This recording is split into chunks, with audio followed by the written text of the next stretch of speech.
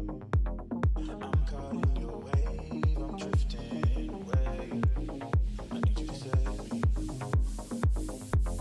Please don't let me drown. Please don't let me drown. Please don't let me drown. Please don't let me drown. Give me all of your lies, 'cause you're my demon in disguise. I learned to love the cage you keep me in, but the walls keep closing in. And I don't wanna die, but your poison feels so right. Why do I want you when you're bad for me? A perfect storm, a beautiful catastrophe.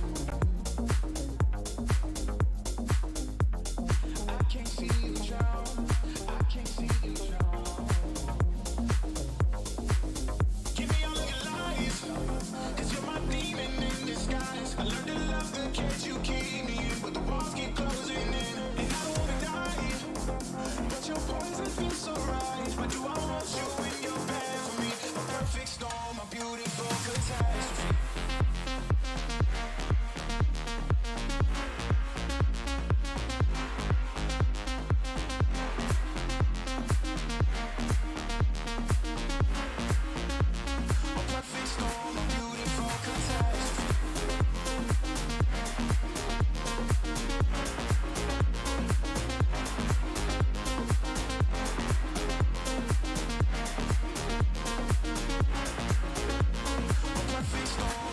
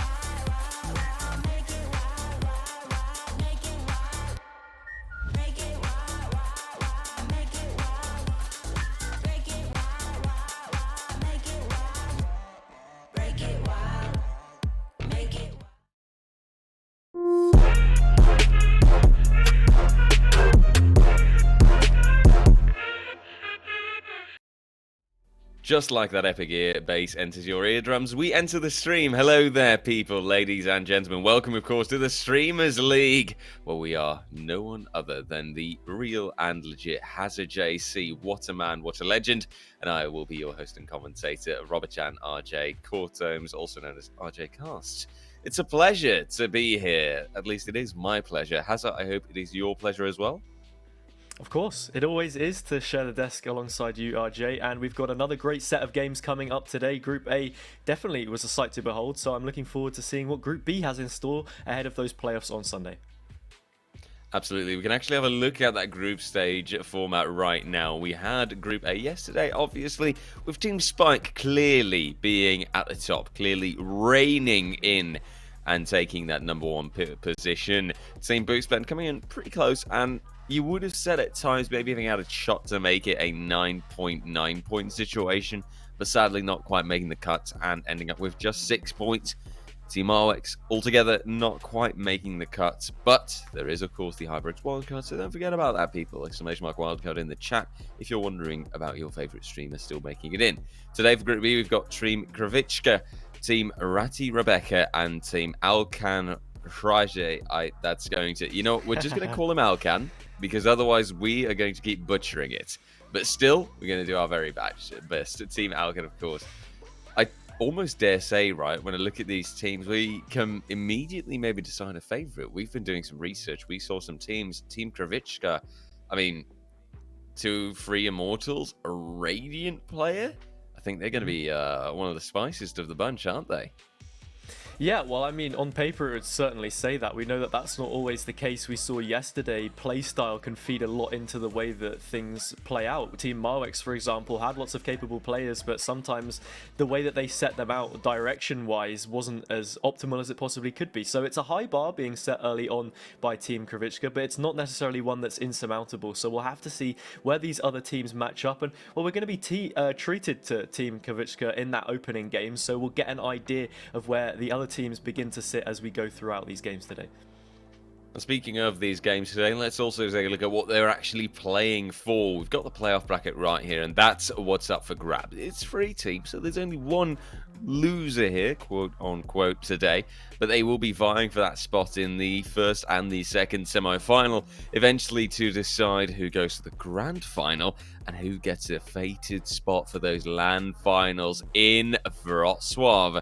That's all what's up for grabs. That will be played out on Sunday. That is tomorrow, by the way, so don't forget to follow the channel to make sure that you can be right here for that coverage. Speaking of things that you should definitely do, I also want to say a thank you to HyperX, those lovely, lovely lads, for obviously sorting us out and for allowing this whole tournament, for collaborating with us on this. And also a shout out to Surfshark, you know, exclamation mark HyperX and exclamation mark Surfshark, by the way, check both of them out.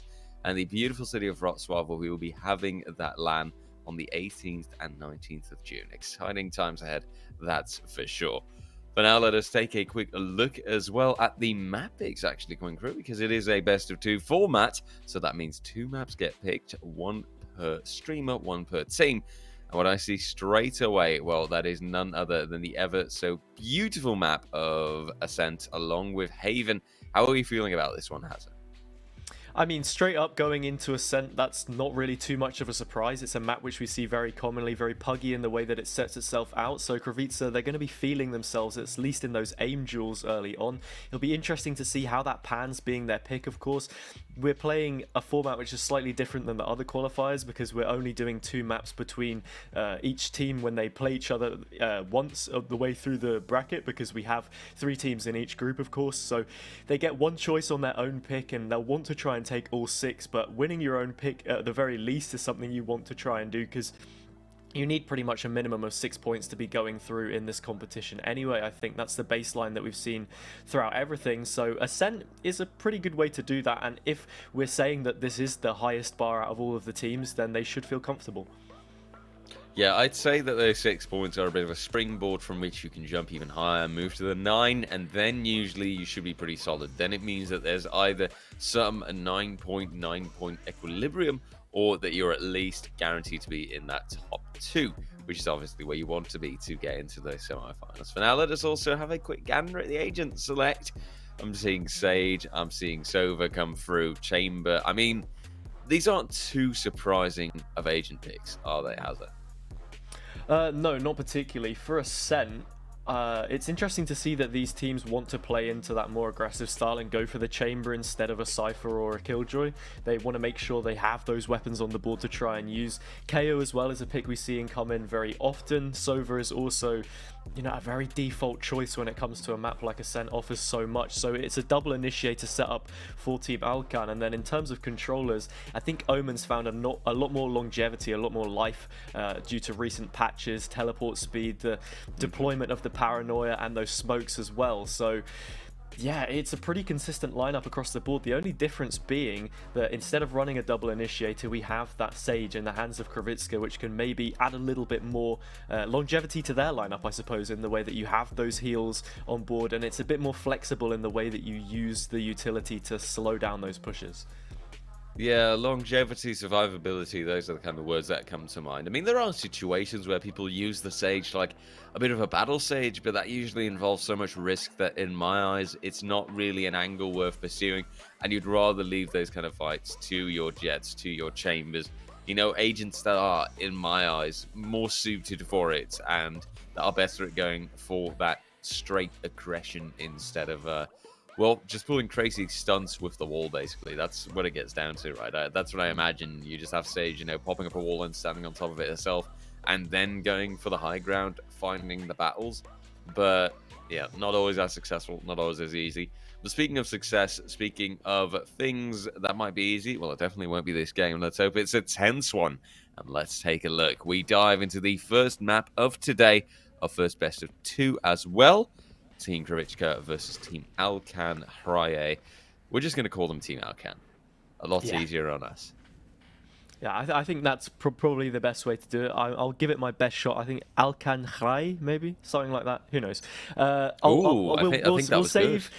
We'll save the accent stuff for later when the Chamber gets popped out. And well, speaking of Chamber, we have Pekka having a little look towards mid, but not before they back off almost instantly. No information gained, and well, there's a lot of territory that's been taken off the back of this. Sora already probing up the Radiant player in the Kravica lineup, and they're the first one to draw blood. That's the opening kill towards short, and now they descend towards A, doubling up even as that second Chamber player falls as well.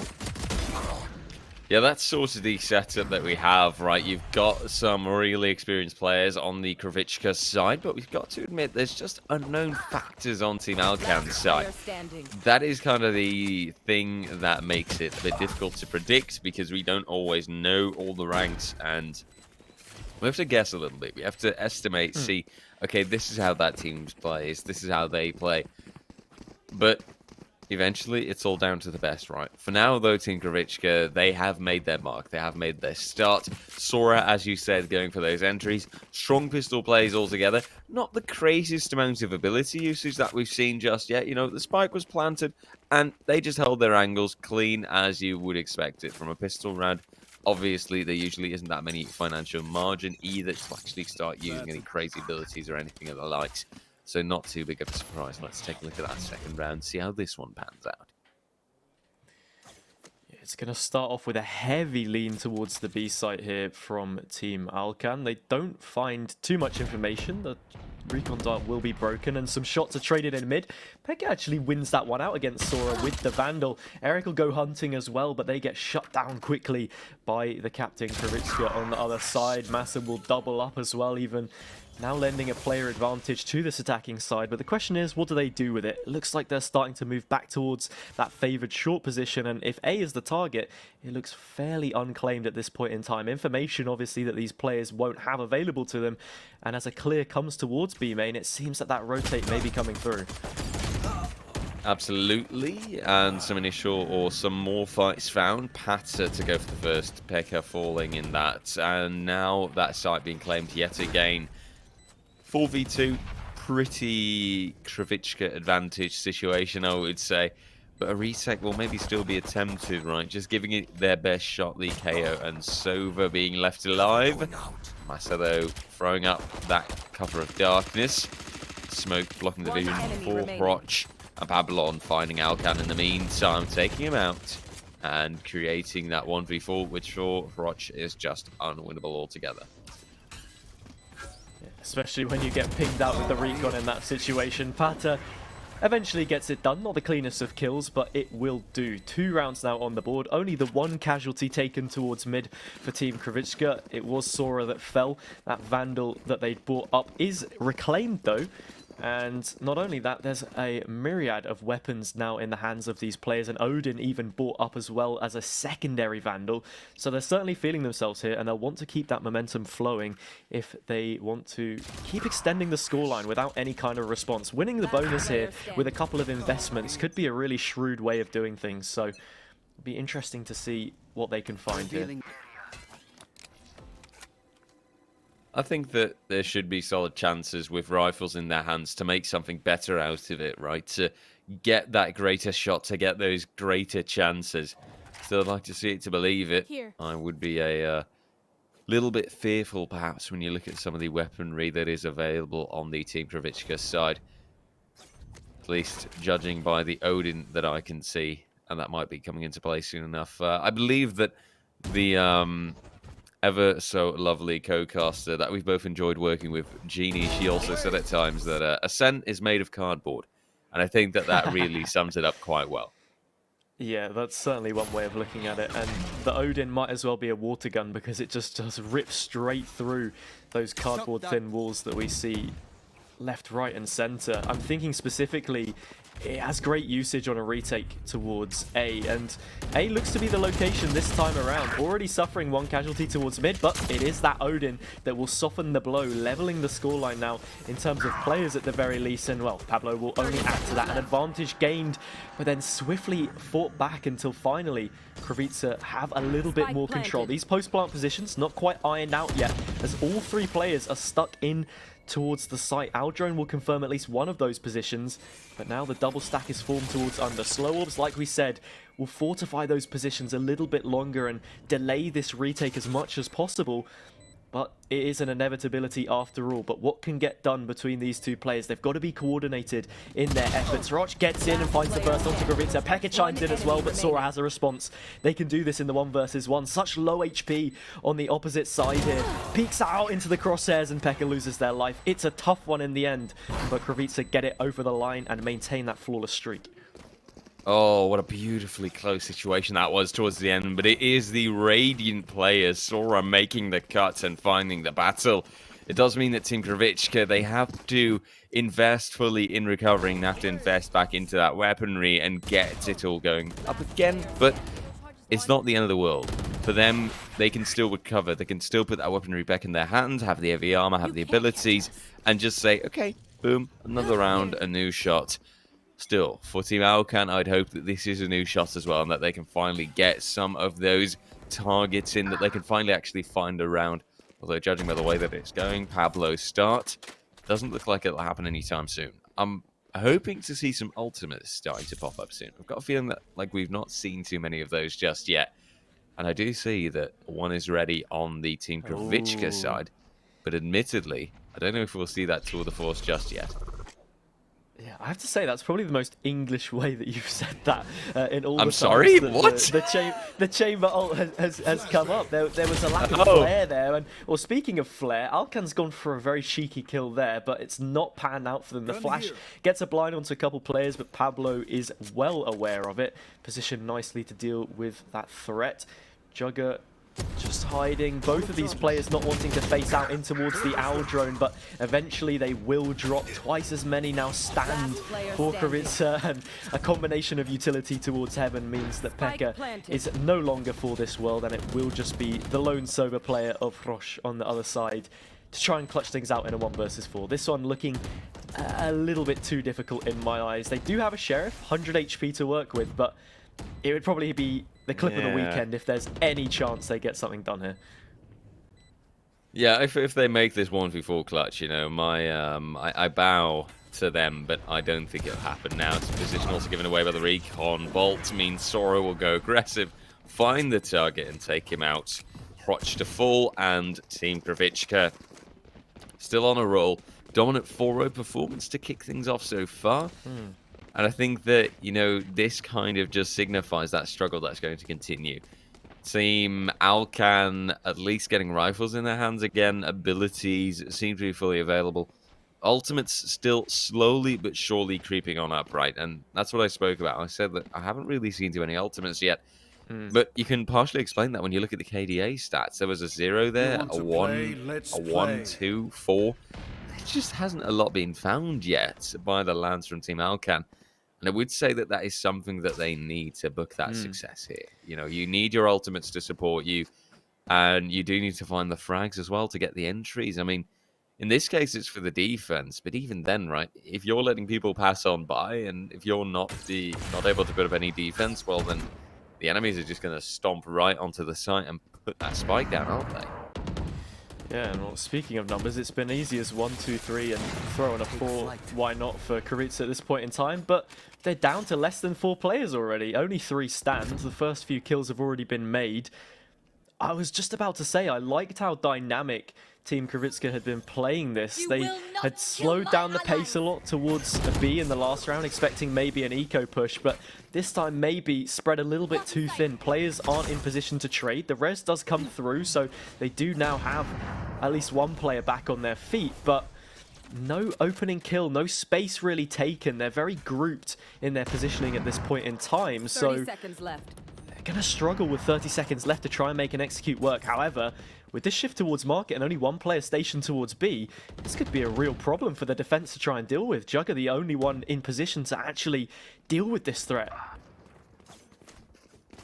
And speaking of dealing with the threats, it's the time that they have to be dealing with. Spike being planted, delayed really well. 9 seconds on the clock. Sora returning with the Blade Storm. Massa now committing to the plant, and no team member of Team Alkan in sights to deny this time. A lot of pressure on Sora here to perform, I would say. The Radiant player, as we've said before. But a spike being planted and some slight calm being returned to the map for now, to the round. Sora standing at the ready, Bladestorm being popped out again, and the lads from Team Alkan, they are creeping on up. They are waiting to get onto that site. Now, though, Alkan finds the entry. The Bladestorm has connected. Massa takes it. Eric, though, on the return. Sora moves ahead, but cannot win the 1v2. It's a really nice crossfire being held up, and one player hopping on about in a jolly good fashion. Team Alkan, though, 1-4. They found their first round, but it took them quite a while. I hope that this is one of the many and not one of the few.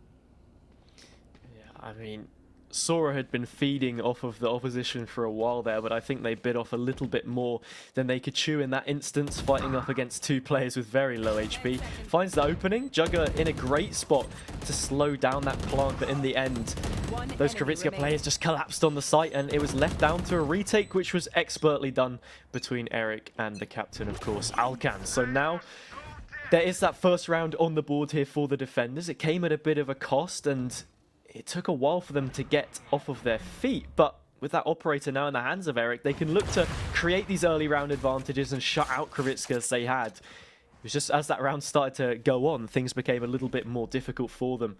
Still able to readjust, and speaking of readjustments, this attack has really grouped up heavy towards an A execute.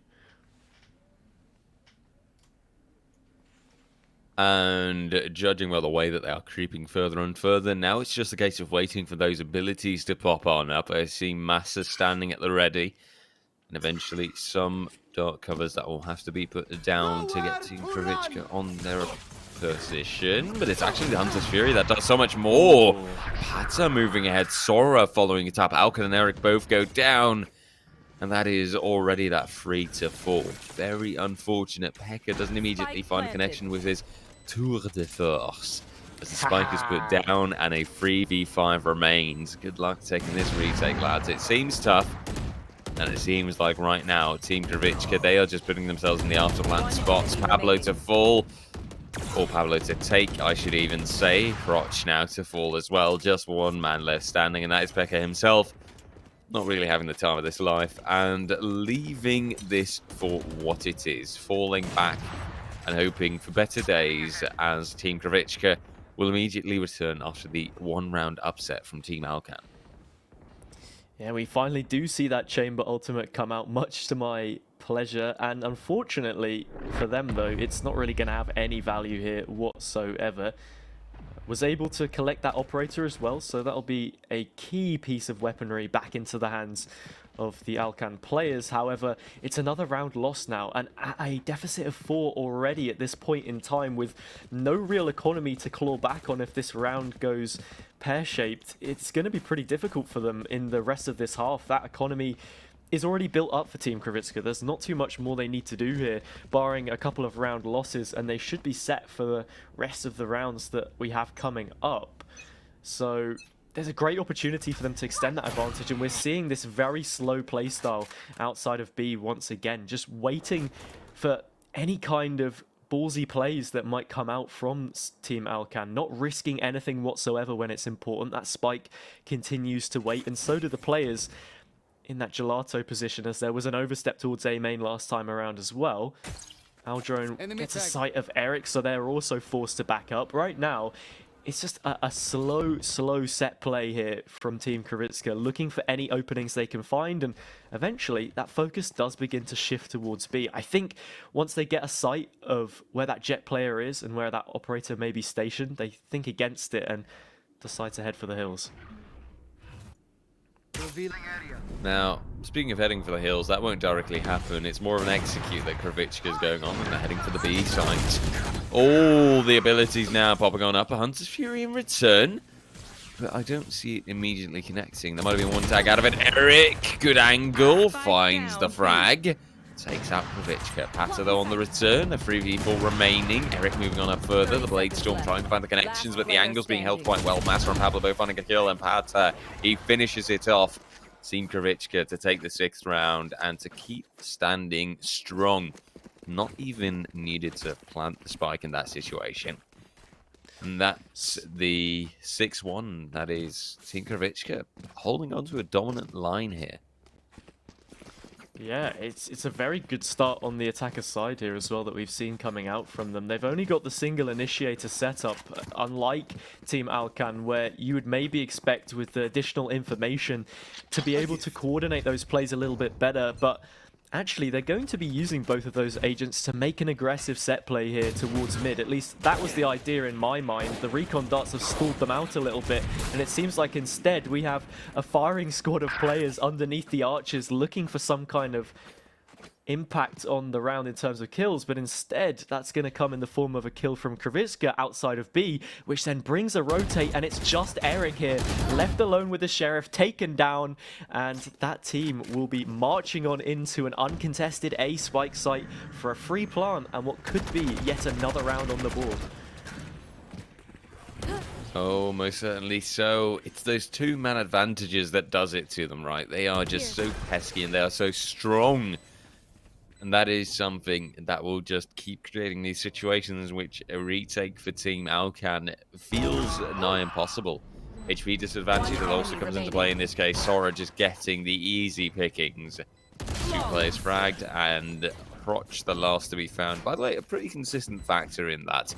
Roch is someone that we very often see as the last man alive. Sadly, though, in most cases that we see him as the last man alive, it's because there's no one else of his team left. And it's him going for a save, or hoping to get a cheeky exit frag at 2.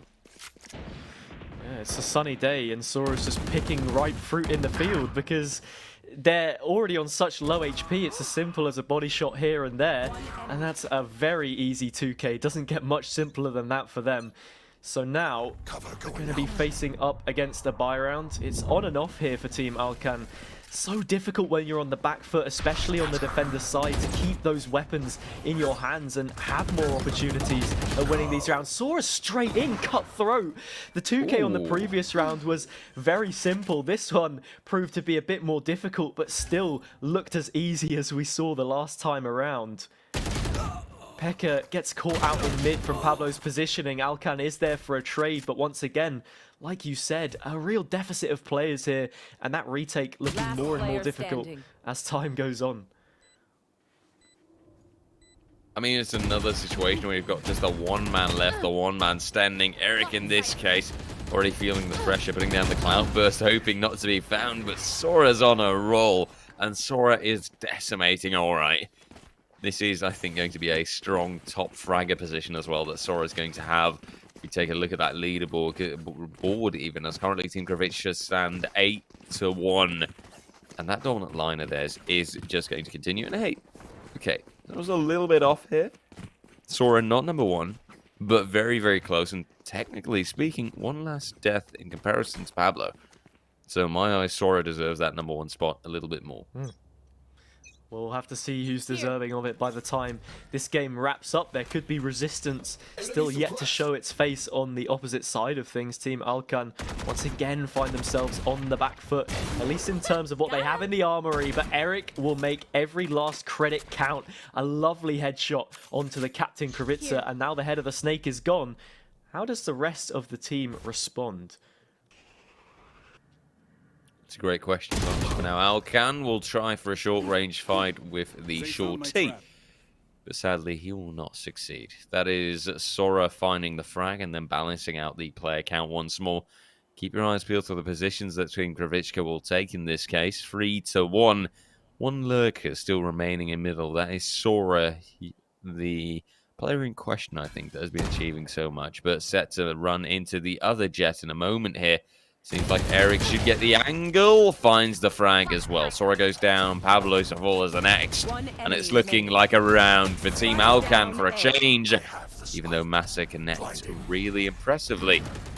Looks like his teleport will be successful. He'll get to move closer. 30 seconds left. And in theory, he's still got some time to play with. Could bait another kill out of this. Find one more target. After all, you do have a low HP player on that Team Alcan side. But it's now or never, Massa. You can't take too many risks. And the moment he'll pop out his head, he'll draw attention. Jugger finding the frag, taking the kill. And a 50 round to be a win for Team Alcan.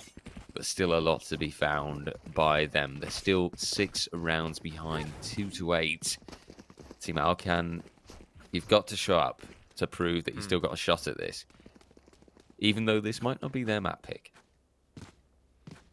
Very steely, hard-fought win in the end there, and Eric is the reason being for so much success that they were able to find in that round. A great opener onto Kravitsa throws a spanner in the works of what has been well-oiled machinery at this point in time from the attacking team. So now they find themselves with another opportunity here, Team Alcan, to bolster things up, get a couple more rounds, and make this a more respectable scoreline as they flip things over. Eric once again finds the first blood. While there is a res in play, you wonder, where is the opening going to be found here for the attackers? And just as they find one, it's traded out, and their top fragger is lost elsewhere. Eric doubling up, finding that second kill, and the advantage in terms of players shifts once more towards the side of Alcan with this push coming in. There are defenders well placed to deal with it. One enemy remaining. And they just cut them down. Patton does swing back in, eventually with the Odin, but not before it's a 2 versus 1, and that spike yet to be collected. Yeah, there's still time for it available, but Pata is undeniably in a tough situation still. Alcan will find the frag on him and take that 3rd round for Team Alcan, the 2nd in a row, and at least for this last round, delivering us a bit of a swan song at the end of the first half. Still a lot to be done, however. and still that 4-8 to be found. From there on, there's chances, there's opportunities to work on. I've seen it before. Comebacks, turnarounds, but even then, it will still be a very, very tough fight to found. To fight. For now, though, let's take a look at how this first half will end. Yeah, that is the question. Eric has posted up on an angle. They've not yet played with the operator, and they're good for one in this situation as well. Pablo drops, and yet again, Krivitska lose out on that initial duel. Another creative boost. They look to try and go for the updraft there with the Blade Storm, the same way we saw a Barrier Orb combined with that Tour de Force on the previous round. But not good for anything in this situation, and they'll have to halt a little bit longer before the execute comes through. Nice use of the Hunter's Fury to get an opening pick, close the gap, and give a little bit more space to these players. Already we see Massa pushed up in towards heaven. Will Eric expect them to be playing this angle? They don't, or at least the timing isn't quite there for a flick. It's another kill taken, and that advantage shifts back around. In the blink of an eye, Krivitsa have turned almost impossible situation, or at least a very compromised one, into yet another round win. It'll have to be a 1 versus 4 if Hroch wants to find anything from this. Similarly to what they found previously in the game, it was only a Sheriff. This time they have a Vandal, but still not enough in the tank to get it done. 9-3, and a significant advantage carved out here as Krivitsa move to their defender's side. Yeah, in that sense, you could talk about a 9-3 curse, but I feel like there is still too much of a disparity going through here, that 9-3 curse might not actually be the case. Take a look at the replay here yet again as well, and you saw how things did start potentially positive for Team Alcan, but it just didn't end up going that way. The turnaround wasn't quite there. At least a new half will now commence, a new pistol round, new chances, of course, on the board for either team. But I do think if Team Krivitska can manage to take this one, we'll see a really, really worrisome situation appear. A situation in which I wonder what Team Alcan can do precisely to make this work. Let's find out, though. Team Alcan, they're setting themselves up and they're moving ahead to the A site. One tight unit. And Massa standing at the ready with the Paranoia to be pulled, but it's a smoke instead.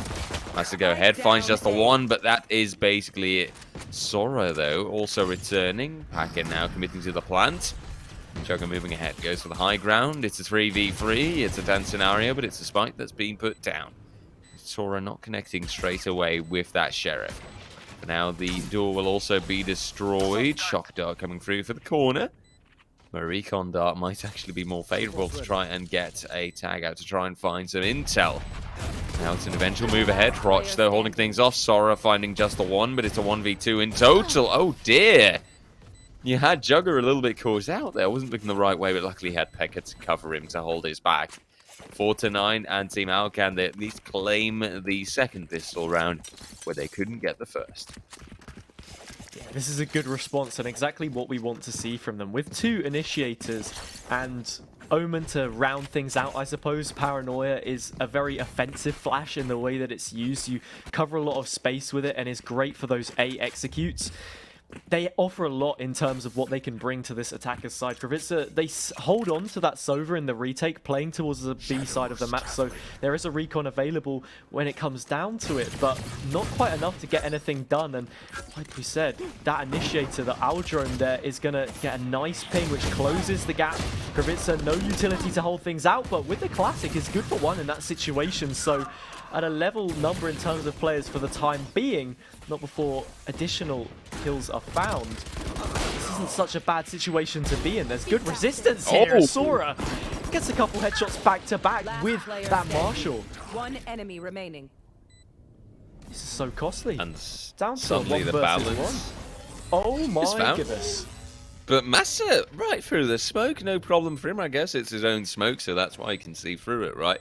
Really, though, at this point in time, that is Team Krivitska reclaiming and doing it quite swiftly as well. That is the important part. That's what matters. If they don't give Team Alcan too much leeway, then this is their chance for redemption. This is their chance to, well, kind of make it true and make it a reality, to claim the first map and to set themselves up for greatness. Definitely a shout out to Sora, by the way, completely destroying with the Marshal in that round. a lot of impact found, and I dare say the reason why that round actually went the ways of Team Kravitska. I know you're certainly in Sora's corner right now. You had them tipped to be the match MVP in this game, Yes, but I would wholeheartedly, agree with you. Yeah, in that situation, those two headshots really changed the pace of that round. And speaking of pace, it was an incredibly fast execute, and I think in and amongst the chaos is where they thrived, and it really made it difficult for Alcan because they had no time to steady the ship, to sort out what they wanted those post-plant positions to be, and it meant that Kravitska could come in for a swift retake, get some kills, and bring it down to a 1 versus 1, which is eventually won out. We are on a new round now, though. Alcan will be able to buy back into this, at least a mixed buy. Vandal in the hands of Eric in this situation, the top fragger. Sora fighting back against these players from such a tough corner, but neither of them are really hitting these shots. It's taking time and time again for anything to be found, and eventually the attackers do secure an advantage and upgrade a couple of those weapons. And for now, chaos continues. Pablo moving up, finds a double actually to then be felled by Alcan. Hroch though to go down. Kravitska holding the fray a bit further. 25 seconds down the clock. Paranoia pulled on Alcan, but luckily he is safe behind a wall.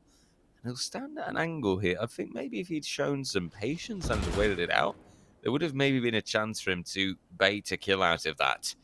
For now, though, he'll keep fuddling around, fooling around. 10 seconds on the clock, however, to get the spike down, and it's now or never. He's committing to it, and he's drawing the attention of two players already. Massa, I'm not quite sure what the idea was there to teleport right next to your enemy, but hey, it gives ample distraction with which Kravitska can commit to the defuse and can get the round. 11-4. It seems that for Team Alcan, the only success that they've found so far was the pistol round and nothing else. A nice bait and switch in that situation, but ultimately that window of opportunity for the round to be won out was way too slim, and in the end, it will be another round on the board for Team Kravitska, getting ever closer to finding this first map win. Their map of choice, of course, as we see a replay here. Yeah, I think maybe Alcan just goes a little bit too wide on the green box, giving an opportunity for Kravitska to trade, but the team play was nice, and now we're going to see another direct attempt to try and get to the A site, but Massa is in place and shuts things down while Alcan does get a reboot. That is a significant blow to be dealing here in such a key round where Kravitska sit on the very edge of match point, and a big investment put up front, taken away by Sora on those blades. Absolutely. So I'd say that kind of decides the whole round. Hroch, though, good on the return. Can take out Sora and Pate, but that will not change the fact that he is the last man standing, just the one in the corner, backed up and eventually being pressured by just those last 3 members left alive. Right here. They're showing the right amount of reluctance, no crazy antics. Massa thinking, oh, I can take this 1v1, and unnecessarily, well, exposing himself, I would say. As Hroch will slowly move back around. Pablo also sets up his links so that he can teleport around when he wants to. The time is ticking for Hroch, but I fear that he might even... I've already given this one up. Carefully checking the corners, but now set to run into Pablo's aim. Taken out, and 12-4. Map point for Team Kravitska. Match point. A very, very solid start for them so far, and a very likely one more round left, one more round needed for them to win this map. They found 3 times as many rounds as Alcan have, and that's just how it's been. It was a very strong attacker's side from them, coming into a defender's side where they won that second round, that anti-eco with such low weaponry, low-grade weaponry. I think that kills all momentum in the minds of these Alcan players. And looking at this situation now, with Massa shutting things down so quickly on the previous, it's going to be really tough for them to find anything. They've brought up the best weapons that they possibly can, but it may still not be enough. A great performance thus far from Team Kravitska, but Pablo loses their life there, and they may have to wait just a little bit longer to see this one out.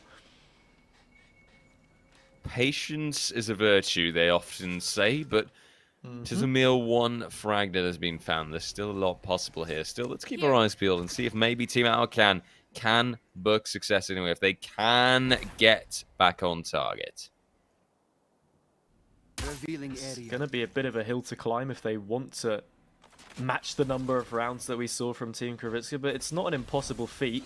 They've already conceded the 3 maximum that they would be able to if we see a following 9 from them to, well, I say 9, they only need 8 to tie up to overtime, and well, Patta's going to try and find a couple of them. That Odin gets 2 kills, but their teammates have fallen and failed them really in this situation. It's only the Sova player that's good for any damage here on the site defense when 3 players were stationed there to lock it down. A bit leaky in the end, and now we're forced into a retake. Sora comes in, and it's absolutely huge. Though defenders go massive, and Alcan a round which it looked like they may be winning out, or at least we're in a great position to do so. Even that won't go their way. 13-4 in the end. Yet another dominant performance on Ascent to start us out. We saw the same yesterday in Group A with Team Spike, and we'll see it again today with Team Krivitska. Yeah, that was stellar there. But at the end, Sora, the way that flick went, now those were some inhuman reactions, as some people can call it. Really, though, a stellar performance. And I think Sora that did a majority of the work in that round. Although good support by Pablo as well, you know. I think about halfway through, he was also at the top of the leaderboard. So I think that altogether, really, we shouldn't discount the players too much. And I think that you've got just really, really solid performances to come through from either side. Sadly, though, it was a bit of a... well, almost their case for the majority of rounds that Team Alcan played, right? We saw a couple of 1v1 situations coming up, or a few situations where a good kill or 2 would have actually meant that the round went the ways of Team Alcan. So with that, I would like to say, right, I look ahead to that second map, where it will be Haven and a map picked by Team Alcan himself. Maybe that's where they'll be able to find that edge. Maybe that's where they'll be able to turn things around and maybe get a better chance. Maybe actually find that return and create a 1-to-1, you know, a draw situation in this best of 2. Yeah, potentially there is always the fact that that could happen. However, looking at the way that this map played, it was a very dominant performance, and I think that there's, you know, a very strong feeling that Team Krivitska could be the #1 seed out of this group already, with the dominant style in which they were able to close this one out. Not only mentioning that, but when you look at Haven as a map and the way that it's played, how it's dictated, those rotates having 3 sites, you have to be very specific in the way that you manage your team on the defender side and on the attack to punish those gaps as much as possible. And I think that's something that Team Krivitska were very good at doing on this map specifically. So that's almost multiplied tenfold when you go to a map like Haven, so it'll be something they have to be aware of. There are some star plays in there, players like Eric, so capable on the jet, but we will have to see everyone step up to another level if they want to take away the 3 points on that second map. That's going to be something, obviously, for after our break. We will take a moment, a refresher, and after that, we'll be back to you guys, to the screen, with the lovely Haven, the second map in this best of 2. Definitely be here to check that out. And in the meantime, if you want to safely surf the waves of the internet, check out !Surfshark. We'll be right back with you.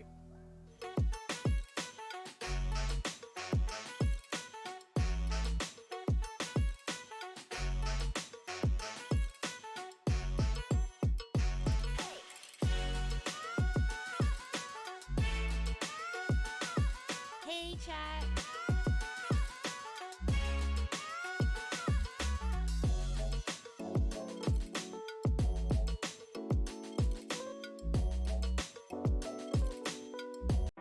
We promised that Wrocław would wait for you, and we would meet again soon.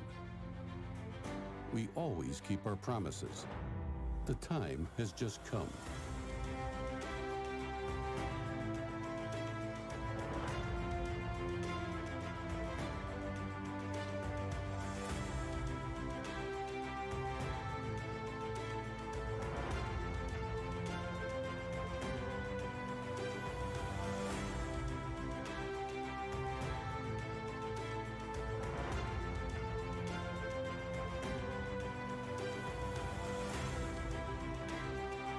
There is so much to discover, to see, to experience. Make good use of your time. It would be great to see you again. We waiting for you whenever you are ready. Let's meet in Wrocław. Please don't let me drown. Please don't let me drown. Please don't let me drown. Please don't let me drown. Give me all of your lies, 'cause you're my demon in disguise. I learned to love the cage you keep me in, but the walls keep closing in. And I don't wanna die, but your poison feels so right. Why do I want you when you're bad for me? A perfect storm, a beautiful catastrophe.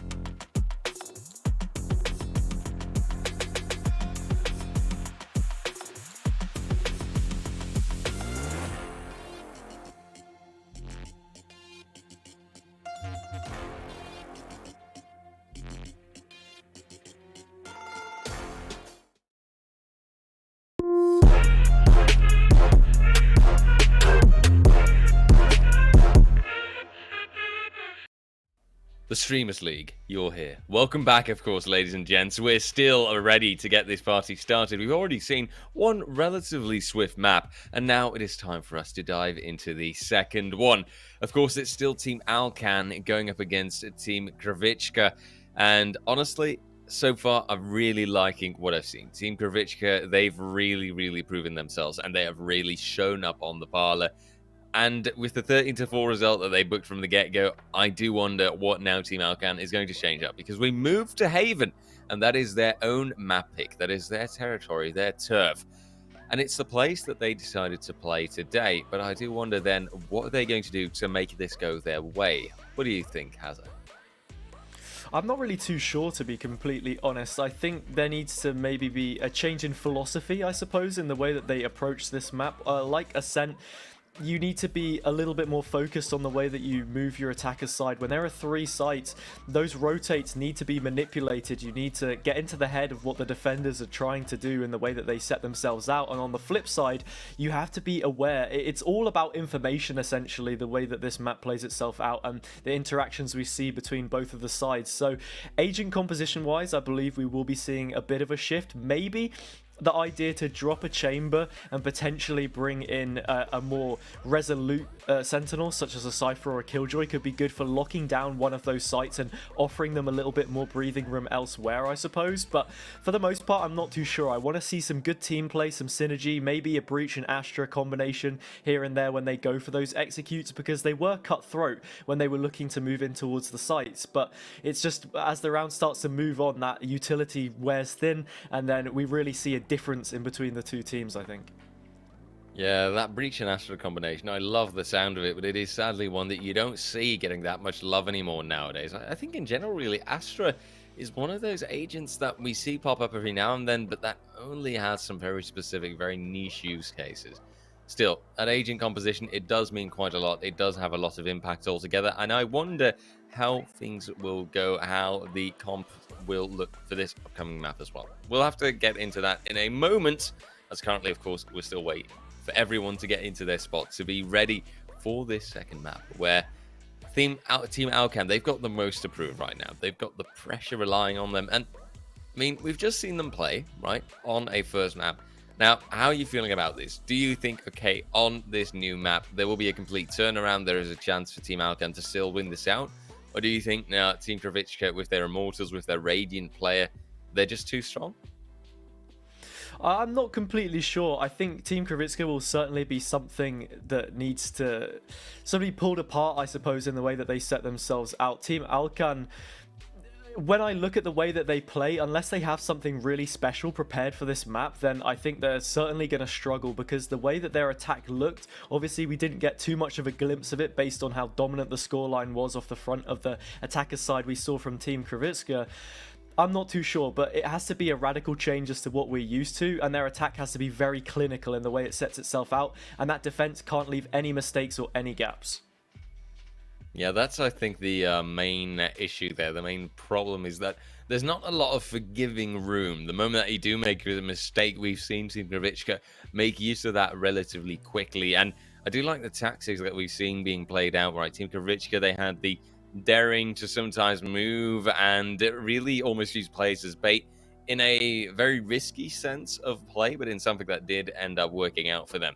More of those tactics, please, and more of that fun as we get into the agent select and we actually get to take a look at how the lock-ins are going to look. And it seems like Team Kravichka, well, they already decided it from the get-go. Boom, this is our composition on this map, and this is how we're going to stick to it. And to be quite honest, is this not the exact same composition as what we saw on the first map, or am I missing something? Yeah, it was. That's something I was going to mention. So they've basically understood, okay, this is the selection of 5 agents that we're comfortable with. If it's not broken, there's no point trying to fix it. Let's just work with what we've got, bring it forwards to Haven, and see what kind of damage we can do. So on the side of Alcan, it actually looks the complete same as what they brought to Ascent as well. So no variations whatsoever between either of these team comps, unless Alcan then switches to the Sage, which they have, of course, because, you know, as a caster, why is anything I'm saying, why should it be right? You know, you obviously got to throw me off there by changing things up just a little bit, but bringing the Sage into that comp could be a wise decision. There are certain areas of the map that you then have an opportunity to lock down, and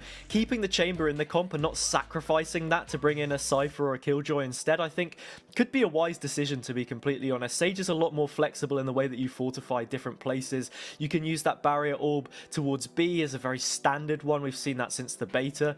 The garage position, if you don't want to worry about that whatsoever, the trademark will do pretty much a similar job. Or towards A short, I think we see it getting used quite a lot, because it's one of those ways to shut out a site which can be very difficult to retake usually. Absolutely. Well, let us take a look at the map altogether and figure out how this is going and how this is rolling. Obviously, it's the second map. Welcome to everyone that's here, from far and wide, from close and comfortably from home. Happy to have everyone watching along for this second map for this lovely ride. Team Kravitska with the one map advantage versus Team Alcan. Let's see how it's going to pan out with a pretty mid-focused setup that Team Alcan's starting things off with. Oh, well, something else also I want to mention quickly before we get into the meat and potatoes of this round, RJ, is that this is the first time we've seen Haven out of any of the games we've seen across the weekend so far, and what a start we've already got off to. There will be a headshot connected by Karitsa on the burst, but Roch is better to it on that classic. Pablo and Pekka, the two Chamber players, looking for flanks in their own right, and from the window position they get completely caught out. Massa comes sweeping in to take them, and now it will just be that Chamber player of Pekka on the other side on their lonesome here, as the rest of the duels are going on towards the front site. Those players start to crunch in on these positions. Pablo gets a double already from the corner. Eric is ill prepared to find anything. Sora shuts out Alcan. Massa onto Jugger, that Omen mirror pick, and just like that, the defenders close out the first round. Kravitsa move on as they had begun. You did have that initial entry coming through there. Roch, who did surprise, did impress, but it just wasn't quite meant to last. Team Kravitska setting the tone, making the mark. Pistol round, that is theirs. Let's hope that it is a mere temporary setback, a temporary setup, and that Team Alcan will quickly be able to retort after maybe not this round due to the fact that they are running pistols here. Only one kill found altogether by Roch there, as you can see. But still, maybe in that third round where they will get rifles in their hands, things will start looking a bit more positive. Well, you can certainly hope that things will change for Team Alcan. This isn't a best of three, so it will just be whoever can get the most points from each respective game, and with this being their map pick, it's one of the few opportunities they will get throughout the day to have a great swing and try and collect some points for themselves, because otherwise, you know, how many other chances are they going to get? Once again, that mid wall will be broken down by a number of players, but they've not taken any space off of it. This is a very passive position that we see from Kravitsa towards the back of the site. And finally, those players look to be set on a destination. Garage is taken away. And as those crossfires start to become established, they're actually taken out, feeding in one by one. Pekka finds a nice double and opens things up for their team. Absolutely so, and maybe there's a chance for Team Alcan here on that quick resort. Spike also going down, great financial bonus achieved, and now Kravitska moving ahead, but Pekka, Jugger, they hold things off. Pata though, shock dart, plus the Marshall, and then the triple to finish it out. An incredibly close round, but a result that has been achieved, and a Spike that will be defused. Still though, the fact that it was brought this close by Team Alcan on a mere pistol? Or eco, you could say. Doesn't matter, they were merely using pistols, that's simply that. Well, that just says a lot, really. It shows that there are cracks in the armor for Team Kravitska, and that maybe there are chances down the line for Team Alcan to still find a round or two, and maybe go for that turnaround altogether.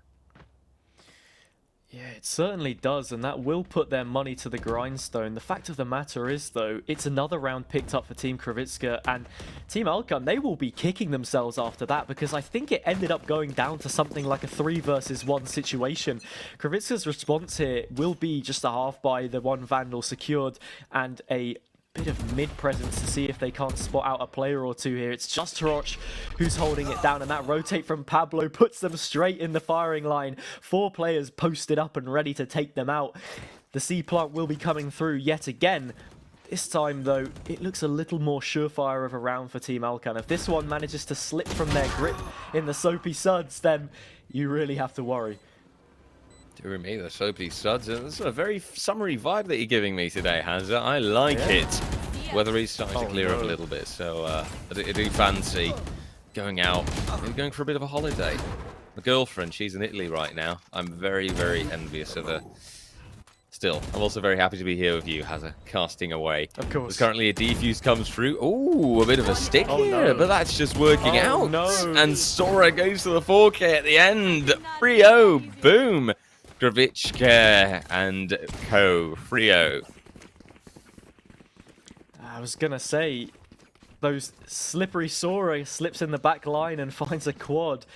That really shouldn't have been happening. As soon as I saw they had a Vandal, there's that feeling in the back of my mind, oh no, this is going to happen, isn't it? That kill onto Jugger, very nice, and when placed between an unstoppable force and an immovable object, that diffuse coming in and Sora, an unstoppable presence from behind.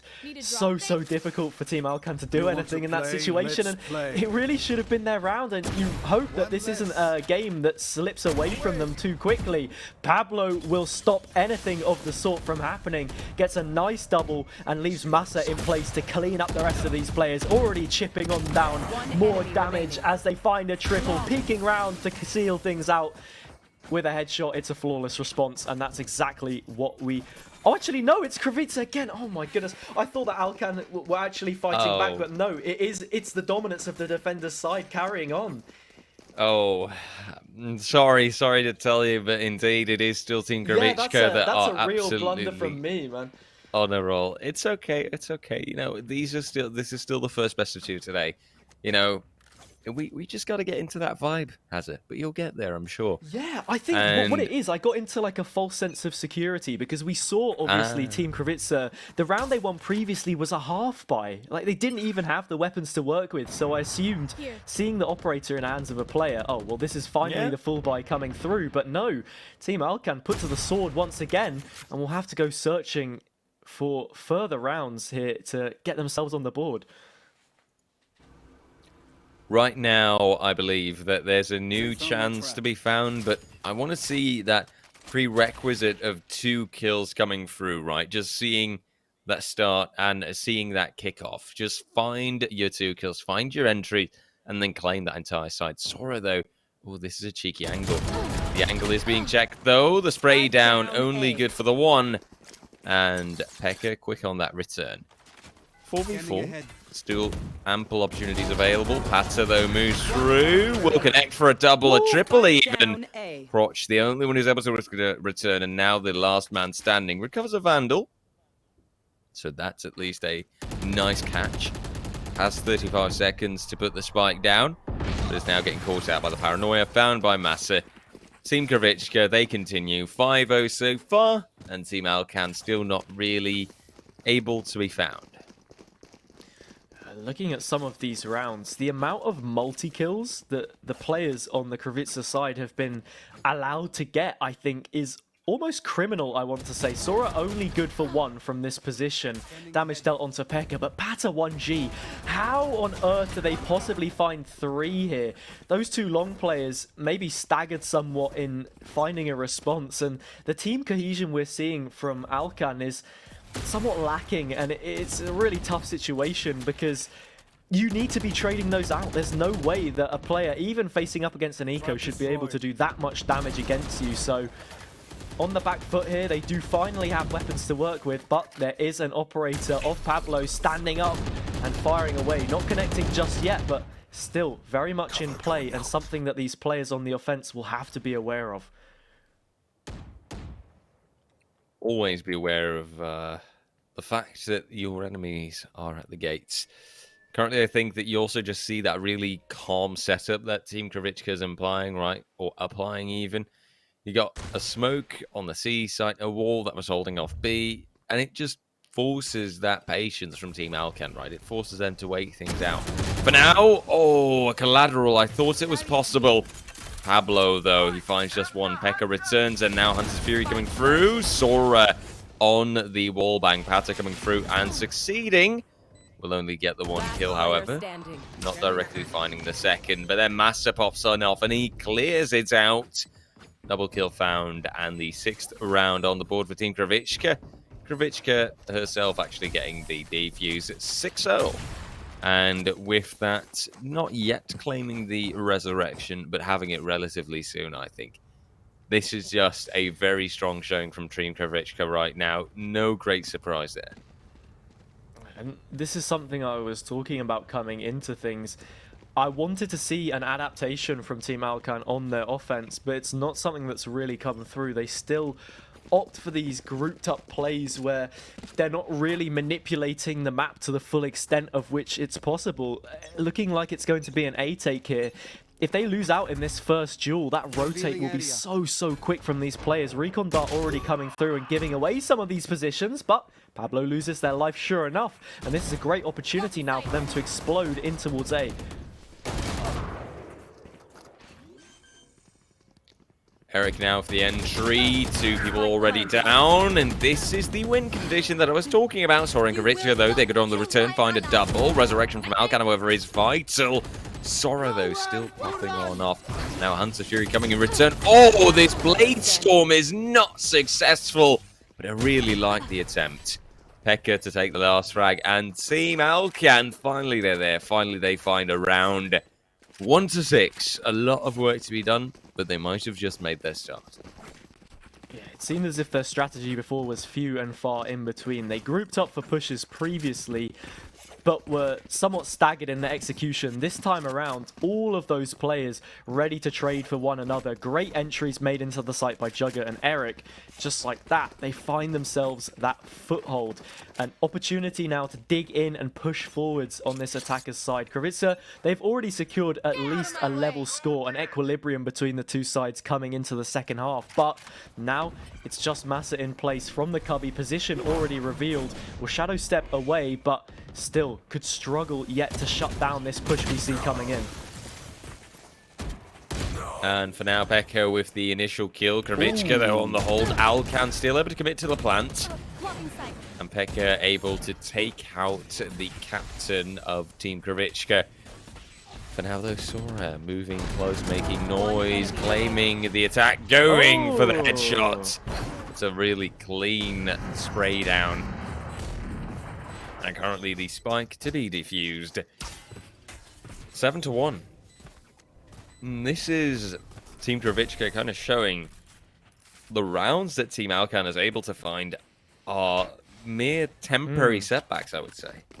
Yeah, advantage now secured with 7 rounds on the board and soon to be amplified, I'm very sure of that. Alcan do have a buy here, so there's an avenue for them to work through. That Tour de Force will be coming online. But speaking of ultimates, we've not really seen too much impact here across the board from the ults that are available between these two teams. It's not been necessary. It's got to a point where Alcan aren't in a situation to invest any kind of ultimate because those rounds are already left too far to the wayside. There's no win condition from which to work with.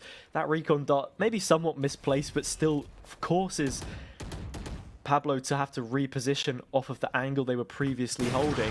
Operator still in play, and this is the problem when you only have Sova on your side to try and deal with it. It's only their recons and owl drones that you can possibly try and use. Massa finds one in that situation. Paranoia is in maybe for a second, but with that player close and the knowledge lingering in their mind, they opt against it and will maintain that 2-player advantage already. So many times we've seen this happen. And dearie me, this seems like something Team Kravichka should have. Slight hesitation in my response there because I thought I had to sneeze. But you know that when you got to sneeze and it just like slightly creeps away from you, and you end up feeling very, very unsatisfied. And you know what? That kill there is almost a perfect example. Pablo gets a huge whiff of P.E.K.K.A, but can't quite get onto it in the end. Now it's a 3 versus 3. There's a res to pick a player up here, but yeah, sneezed away on that one a little 30 bit. seconds left. Oh dear, Rochi commits to the plant in the meantime. At least that is the combination a little bit coming through. P.E.K.K.A with the dear tour de force. It should be working quite well, and it will eventually find Massa. Roch then on the wallbang headshot for Kravitschka. Now a 2v3 being left out. Sora, what are you doing? You're getting careless. Cannot find a single kill at the end. Roch to frag him out. And a 3v0 to be left in total. Second round goes to Team Alcan, but still a lot to be done. Yeah, Team Alcan, I mean, you feel as if they could have done with a little bit of luck here and there, and P.E.K.K.A gets such a good timing on placing that trademark for the flank. It means Sora has to use the Cloudburst to try and navigate their way around it. Also, picks up a very nice kill on that Tour de Force, pretty much for free when the res comes through from Kravica onto Massa, who I think it's fair to say jumped out pretty arduously. It was fairly unnecessary for them to make that play once the advantage had already been secured, and eventually it slips away from them. Alcan make the most out of a bad situation, and now double up for the amount of rounds they have. We'll need a few more to make this competitive, but they're in a good place for the time being. Not when Patter's about, though. We've seen them get a couple of headshots already, and they'll do exactly that on this round to lend an early advantage. Pablo through the smoke, what? Okay. That can happen, apparently. Whoa, Pablo! Oh. So close, but off the mark eventually. P.E.K.K.A to get the kill. Roch also to follow up, but Kravitschka to return a 1v1 at the end. P.E.K.K.A with the headhunter at bay. Slow orb, however, will come through. And there is some bait being put down. A spike, they're not being diffused. P.E.K.K.A's got the angle. He's playing the time. Another slow orb to chase, and Kravitschka just not getting the chance. That is the 3-7. That is Team Alcan, where you just have them slowly but surely creeping on up, coming on back a little bit. They needed some time to warm up on Haven, perhaps, but eventually they found it, and they're finding their way around. Yeah. They bite back, and they bite back big. That was a round which was really tipped against them, at least in terms of raw player numbers, but it goes down to the 1 versus 1, and P.E.K.K.A, we were speaking about the timing they got in the previous round. Such a well-coordinated peek just as the slow orb comes through for the stick from Kravica, and just like that, it's another big round on the board. Roch opens things up on this one, but with the way First Bloods have been going in these last couple, I wouldn't lend it too much value here. It's a great start for them nevertheless. Shadows traveling. Absolutely so, and it's more of these great starts that they need. Massa, though, returns. Eric will fall. Alcan and Roch, however, what a solid return. P.E.K.K.A then chases. Eric gets resurrected. And you've got the entirety of Team Alcan still alive. A flawless round, really, when you think about it. Just a resurrection that's been expended.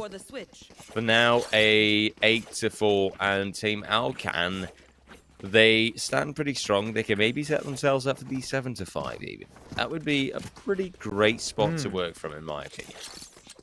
It would also be a fantastic turnaround. 4 rounds in a row when they were down at a deficit of 6 is a fantastic place to be putting yourself in. Or, well, from being put in a bad position, they respond brilliantly. Looking at some of the rounds they lost as well, so many defusals in there.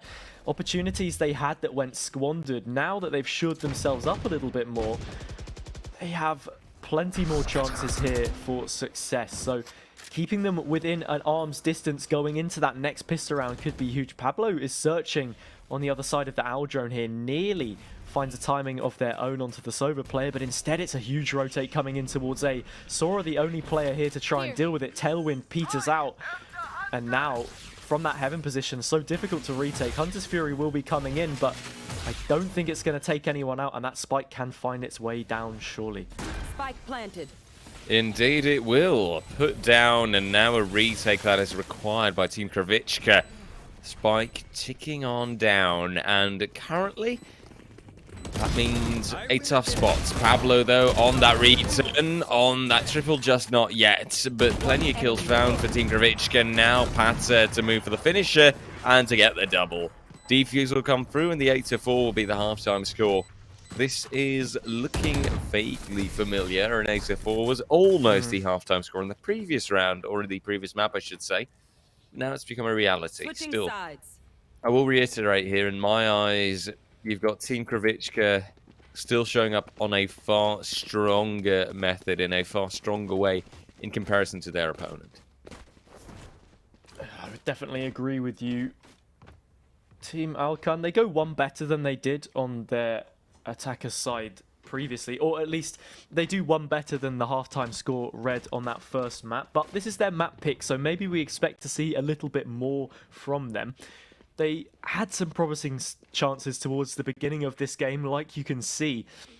Of the 8 rounds picked up, 6 of them were defusals. The remaining 4 are eventually converted, but a pistol round here for them is pivotal in revitalizing any chances they have of taking away points from this game, because Team Kravitsa, they've just looked so good, and when it comes down to the attack on a map like Haven, they can really manipulate this so well to their advantage, and we already see that single pick towards C is all that is required of this team for a spike plant to be secured, and a post-plant situation where, if done correctly, should be a simple one to see out. They have the numbers, so they just need to make these trades work, but it's a heavy lean towards long, and I'm not too sure how much of a fan I am of this, RJ.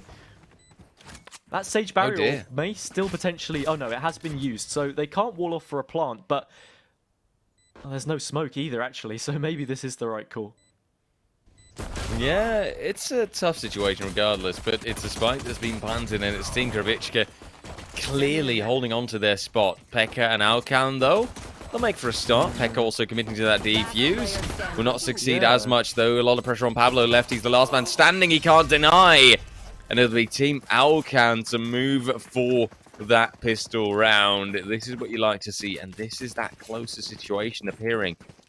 Pekka, by the way, absolutely putting in the work on the Team Alcan side, dearie me. Whereas Team Kravitska, they're going for consistency all across the board. I stand behind what I said, though. I think when you have a player advantage, you want to try and play off of each other. That paranoia, if brought up, would have still been in the hands of Massa. And when you have control of the C site, when they've already walled off towards Garage, you're in control of those angles. Instead, they play so passive towards long, and it just invites an opportunity for the enemy team to play together and have that bit more cohesion. We will be seeing a bit of force come through from these players as they look to get that spike down on B this time around. And while entries are made, they are swiftly cut back upon. Massa can try as much as possible to find anything, but Eric has a double as well, and just like that, the anti-eco will be secured. Bada bing, bada boom. Team Alcan still on the mark, still in position, setting themselves up for further success, as currently they'll be grabbing some more weaponry in their hands, although not too much. There's not an insane amount of upgrades needed, and for Team Kravitska, it's more of a struggle altogether. Right now, I believe that we have another situation in which, well, Team Alcan, they are just standing strong, and they've got great comeback potential here. They're really holding on to it.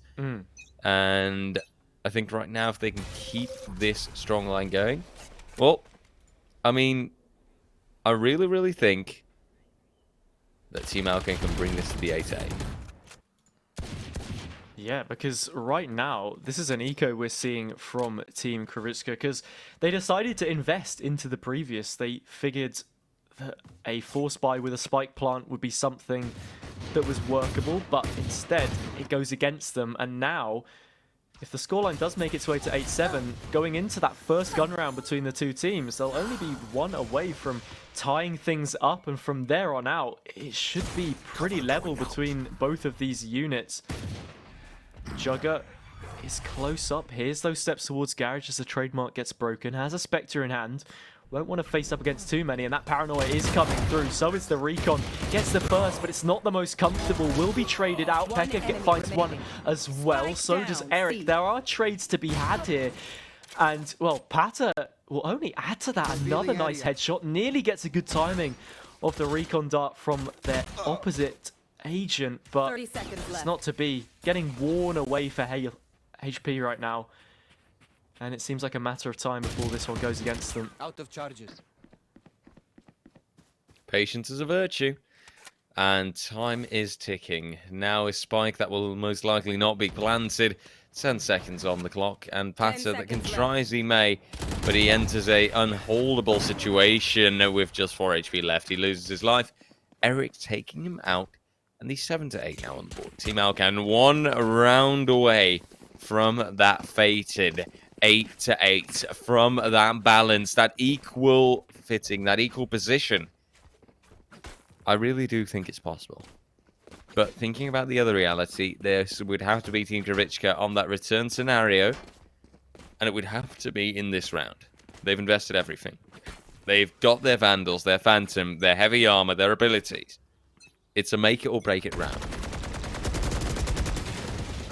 Something as well that we pointed out after that first game is we wanted to see more players stepping up for Team Alcan, and that's exactly what we've had. Pekka right now creates a very top-heavy scoreboard, but we're seeing players like Krosh, players like Eric, who had such a good first map, chipping in as well and getting really important kills on some of these rounds. Aldrone will try and clear up towards the front of B site, but position is well aware from Eric Sora with a lovely flick. Still ends up finding it though. They want to go for a quick retake here, Team Alcan, but it may not be in their best interest because there are so many angles to worry about. They'll get the kill either way, but the reload puts them in a compromised position. Karitsa now with a res online is swiftly taken away from them. An ultimate on the other side will do the bidding. Tour de Force tearing away at some of these players now, and the opportunity is lingering right in front of their eyes. Alcan, they could find an 8-8 scoreline here, but Pablo, they have something to say about it, could shut things down. Looks to go around the opposite side. It's ring around the Rosie. And could it be as simple as closing this one out? It's going to be another tap. I don't think there's actually enough time. There isn't.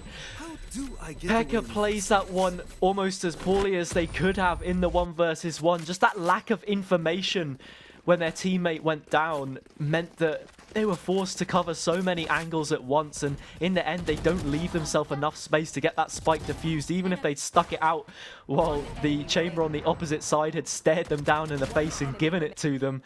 There just simply was not enough. Time is of the essence, and it's another round, a clutch to get things over the line and reignite the flames of this Kravitsa side. Exceptional work by them. And the consistency, by the way, on the Kravitska side is just continuing. 14, 14, 14, 14. 4 times. Really, really well done. That's 56 kills in total, by the way, for you quick mathematicians out there. And that is Team Kravitska holding on to their lead. Just barely. Scraping by, in my opinion. And at least creating a scenario in which they will stay strong, but in which, in my eyes, this strength is fading, right? There is a moment, there is an angle, a chance indeed, and you saw it there as well, right? That was such a close engagement. Things can be done or over in the blink of an eye. Let's see where the next few entries will fall, in whose favor they will be, because that will be the deciding factor. Jugger, got a good chance coming up. Maybe some paranoia, then combine that with a good spray down. It could have a chance. Pekka, though, could come through. Sora to fall. Jugger's paranoia won't be immediately utilized.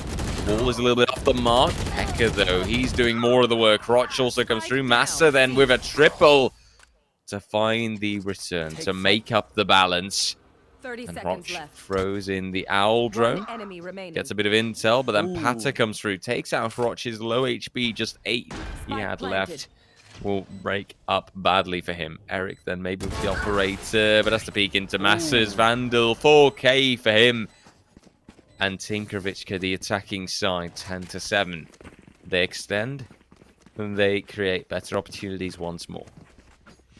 It looked like there were so many players in place to deal with the threat of Kravitska as they made their way up towards C-Long. As well, the captain drops. That's the res off the board, which could have had so much value in the late round, but instead they make it to double digits. A huge round from Massa in that situation now means Alcan, they're forced onto an eco of their own, and when they were so close to tying up that scoreline, they now find themselves on the complete opposite end of the scale.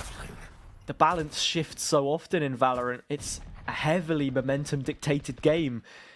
And right now, the only thing being dictated is pace. This defending side will be led in their charge by Eric on the Bladestorm, hunting for any kind of a kill here towards spawn, but that eventually runs its course, and try as they might to run away, a huge helping of damage will be lashed upon their back, whipped away, and back to the drawing board the defenders must go if they want to carve out any kind of advantage in this round.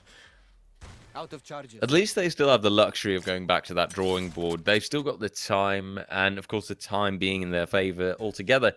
Still, it's the economy where the struggle is. Alkan's position given away, found now by Sora, and a B side that is very quickly going to move the ways of the attackers, I'd say. Eric, though, could at least steal something with a classic, but it's not meant to last. The high ground, the updraft, it just won't quite work out, and it's only Roch left now being pressured by Kravika, the shock darts, everything. The 11-7, it appears. Team Kravitska, they keep standing strong, and they are setting themselves up to get those fated 6 points already. And obviously, those will be really, really worthwhile. It certainly could be. This is a buy round which will influence what we're going to be seeing for the rest of this game, whether it's a swift map taken away by Team Kravitska, being, of course, Alkan's pick if you're only just tuning into us here. Kravitska won their own map pick of Ascent. Once more, they look to press an advantage. A couple of players creeping down C-Long, but soon into the crosshairs of Pablo, and they are not long for this world. Taken out on such an important round, that advantage quickly lost. Patience here from Team Kravitska has been so good in the way they manipulate this attacker's side. And while the opportunity is lingering for them to make a C execute here, there are players waiting. What can they do to stop things? It doesn't look like very much. Resistance is futile. Alkan has the res, but so many angles to contend with. They will be taken out. It's a triple from Pablo.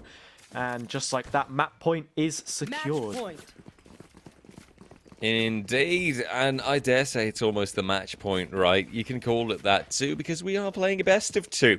And in this best of two, well, we've seen Team Alkan definitely show resistance, right? I don't want to discount them because obviously for Team Alkan, there's another opponent waiting for them straight away after this first match. They'll have to go up against Ratty Rebecca. At least I hope against Ratty Rebecca, Team Alkan will be able to put down that better performance. Maybe there will be that, 6 points that they can claim. For now, Roch starts things off, gets the connection, finds the one. But Sora, in the meantime, returns. The difference is, though, Kravitska has a resurrection. And that will now come through. Sadly, though, no survival. The judge from Jugger is setting out to put down some judgments. A triple found in total. And only one person left on the Team Kravitska side. This should almost certainly be a round going the ways of Team Alkan. And Pekka will make it so. 8-12. They hold on for now. Map point still kept. But the end of the map evaded. It's going to have to be 4 map points now that Alkan have to battle through if they want to stay in this one. 4 cup finals, 4 of the best. They've got that first one. It'll have to be 4 more to make it that 5-star performance, but they have been left somewhat to the wayside up until this point in time. Right at the end, Massa close to avoid the valence of that trademark, but the sound cue clearly gives it away. It's an easy cleanup in the end, and Kravitsa will have to wait that little bit longer to secure this one. Sora dashing in as they have done time and time again. Do they expect the high ground? It doesn't matter. Alkan drops down into the crosshairs and gets taken out. A couple of kills trade towards that B site, but there are also entries to be made on the A side of things. Only Eric in position to do anything about this. Paranoia already committed for a retake as that spike looks to go down. There isn't a swift response, so these players are staggered in their approach. Numbers now start to sit with the attackers as well, meaning that there's not much utility on the board either. From the shadows surely should be committed for that extra info. A double stack towards hand could quite line itself up for Pekka, but it's not to be. That top player on the scoreboard can't get it done this time around. And it's a 13-8. A more respectable scoreline in the end, but still far from the mark from Team Alkan, and a fantastic performance from Team Kravitsa. Yeah, that's kind of the issue, right? Far from the mark. It's still 5 rounds off 4 you could say if you wanted to push this into a draw. And it's Team Alcan that still quite clearly show, even on their own map pick, they have more power in them. They've got more of a fighting chance, but they're still very much outclassed. And that is what bothered me here, right? You just couldn't see them getting around. You saw situations in which Team Alcan was quite simply put out, destroyed by the player advantage that was in general more present on that Team Kravichka side, in my opinion. I mean, with Team Kravichka, you had these players that were just a grade above some of the Team Alcan players. And when it got down to those 1v1s, the 2v2s, that's what won Team Kravichka the battles in my eyes. And that is the strength of having 2 of those Immortal 3 players, an Immortal 2 player, a Radiant player. You know, you saw it in that consistent performance as well, right? 12 kills for 4 out of 5 team members, 14 kills for 4 out of 5 team members. Everyone is just putting in that effort. Everyone is doing their very best. And with that, everyone can help book that result. And that's what we saw here. That's what you can see popping back up in those highlights as well. Yeah, and, you know, I think rank tells one side of the story. I think what that did for Team Kravichka is it just meant that they were more consistent across the board. If you look at the scoreboard in the end, the numbers that were being put up by these players across the spread were fairly consistent, to be completely honest, whereas Pekka led a very top-heavy scoreline for Team Alcan, and we almost saw 2 different performances from some of those players. While Eric had great contributions in this map on Haven, they didn't quite replicate the efforts that we saw from them on Ascent, and a few other of those players didn't maybe have as much impact as I would have been hoping. Playstyle wise as well, I mean, like you said, there were so many rounds where it came incredibly close between the 2 sides, especially in the early stages of that first half when Team Alcan were in their attacking phase. So it's those fine margins that go against you in the end, and we could still be in a situation where the game is ongoing. It maybe pushes to an overtime at the very latest, with there being sort of 5 or 6 rounds that did end up going down to those defusal situations, and that was pretty much the gap between the 2 sides that we saw in the end. But ultimately, Team Kravichka were that higher class, as you quite rightly mentioned, I believe, and will certainly be aiming to secure that top spot now that they have 6 points secured at the very least.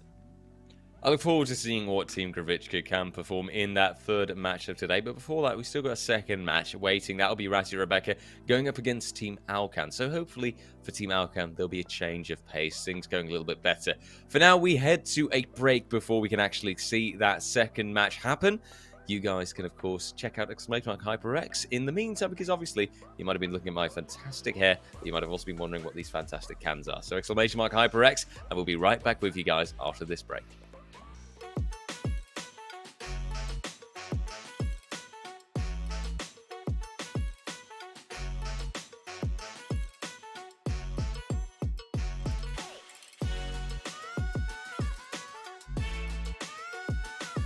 Hey, chat.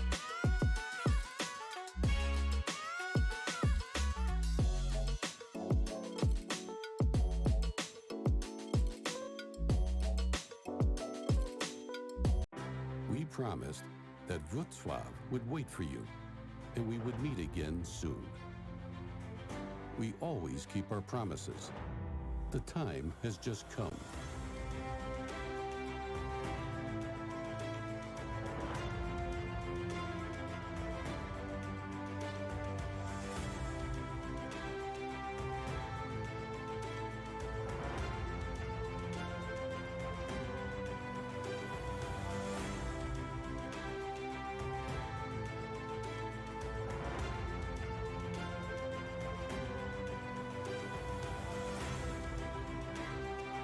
There is so much to discover, to see, to experience.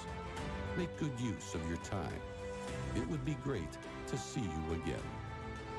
We are waiting for you whenever you are ready. Let's meet in Wrocław.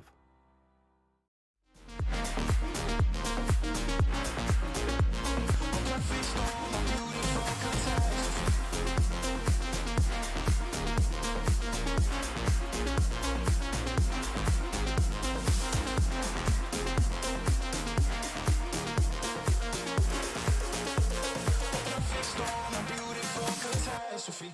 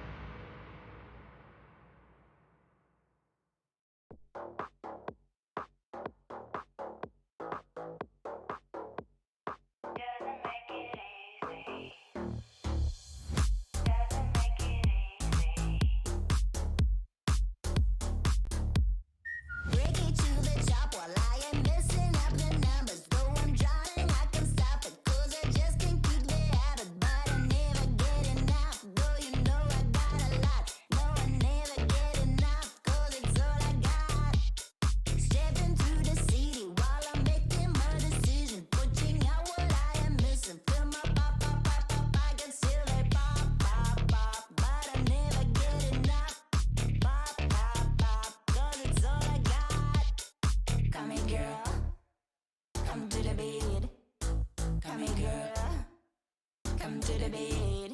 And make it wild, wild, make it wild, wild, wild, make it wild, wild, wild, make it wild.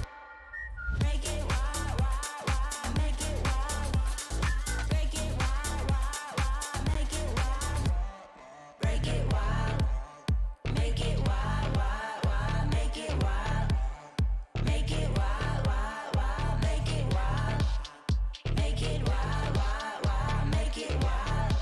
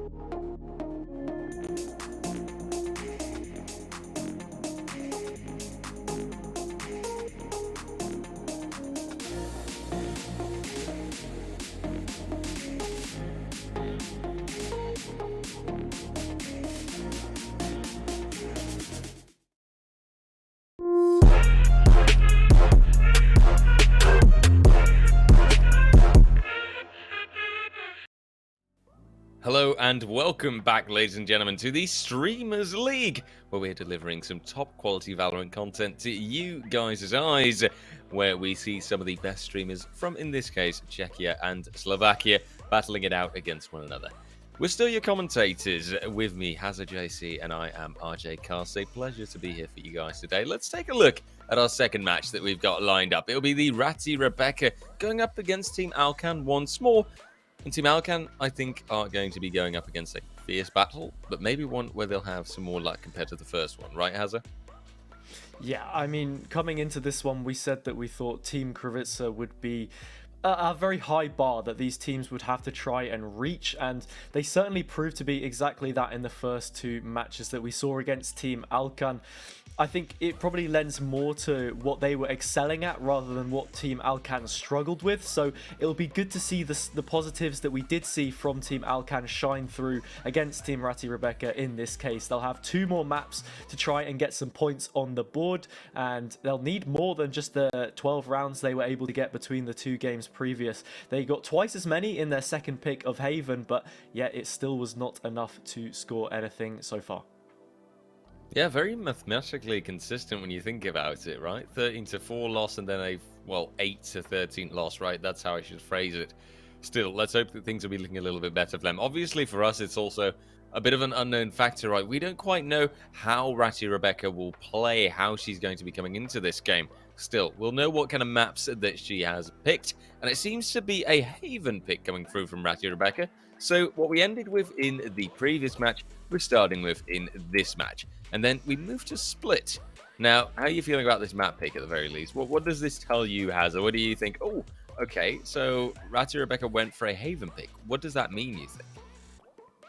Well, in terms of a Haven pick, I think Ratty Rebecca, they had some time on the sidelines to watch the previous matchup that we just saw and maybe pick apart the way that Alcan plays and some of those inconsistencies they'll be able to exploit, I suppose, because they did struggle on Haven, I think it's fair to say. In those early stages, there are a lot of rounds which could have gone both ways and really they should have secured but were unable to do so, and therefore, these are great chances which Ratty Rebecca would like to set up for themselves on a map like that, which requires so much of a mental aspect about it as well, the way that you manipulate the rotates, which I don't think we really saw very much of, to be completely honest. When we had that first game between the two teams, it was almost one-dimensional in the way that it set itself out.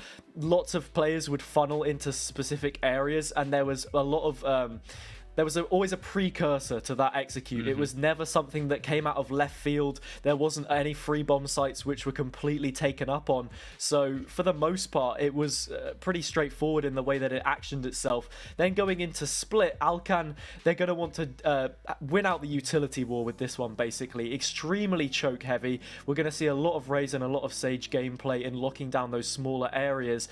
If they get the better of winning out that mid area specifically, then they'll have a whale of a time. But for the time being, we're going to be going to Haven and seeing if they can't have a second stab at it and do better than the 8 they did. Maybe they'll go 4, 8, and then 12, maybe 13? Yeah, I mean, at least there's something positive, right? It's the fact that they did pick Haven in the previous matchup. So in theory, you could argue, okay, Haven's clearly a map that they feel a bit more comfortable on. So let's hope that now the comfort that Alcan and his team will feel over there will transfer pretty well playing it out against Ratty Rebecca, because obviously this is Haven that was picked by Ratty Rebecca herself. So, you know, there's got to be a reason for that as well. It could also just mean that this will be a really, really tense matchup, that we'll have two teams facing it off on a map where they both feel comfortable and where they can both try to play their very best game. That's what I'd like to see most of all, I think. This matchup, this battle where you just notice, okay, both of these teams, they are ready to absolutely kill it, you know, to pop off and to destroy their opponents and to just book the success like that. I mean, I would love to see that. And I'm really, really here for it to actually notice, okay, you know what, these two teams, they're on a roll and they both want to strive for that win, for those fated points. Obviously, I think for Team Alcan to still get a chance, basically has to win both of these maps and then hope that the results from Kravica versus Ratty Rebecca won't be too, well, favored for Ratty Rebecca, I suppose. I think that is their only chance to still get a spot for these players. For now, though, let's take a look at that agent select as well to see where this is going to see who will pick what composition for, well, these battles, I suppose. Yeah, and I think, like you said, Alkan's success in this tournament will hinge very dependently on how these next two maps go, because what this is as well is the first opportunity we get to see of what Team Ratty Rebecca bring to the table, and then therefore how they match up against Team Krivitsa later on. Looking at these compositions, it's the exact same from Team Alkan. We've watched two maps of them already coming into this third. The second time we'll have seen Haven, the second time at all in the tournament throughout this weekend, and they go for the same composition. So clearly in their mind, nothing really that needs to be changed. And going off of the trends of rounds they've been picking up consistently, maybe that will continue to grow. For Ratty Rebecca, it's a much different comp. Brimstone looks to be the controller of choice. Raze may be flexing in as well, but they're going to opt for that jet pick instead. Breach, I suppose, is then the only real deviation from what we've seen in terms of agents between all three of the lineups this afternoon. And bringing a double initiator setup with a breach on a map like Haven, which has so many linear angles that the fault line can use itself with, that could be a very effective use of their utility and an agent that has a lot of value coming into this map. Yeah, I hope that Breach will be able to shake things up a little bit, as his abilities really do. And that in that sense, it'll be a kind of different kind of playstyle where Ratty Rebecca can also say, okay, this is how we might be able to counter somebody like Team Alkan, how we might be able to say this is where something goes different, where we can actually make that change, make that difference. Because I think that that's what this matchup is going to be about, right? It's about making the differences, about finding the impact and making sure that somewhere you can actually get that chance, that somewhere you can find that spot. Let's take a look, though. It's time for the second match of today. Of course, another best of two, brought to you by HyperX and Surfshark, by the way, in case you forgot that. And here to deliver that top-tier Valorant action. Let's dive into it and see TD completely falling back straight away from a very aggressive and a very quick C long push. Okay, let's go. Yeah, top tier is the name you gave it, and it starts off with a missed shot and a 5 versus 5 retake. So we'll have to see how this one is going to pan out. Heavy on the flank is Ratty Rebecca's approach to this one. Lucky will be leading that charge. There's a rendezvous right in the midst of things from Pekka, and they're able to capitalize, finding not one but two. Eric will match their efforts, and Jugger puts a bow on what was not really a gift of a round, but a very well played one indeed from Alkan. Growing, learning from some of those mistakes and seeing it out in a very convincing fashion. Absolutely so, and that's what we like to see. Just that convincing start to at least get some dominance going, to at least get in that stronger position. Quickly note that down, the first pistol round going to Team Alkan. You know, I keep this little note where I can see, oh, you won that pistol round, you won this pistol round. And at least, you know, for what it's worth, Team Alkan, they have had a habit of winning the second pistol rounds, not the first. So at least that'll be making a difference. Beautiful chase on that knife, and Team Alkan again going for the entries. Two people found. And, well, Rebecca quickly tailing it out, but not succeeding. Not surviving, escaping. And as such, two people being left out make that just the one. Baby also falling, and now TD stuck in a corner. Flawless round from Team Alkan, and a 2-0 already on the board. Yeah, you can run, but you can't hide. That is a flawless round. Maybe the legs of Brimstone a little bit old and arthritic, I'm not too sure. But it's a buy round that we're going to be seeing. Wow. Either way, 5 right. A little bit of ageism over here. No.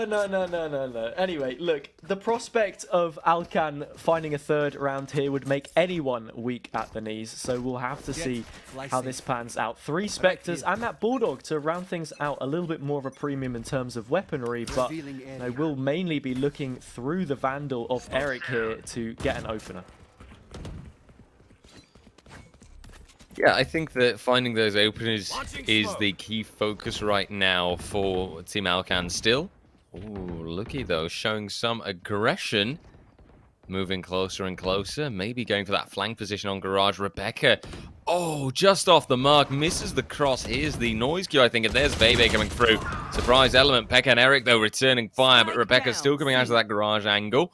creating a 2v3 and leaving a situation in which it will be Team Ratty Rebecca leading the fray and leaving only Eric left. Doesn't quite get the headshot angle, will still find one. But Majki pushing through, Rebecca still being there meant it was an unwinnable situation. Yeah, it's a good response in the end from Team Ratty Rebecca. They get that round on the board more importantly, but only keep 2 of those Vandals alive. They'll have to reach deep back into those pockets to get some more weapons on the board. Will be a Spectre in the hands of TDE, so that is the one concession among the rest of those rifles, but it must be said, the credits for both of these teams do sit somewhat on a knife's edge at this point in time. Neither of them really finding their footing in terms of consistency with economy at this point in time. No one has a significant advantage, and as that utility comes in from both initiators, Recon Dart and 0.9 towards the backside, yet again we see the defenders play for a retake. Yeah, and that's always that unfavorable situation. I feel like Team Alcan can find a lot of strength in going for the quick executes, just immediately showing up, claiming the site, and moving to hold away the defenders. Majki, though, will kick things off, finds the first frag. Alcan going down. Luki also still on that garage angle, and maybe having the elements of surprise will indeed find Jugger. CD also moving ahead, and everyone being whipped away from Team Alcan. Only Rochu's left. Doesn't immediately find the spike and is off the mark. Killed by Bebe. The Trace is giving away his position. And Team Ratty Rebecca. I'm just going to call them Team Rebecca, actually. That's easier for me. You know, I'm a simple man. Getting that 2-2 and finding the balance. That balance has been achieved now. It means that Team Alcan are not looking anywhere near as good in terms of weaponry, but as you can see, heavy armor brought up on a couple of players. Eric already has the Blade Storm in pocket. Pekka will be looking for an opportunity here to get that Tour de Force online. There is still an opportunity that they can find something from this round, and these are the 2 agents they'll be looking to try and find that opportunity through. Aggressive play in mid early on, but not a single knife connects. Those blades are blunted by Lucky, who finds a nice double, 2 headshots, another one through the wall, making a quad there on an absolute tear. Nothing lucky about this one whatsoever. Calculated, if you will, razor sharp. TDA will just about steal it from them. No flawless ace, but at the very least, all 5 players remain standing. So many opportunities there for Alcan to find something from that round, potentially, but completely shut out. And now we start to see those ults come online in the opposite side of things. Yeah, honestly, that was all lucky. Lukey maybe in that round. Started off with the double, the triple, the 4K moving up, but sadly that ace just stolen. I mean, where's the team spirit? You know, if your teammate's moving for an ace, you can distract your next target. And, I mean, you know, where's the, how do I put it? You know, where's the support? Where is the, at least giving it to your teammate? Maybe that's just me, right? But I would have said, okay, boom, that's your ace, go and get it. Cover going out.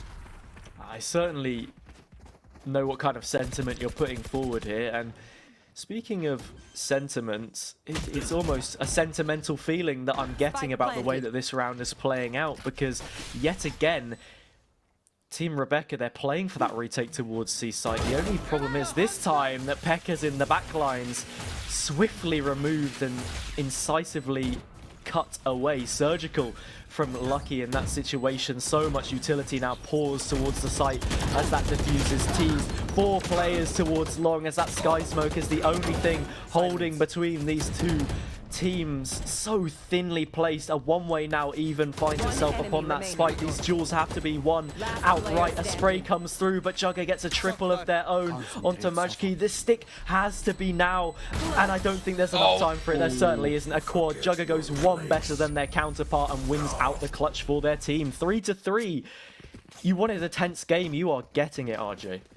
Absolutely. This is what I love to see. This is the close cut calls that make a match.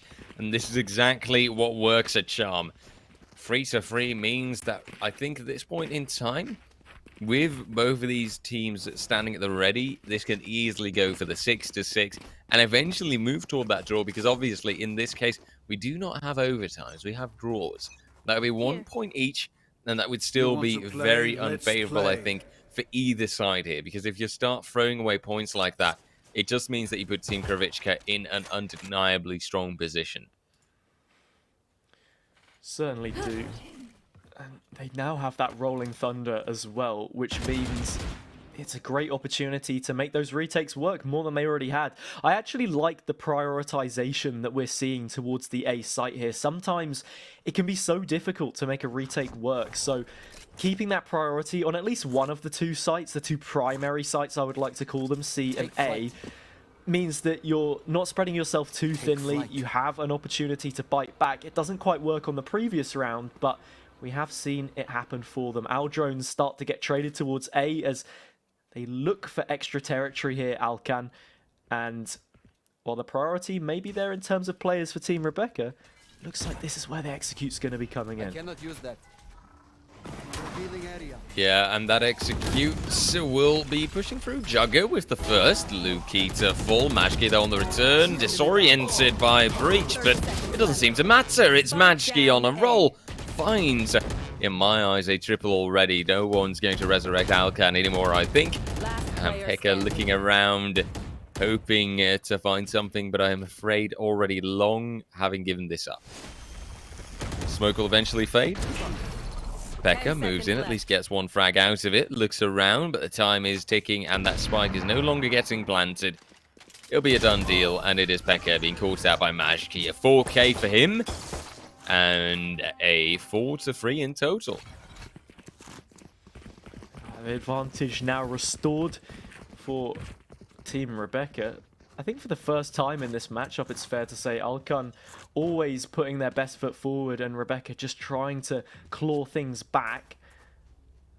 Now, looking at the way the rounds have played out as well, though, I think it's fair to say that Alcan, while they had that early success, they need to try and replicate those efforts a little bit more, because as they start to fall to the wayside and concede more of these rounds in a row, they continue to struggle. And the thing is as well, when the majority of your rounds are taken up outside of those gun rounds, you don't have that kind of consistency. You're not as free-flowing as Lucky is right now, taking name after name, potentially a weapon into the hands of the attackers here. But TDE is still holding down C-Long, so they'll have to try and do something to dissuade them from this angle if that's where they want to try and end things up. Dissuade them even. Well, I think right now that there's plenty of dissuasion, at least pressure on Team Alcan, the way that they are one man down, the way that there's still two ults available as well, right? Mind that Sova and Breach ult. Any sort of execute can very quickly be stopped the moment that they do go for it. There's Baby to come through, and here you eventually get that moving through. It's an ability for now. It's Eric and Roch, though, returning, balancing out the score 2v2. And Alcan at least committing to that plan, you would have said. Recon drone will give away TD's position, but he'll still be able to find that battle with Alcan. Take him out and leave just Roch standing. And currently a gradual push toward the site will be there, but Roch, though, still holding the angle. And oh dear, Majki has been a little bit sloppy on checking the angles. TD is left out and now has to slowly start committing to that defuse, which will trigger the Hunter's Fury and which will at least not lead to a death, but which will still have TD having to commit for half of it. Standing at the ready, actually sticking this. Oh dear, it doesn't work out. Roch is just that little bit faster. And with the clutch, we'll win it out. We'll take the operator with him as well. Save that for the next round. Create the 4-4. And that, by the way, is 4 out of 5 ults on the Rebecca side, and Rebecca herself just 1 point shy. We're going to see a team where every single ult is going to be utilized in the next round? I'm not too sure. I think it would be good to see them spaced out a bit more effectively to be winning some of these rounds. That one just narrowly slips the grasp of Team Rebecca. I think when you see that Hunter's Fury coming through and 2 of those bolts have already been expended, at full HP as the operators trade in that situation, you can stick that next bolt and not take enough damage. I mean, in this situation, a leg had already been done, so Majki will get that one instantly, but you can survive one of those bolts of the Hunter's Fury, and that would have enabled a full stick with just enough time to get it done. Maybe not something that had been considered, but in the 1 versus 1, these situations get so tense, and it's those fine margins that we see between Team Alcan, which went against them time and time again. So the fact they're able to find it this time around is showing strong signs that they can be competitive in this game. Absolutely. So, for now, some more delaying happening as there's a tiny bit of an engagement near Garage, but no kills flow out of it. Currently, Bebe responsible for holding off that B side, looking toward middle, and there are 2 people right there. Ooh, but flank. mind that flank that potentially comes through. Lukey, though, not ending up committing through window via the backside. Lukey now moving through, gets a double. 30 seconds Heka and left. Jugga both found, and Lukey still moving around. One enemy remaining. Such a dynamic style of play, working as a charm. 20 seconds left over. And Roch, once again, whom else would it be as the last man standing? 10 seconds left. Initiator, KO, the other one on their team out of the 2, the counterpart, did drop with the spike, and it's in a pretty compromised position. Roch is going to have to cross mid if they want to pick it up. There's no time left for them even. Lucky is on the charge right now, really fancies themselves for this 4K, but will be denied the liberty to do so. 5-4 now, the scoreline. It's been so back and forth between these 2 teams, RJ, and you have to wonder when that's going to come to an end. Right now, we're already seeing a couple of players buy up Vandals on the Alcan side. Whether they follow through with this or not is yet to be seen, because those credits really aren't ideal. And the longer you keep trying to force the issue when you don't have success, not saying that's the case, because right now it has been a real tug of war, then you start to struggle, because we're still waiting for one of these teams to really bring some kind of an advantage forward, and Lucky is going to press that to the 10th degree. Finds the first 2 opening kills. No smokes on the table, and it is that pair of initiators and the chamber of Pekka left alone to try and make this work. Big double entry. Yeah, that does a lot, right? And Team Rebecca, in that sense, could be looking at the 6-4 in a moment.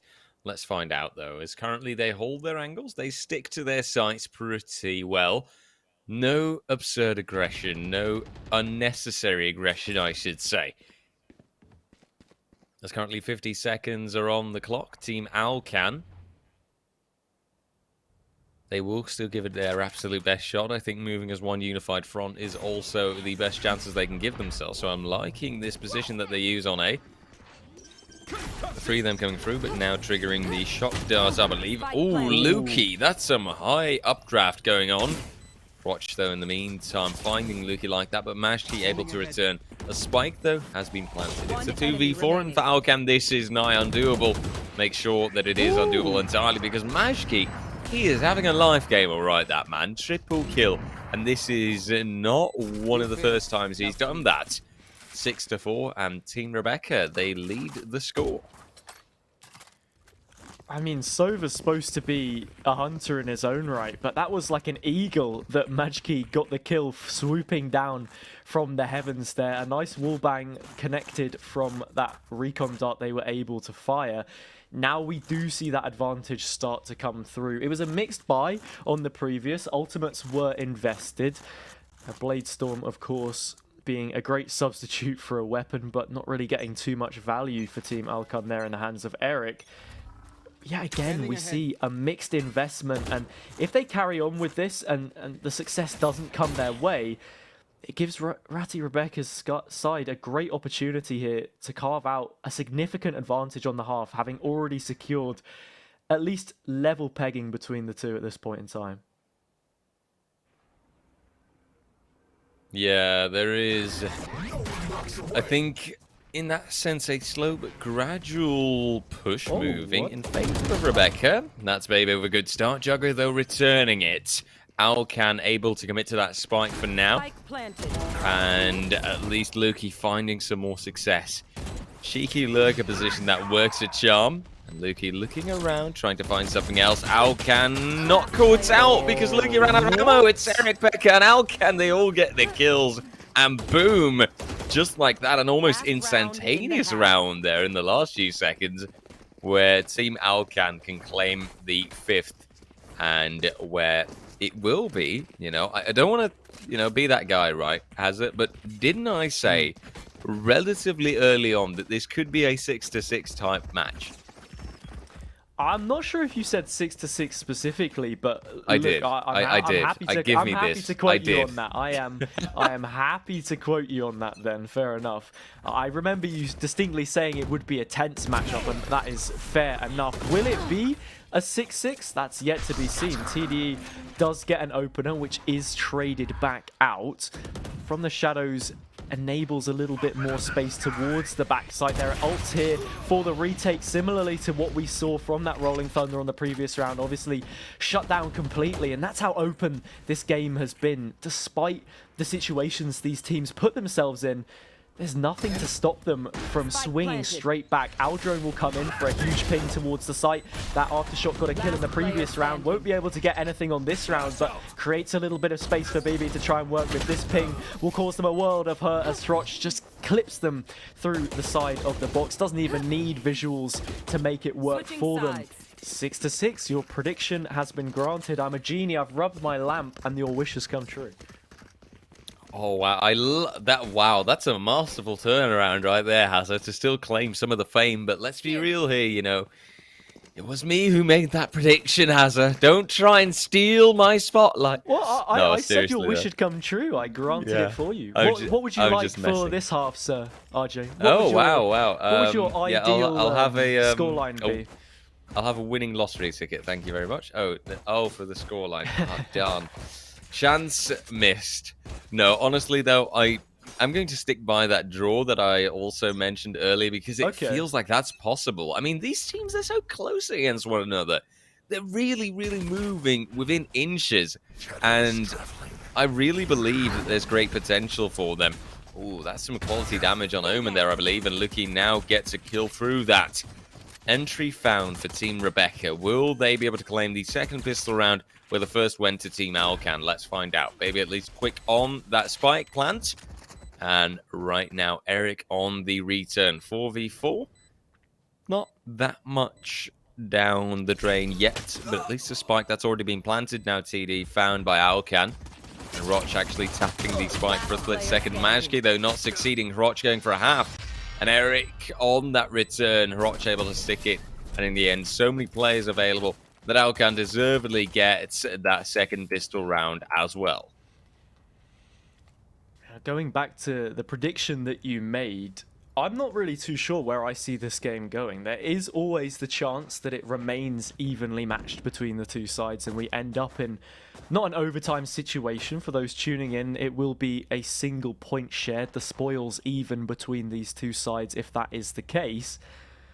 But it's a situation where sometimes teams will just have that much more of a favourable side, and Alcan, while they didn't look so great on their attacking phase last time around, their defence was very strong. So now that they've picked up this pistol round, the second of the two, having both of them in their grasps, there's a great chance here they can kick on and find something for it. There has been a force fight that's come through, but there are players here to shut it down.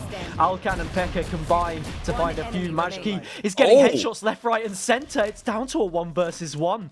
Big investment from both teams into this round. Naturally, the defenders will do that, but the attackers put so much on the line, and unfortunately for them, doesn't count for anything in the end. 8-6, doubled up for rounds here, Alcan, and now with a free opportunity to extend that lead further, considering the context of what we've just seen. Yeah, this is panning out to be interesting. It could be the defender side advantage that in theory could come into play for Alcan, although admittedly, with the way that, you know, Haven is set up, I always found it a tough one because you do have to have a really split team composition, right? Everyone's got to kind of divide their attention. And with those 3 spike sites, you can't quite find the way around. But now though, a strong start. TD there fragging out Eric from the get-go by Garage.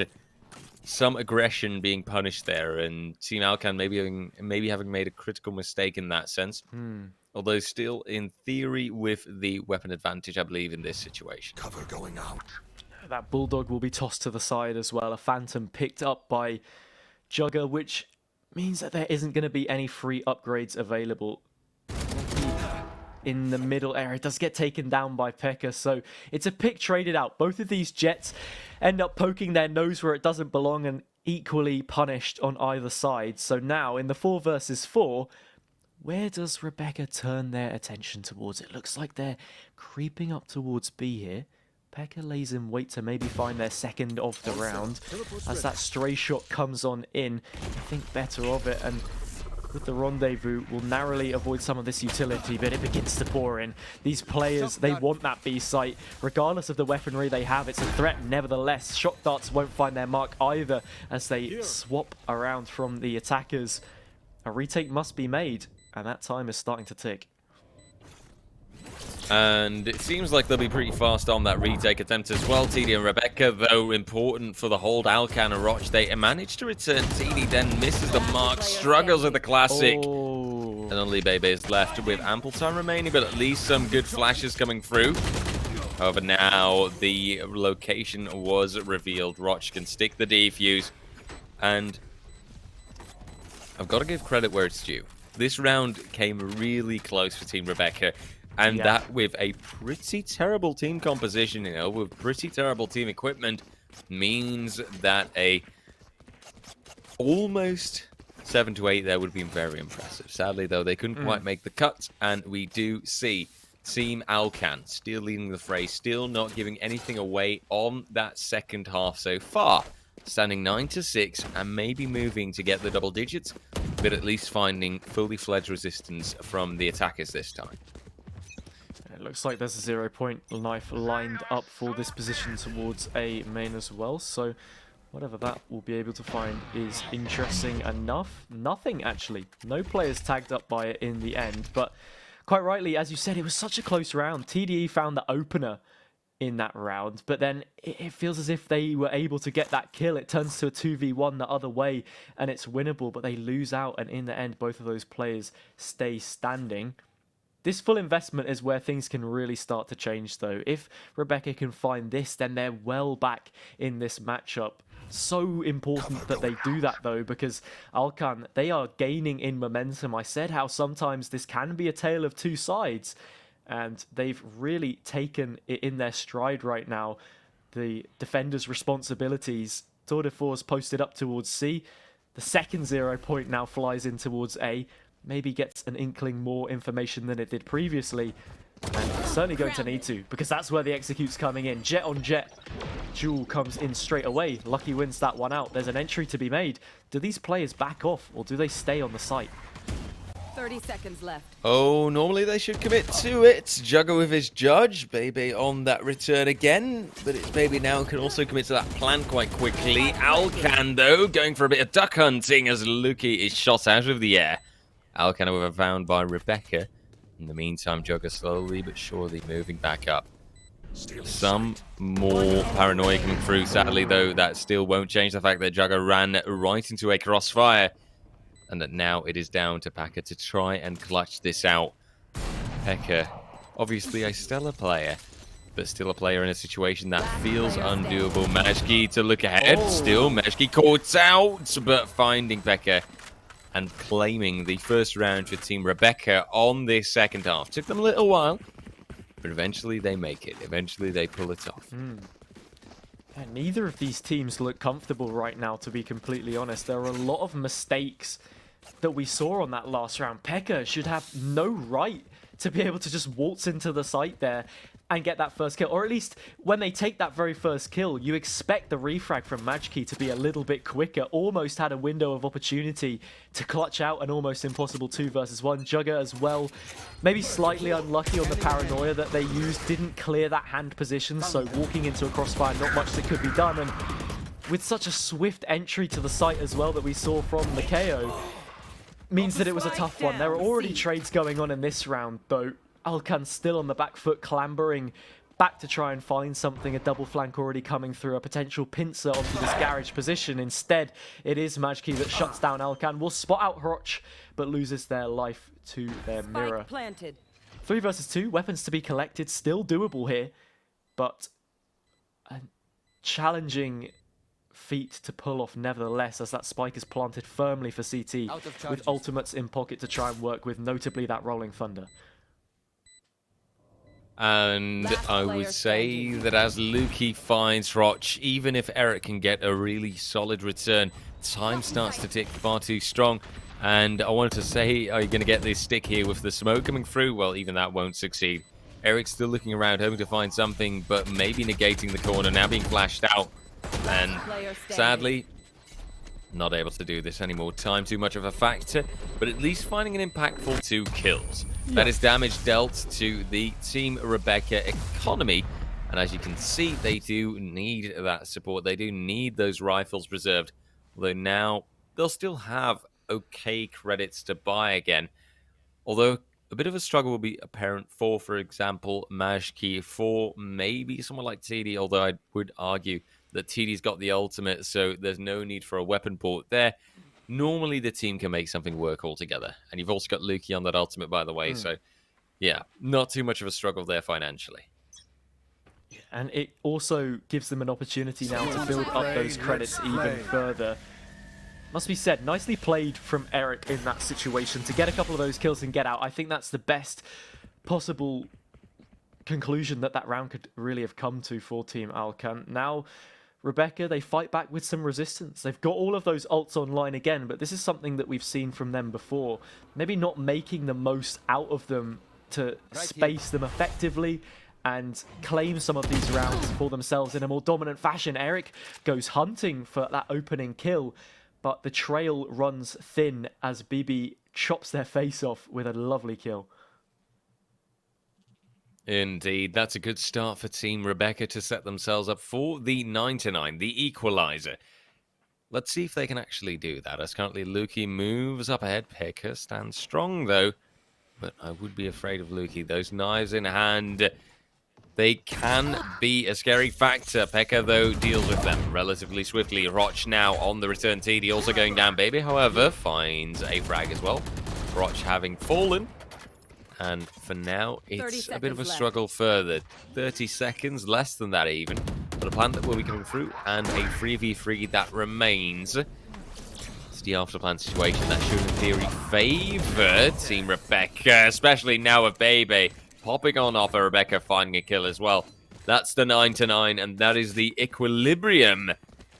And that is these teams slowly but surely creeping towards that draw. It's also going to be a timeout coming here from Team Rebecca. Bebe is the one who procs it. With the scoreline now leveled, they're going to want to let that one sit just a little bit. Only invested a couple of ults on the previous round, and they get the value from it, which is exactly what we wanted to see from them.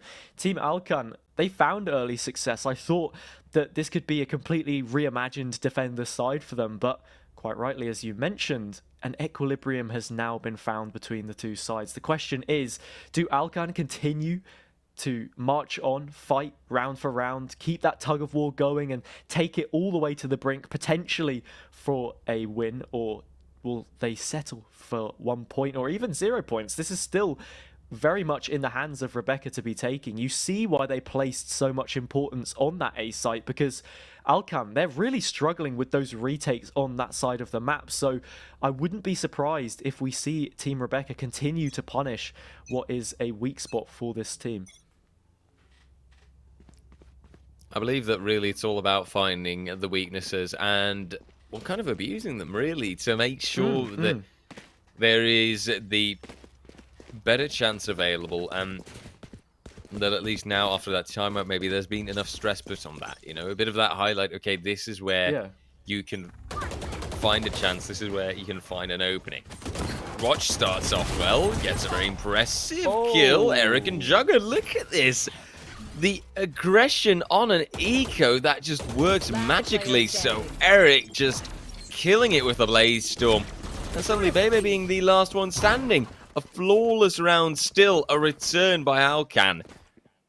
A thrifty flawless round. And a 10-9, very deserved double digits, but that in a round where you would have discounted the chances for Team Alcan entirely. I really like the way that Team Alcan play that. They didn't have too many resources to work with coming in on that lower buy. Eric is the star of the show on the Blade Storm, enabled by their teammates. Jugger will chip in as well on the Classic. Not too sure if Eric knows, but they have actually patched that jump, so you aren't able to do it without investing in updraft now. They finally make it happen. But yeah, while that Achilles heel of A-Site was not left exposed, they took the fight to them. They never gave an opportunity for Ratty Rebecca to punish. And it's also having that understanding of how they're playing the offense, which is defaulting a little bit, playing slower and then finally hitting those weaknesses rather than directing their attempts straight towards one site or another. You see the ult come in towards Garage and it enables Lucky to move up towards these B players, but Pekka trades it out. 4 versus 4 ults do sit with Rebecca in this post though. With an Orbital Strike and Hunter's Fury in pocket, I wouldn't be surprised if they head towards long and try to see this one out on time. And the time is ticking now. TD, though, moving for the frag. Eric going down. And that will mean the spike just happily going to explode. It won't even have to, I think, with Rebecca and Bebe both finding a frag. That leaves your 1v4. And I think that kind of says enough, right? TD with the final frag, and now the attacking side moving it to the 10-10. These teams, they bring it closer and closer. It's an incredibly tense matchup between these two teams. Just when you thought that Alcan were fighting back with some real resistance, Rebecca show that the fiber they're made of, their very essence is still kicking. The attacking nature that we saw from them, the 3 rounds they were able to find. Now adding on that one makes it 4 of the last 5 that they've had success in. Just the one change of pace we saw from Alcan that lent them any kind of a score in this matchup. It's been very attacker-sided here for Team Rebecca. As well, I like the combination of the fault line and orbital strike towards CT. They bring that offense to the defenders instead of just sitting back and playing for those ults in the post. I like it when teams engage that C site from on the site itself instead of playing those long angles, because it's a risky game to be playing, and I'd much rather that a team play for trade. So they play to their strengths, Team Rebecca. And now, we see a very interesting split round. No presence towards A whatsoever, and it's incredibly mid-heavy. Oh, Pekka with a good start. Luki to fall. And currently TD moving further ahead. Rebecca, though, coming to the plan. Alcan holding it off, but TD still getting that chance. Spike has gone down. A 4v3 remains, but maybe this after plan can be turned so that it will be working well, so that it will be going the ways of Team Rebecca. Now the bounce has been found. Pekka then returns in. Rebecca on that violence. Eric, though, with the operator. Pekka moving or going down once more. Majki then to make it a tense 1v1. And Eric's quickly tapping the spike. And oh, I like the way that this works, but Majki eventually will get the clutch anyway. It's the 11-10. Team Rebecca. They're starting to move ahead, but I mean, the logic dictates that Team Alcan will get around now and that it will keep being this back and forth. It was a very nice 1 versus 2 in that situation. And I mean, if you are someone in chat right now who is supporting Team Alcan, you'll certainly hope that that's the case, because if the trend carries on how it's actually been playing out these last couple of rounds, then Alcan losing here means they have absolutely no credits to invest into the next one. Tour de Force will be available to them, of course, if that is the case, but only a couple here to defend A. A very fast flank coming through. This has to be top tier on the defense from Alcan, and it seems to be everything, but they get cut down. Nice use of the utility, but Eric swings back. It's a 3 versus 3. And this leaves a spike planted yet again. Rebecca can make this a turning point. They can make this the one map in which they still claim those 3 points, and in which maybe Team Alcan will be left behind after all. Now, though, the return comes through right when it's needed. Eric sticking the defuse, and Team Alcan all together just bringing this as close as you could have possibly imagined. 2 I'm rounds somewhat left. lost for words, RJ. I mean, I You get said it it. yourself that you would expect it to level up in terms of score, but Rebecca are in such a good situation there. And similarly to what we saw from Alcan on that first map when they were playing against Team Kravica, or that second map, sorry. Yeah, you expect them to be able to hold on, but it's not the case. Eric comes in, and they've had just such a stellar performance on this map. This is really what we were expecting to see from them the last time that we saw Haven being played by Team Alcan against Kravica. So right now, they're on the charge, and I think this round, more than the last then, now carries that added weight in terms of what these teams have available to them and who's going to secure that match point. Oh, Roch, that's a huge triple. Lines them up and lends a significant advantage to these defenders who have struggled for periods in the second part of this game. Absolutely so. Eric returns, but it's a 1v3. This should be it for Team Alcan. But then TD manages to extend. Still, though, no spike down. He's got an entire minute to himself. And maybe still a chance up for grabs. Becca now holding down the fort, though. And it's Team Alcan, 12-11. Is this going to be it? Is this going to be the moment of truth? Where it either goes to a draw or where we move to that 13-11. I honestly still don't dare say. And by the way, Crotch there deserves the shout out. Beautiful triple, beautiful hold for the start. And I wonder what Rebecca can do for this next round. I mean, if it does go to 12-12, then you have called this absolutely perfectly, RJ. There's As you could expect. Well, you know, you're too modest, you're too modest. However, there's still an opportunity here for Rebecca to salvage some points. Alcan have at least their first secured at this point in time, but Get out of my way. I think if it goes to a draw, yet again, it will feel like a missed opportunity for both teams. I think we've only had maybe one draw across all of the qualifiers that we've seen previously. I think it may have even been in that very first game that you and I covered many moons ago. I believe it may have been... I think it was me and Ginny in the Romanian qualifier, actually. And yeah, when neither of these teams can put a lid on it and really secure all 3 points, it's more like 2 dropped than 1 gained. But with Rebecca on the back foot, I think they will be happy with just the 1 in this situation, especially considering how well Alcan got off to a start in the second half. Most certainly so. Let's find out as slowly but surely the execute pops on. Now 40 seconds remaining. People dashing onto the site. Lukey with the start. And there you've got Pekka on the return. Mashki though turning it out. Roch with the Hunter's Fury. Hunter's Fury good enough for 1 kill. 2v3 remaining, and maybe Eric will be that impact player. Rebecca, though, caught out somewhat. Pressure is right there. Eric to find the knife kill and the blade storm. It does everything. Defuse to come through, and Rebecca to be denied that chance. Rebecca not to be given that draw. And in the end, a 32-11 result to appear. A very, very close matchup here, though. Dearie me. An absolutely beautiful one. One that I immensely enjoyed casting, and one that just fills me with excitement for the second map that we've got coming up.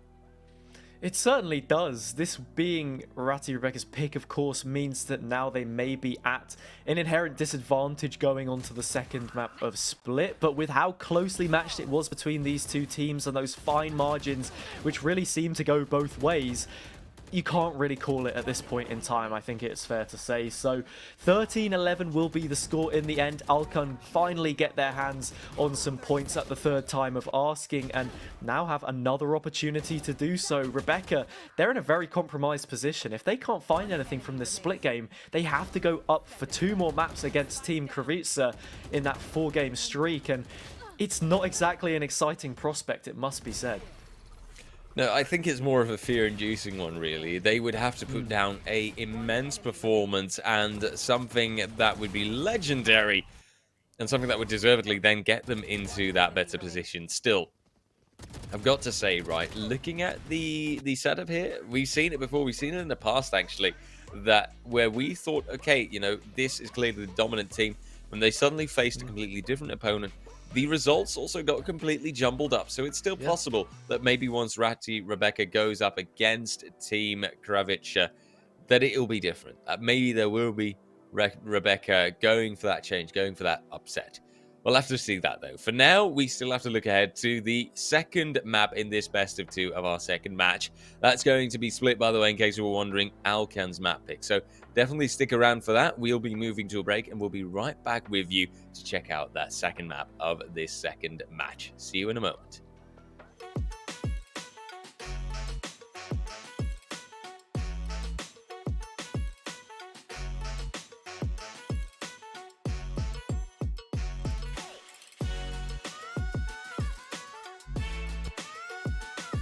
Hey, chat.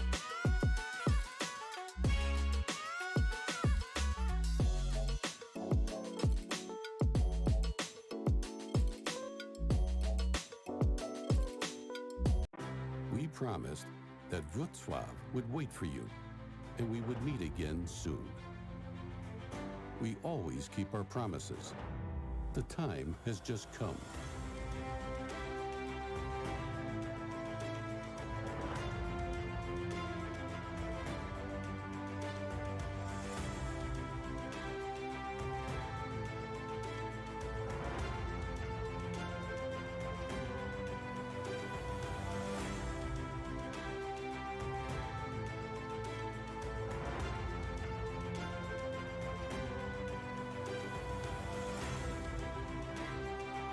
There is so much to discover, to see, to experience.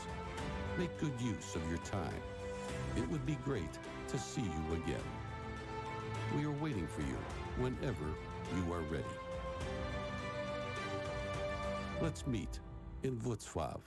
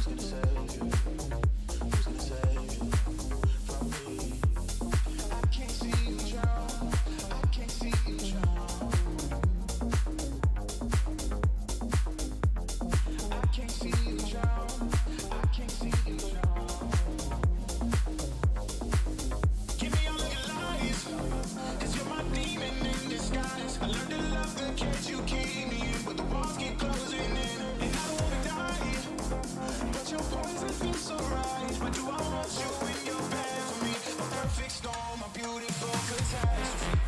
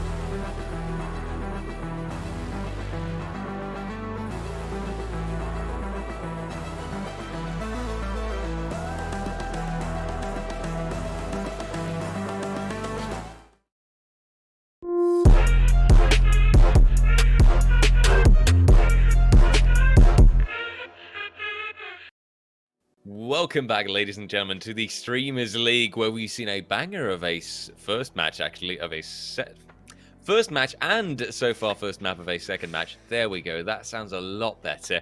And we're now moving ahead into the second map of the second match. That's going to be Split, a map that we haven't seen yet today, so that's a nice little change up. You know, we just saw Haven, but we've already seen Haven twice, so enough with the Haven so far. Currently, we're moving into Split, and we will see if Team Alcan can scrape on by, if they can actually claim that win, or if it will be Team Rebecca turning it around this time. Yeah, that is the question on everyone's mind after all. I think looking at that previous game, things did seem fairly evenly matched. It just depends what Alcan have to bring to the table. They were able to step up their gameplay from Ascent to Haven in that first series that we saw that they played this today. But now coming into the second series against Rebecca, they've already won the first, so they have those 3 points on the board.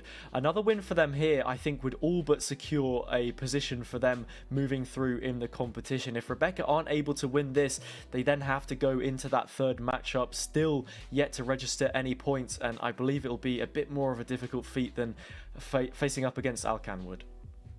Yeah, that's kind of the issue right now. You know, we've got that third match going on up, and it can be a real decider, to be quite honest. It can still carry a lot of impact depending on the results, but facing off against that team, against Kravitska, is a tough fight. So let's hope for now that at least Team Alcan can set themselves up in a good position, and that maybe that's how they can create their win condition. Let's also take a look at that agent select and see who's going to be winning out here. Obviously, we'll be seeing a couple of standard agents coming through, right? Chamber can't be missed, immediately shows on up.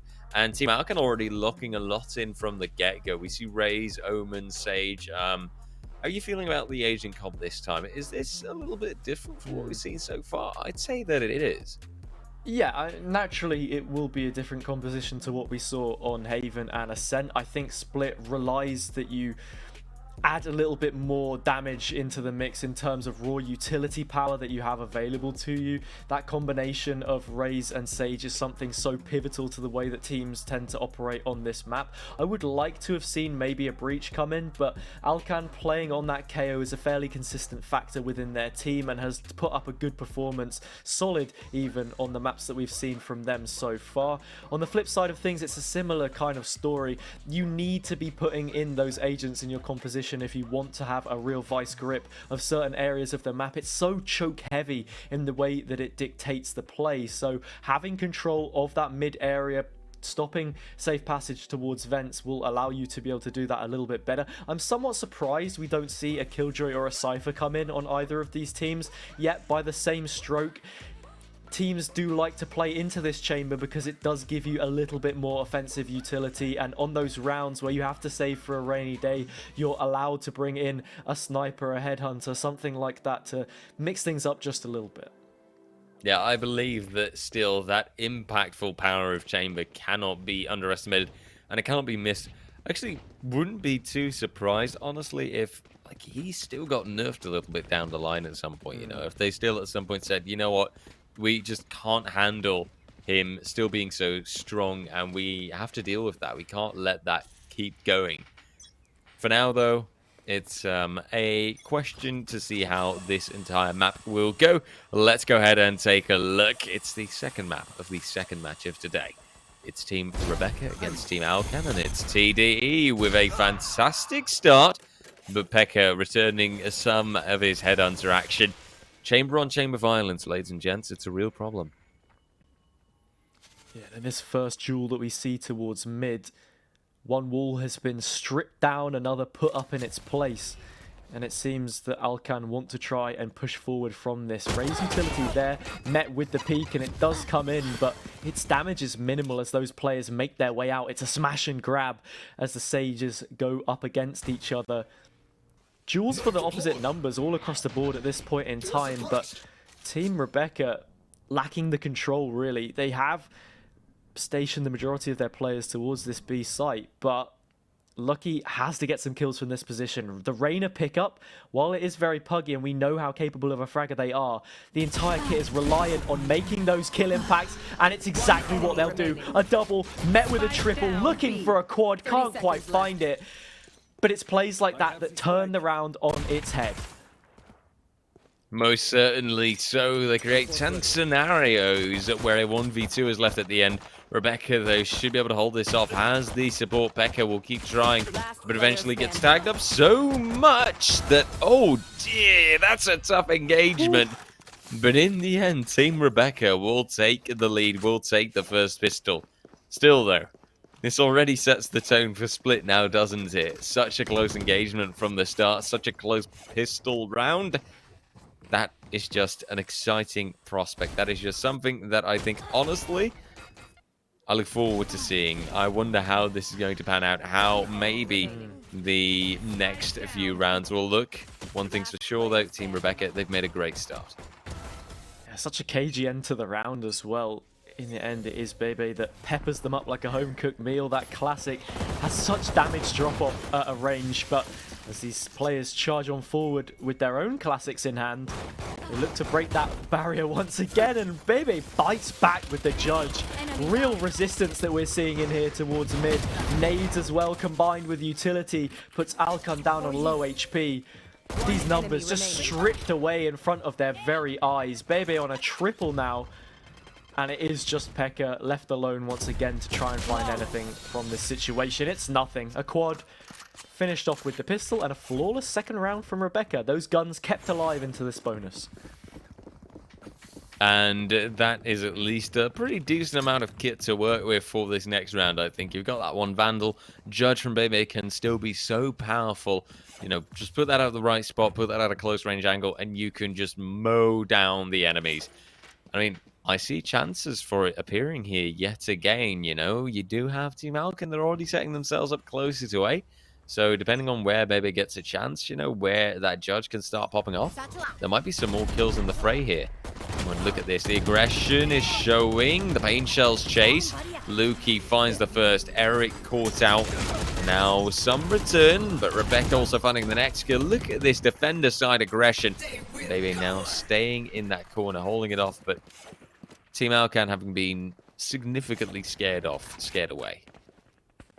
Yeah, and actually, we see a barrier orb committed towards the sewers position, allowing safe passage for these players elsewhere. The rotate will be coming through thick and fast. A Marshall already lined up onto this angle, but unfortunately for them, TDE can't connect these shots. Pekka, the chamber on the other side, will get it. Majki eventually drops Juggler and maintains the advantage for the defender's side. In terms of player numbers, it's only one, and in the end, it's cut down entirely. A great bonus that we see from Ratty Rebecca. Lucky even pops the Empress, and there's a bit of a visual glitch there as the ghost is spinning around that butterfly knife. I have to say, there's been quite a few visual errors in this new patch that we've been on, so we'll have to see, you know, how that affects our viewing of the game. I don't think it will have too much impact. The main impact we're seeing, though, is that those weapons off the back of that flawless round have great impact and upgrades all across the board. Even an operator now in the hands of TDE. You want to play? Let's play. Yeah, that's going to at least create some new chances as well, right? Find some new type of impact. For now, though, the aggression keeps being shown. Pekka will return it for now. Bebe to go down, but even then, right, the style of play that Team Rebecca is continuously applying, it is just absolutely relentless. And I think in that sense, they are proving to be a very, very fierce opponent. And they're proving to make the life rather difficult of the lads of Team, well, Alcan right now. Every time that they try and execute, they meet someone else right away. Maybe, though, Eric will be able to return. And in that, he will succeed. Maybe this will be a new chance. Lukey, I like the idea, but it doesn't quite work. For now, we wait. We keep looking ahead, and we see an execute moving towards the B site, but Rebecca punishes that. Only one kill can be found, however, and it's all down to Majki now to try and hold this off, to retake this site, because the spike will definitely be planted. Spike planted. Yeah, and the thought was in my mind that this is a round which could swiftly turn. Eric finds such an important kill towards that vent position, and now Pekka with the tour de force has a great opportunity at shutting out Majki before they can make their way back into the site, but failing to connect a couple of shots back to back means they are forced to regress on this angle. Can isolate this one by one. There isn't much ammo, like you said, and it's a thrifty response in the end from Team Alcan. Really nicely played. While they didn't have the numbers, they climbed their way back up that ladder, got those weapons in the hands of each of the players, and made it a very winnable scenario in the end, and it's one which turns around for them now. I mean, the economy for Team Rebecca, it's in chaos. It's got to find a way to settle the ship once again. Absolutely. This is now, I'd say, well, in chaos, maybe not directly. You know, you've got TDE that comes through, doesn't have an ultimate, sadly. Might be able to recover an orb somewhere. Actually, not sure. I didn't see how many points were needed. But Rebecca can still make something out of this, right? I saw 4 out of 5 people with rifles in their hands of some sort. So it's not the end of the world just yet. Just some impact that's got to be found. Lukey will get that double, actually has the collateral as well. I think the push through from the bullets and the targets that go down. Lukey still holding the same angle, still finding the success. A triple so far. 4K, a little bit too much to ask. Rebecca, though, will clear out the rest. And now, Bebe not to find the next. All the guns in the world, all just bundled up in front of the A site. I'd at least hope that some of the Team Rebecca members come and take a peek. Yeah, we get a great view at it there. Once again, thanks to our wonderful observers. Jugger will be putting a smoke up towards top ramp, leaving these players guessing about their position. But I like this call from Team Rebecca. They're playing together, so they should be in position for a trade if it comes down to it. Majki just doesn't quite spot out Jugger. Maybe they do, actually. Looking at the way that these players have repositioned, they seem to have an idea of where this play is going to be coming in from. Spike will get planted in the end. It's not for any kind of an advanced angle, so Jugger will have to defend it from where they stand. The Shadow Step comes through to enemy remaining. sow the seeds of doubt in the minds of these players. A triple for them already. Majki creeping on up. That smoke allows them ample time to reposition. This is so tight between the two players.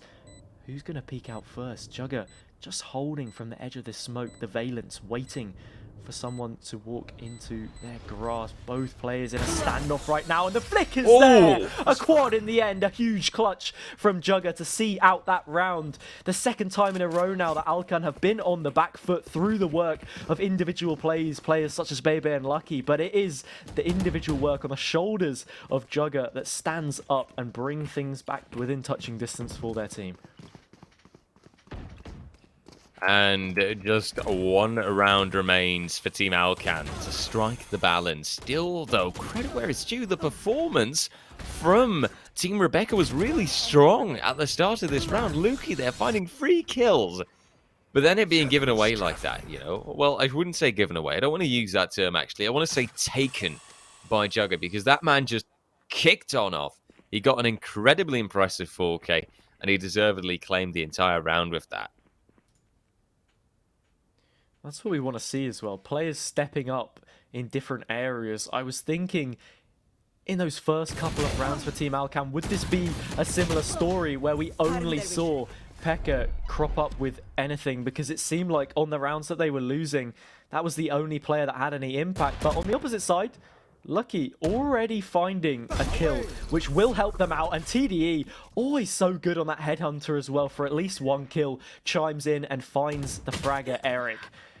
Pekka does swing back, that consistent player we were talking about, but player advantage still on Team Ratty Rebecca, and there are guns towards mid if they dare to grab them. I can't miss. That's the question. Majki for now finding that kill. Pekka, though, on that return. And an orbital strike coming through. Really good call. Rebecca, though, will go down, and the orbital strike won't connect and will eventually fade. Spike plant. Not directly committed to. Pekka will go for the angle instead. Maybe even ace potential, but Alcan gets the last as Pekka's gotten a really impressive 4K. And Team Alcan, they get back on target. It's the spike that didn't even need to be planted at the end. It was merely used as a bit of bait, you could say. And now it will be Team Alcan moving from this equal opportunity position to get the 3v3, maybe the 4v3 now. I wonder. Oh, well, you'll soon find out, RJ. It must be said, between these two teams, they've gone toe-to-toe in every single example that we've seen up until this point. And speaking of ultimates, they've been used so sparingly. There's so many on the board for both of these teams, yet they're barely ever invested. On this round, there will be a difference. Tour de Force comes through, and it's met with the null command to shut it down. Eric with a great opener, but will be met with resistance. Those reses are starting to come through. Showstopper as well. As soon as I open my mouth, I am met with an answer. All of these ultimates funneled into one round, and it looks like Team Alcan will be the ones that run away with it. Rebecca has something to say about that, though. A couple of kills already, moving in on this position, but those post-plant spots have already been established, and it's too much for them to work with. Alcan now up to 4 rounds already. In the situation they're in, this is a great platform, a springboard, foundations built from this attacker's side to really move on forwards when they do go to the defenders. Their more preferential side, I would argue, in the second half, already doing the majority of the work that is required of them. And I'd say right now, you know, work is definitely required from either side, but we haven't entered that stage yet where it is dire, right? These are still such thin margins that they're working with. 1 round and Rebecca's back on top. Rebecca's back with the 4-4. I'd say altogether, really, looking at this matchup still and looking at the situation, I wouldn't even be surprised if we see a 6-6 yet again. I mean, I would say, you know, with that appearing, a double draw, it's nothing. Well, a double draw, not really, but a draw appearing this time, I wouldn't be too surprised. That's what I want to say. We'll have to see. I think Team Rebecca at this point really need to lock down their defender side a little better than they have, because they are leaving gaps left, right, and center. No, Eric lets Rebecca slip, and TDE is actually the one that will take out Alkan. Don't think they're going to be too pleased with that. Eric on a triple now, just coming into their element. Eventually just finding so much more. TDE, is that a no-scope? Pretty ridiculous, it must be said. A lot of utility now poured down onto their head, but not good for any of it. Quad in the end and a little bit of BM to add insult to injury. That's Rebecca's buy round now gone. I think your wish of a 6-6 half is unlikely to be granted if things carry on the way they are, because Alkan, they've won 5 in a row. When you take out the pistol round and anti-eco from the trajectory that this game has been going in, Rebecca, they've struggled very much so in these gun rounds. Absolutely. So, I mean, currently, Rebecca are maybe starting to enter that territory of a down low. A 5-round streak by Alkan is undeniably strong, and slowly but surely they'll start the economic struggles peaking up for Team Rebecca as well. Oh, dear me, immediate engagement by mid. Majki now to come through, actually. Sheriffs, of course, they are strong. They are not to be underestimated in the slightest. As currently a different angle might be tried after that sewers push. A side, it could be a good chance. It could have potential. Alkan clearing out, finding the Vandal. TD struggling with the Headhunter. The paint shells at least chasing pretty well, putting Alkan very much out of position and allowing Majki to finish the job with the Sheriff. 3v5. This is a really good eco round being played out by Team Rebecca. Oh, it is, but once again, nothing is certain in any of these rounds, and we see that balance begin to shift. Rebecca bites back with a kill of their own. Hirosh loses their life. It's a 2 versus 2. Jugger finds Bebe as well, and will regroup with their teammate in support. There should be guns around here for these players to pick up, but it seems as if it's just the Sheriff to get things done for Rebecca here, if she's able to clutch it out. Slowly moving in, clearing each angle, well aware of the one they died from before. It was Pekka that did it that time, but it's Jugger who does it on this occasion. 6-3, at least that level scoreline has now been established at the very minimum for Team Alkan here, but I think they'll be disappointed if they drop the next couple, because they have got a lot of momentum behind them right now. Almost certainly so, right? That is kind of what is setting them up, I think, for a 9-3 then after all, right? I can admit when I was wrong. I can admit when I was a little bit antsy or a little bit eager with my call-outs. I mean, to be fair, looking at that previous round, even though it was a thrifty, still very close. So both of these teams very much in the game. Yeah, they're such a beautiful match for one another, though, aren't they? I really love seeing that. The way that it's so close, the way that they fight such a close battle with one another. Still, let's keep our eyes peeled and see, as currently a plant will come through. A good resurrection is there from Majki, but Jugger once again. Not just a minor thorn in their side, but more like one big slap in the face. Majki, though, gets a great chance for a return and will eventually move for that defuse anyway. And dear me, right when you thought Jugger's got it in the pocket, you got Team Rebecca to turn it around. 4-6 found just like that. And looking at the scoreboard, there should be some ults coming into place soon enough. Jugger, Pekka, and Eric. Quite a lot of offensive power that's available. This was a really nice shot. And combined with the res as well, Jugger does a lot of work in that situation, but they are somewhat fighting a losing battle. Alkan not having as much success in that round as they had done on previous. Still, we know both of these teams are capable of turning a tide, and right now it's got to be Rebecca fighting back to level that scoreline up at 6-6. It's the best possible scenario that they could hope for in this situation. And while TDE doesn't win that one out, Pekka picks them to pieces.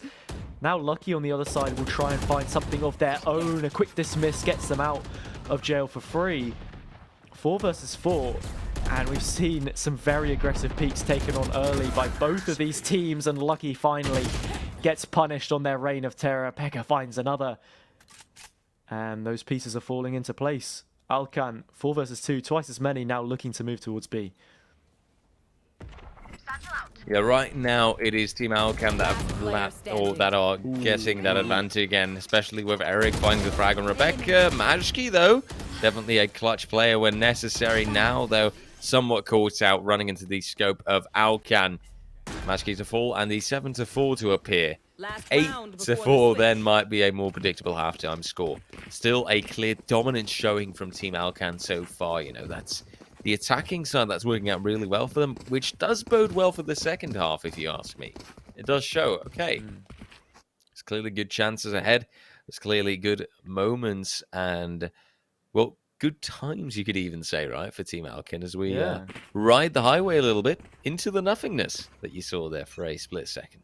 I'm loving that observing that. The highway to hell for Pekka gets dropped instantly. TDE finds them.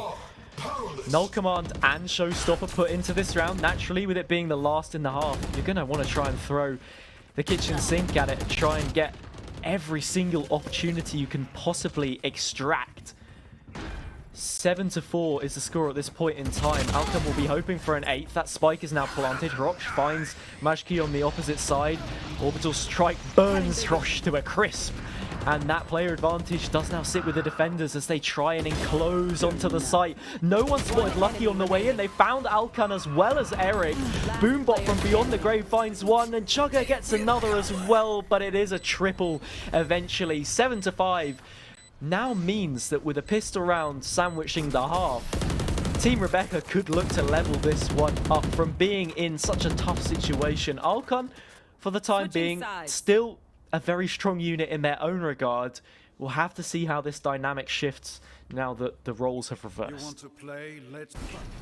Absolutely. It's that defender side that in my eyes has got some slight advantage for Team Alchem. That's what they're taking with them now. But at the same time, I feel like, you know, judging by these performances, it isn't really that site dependent.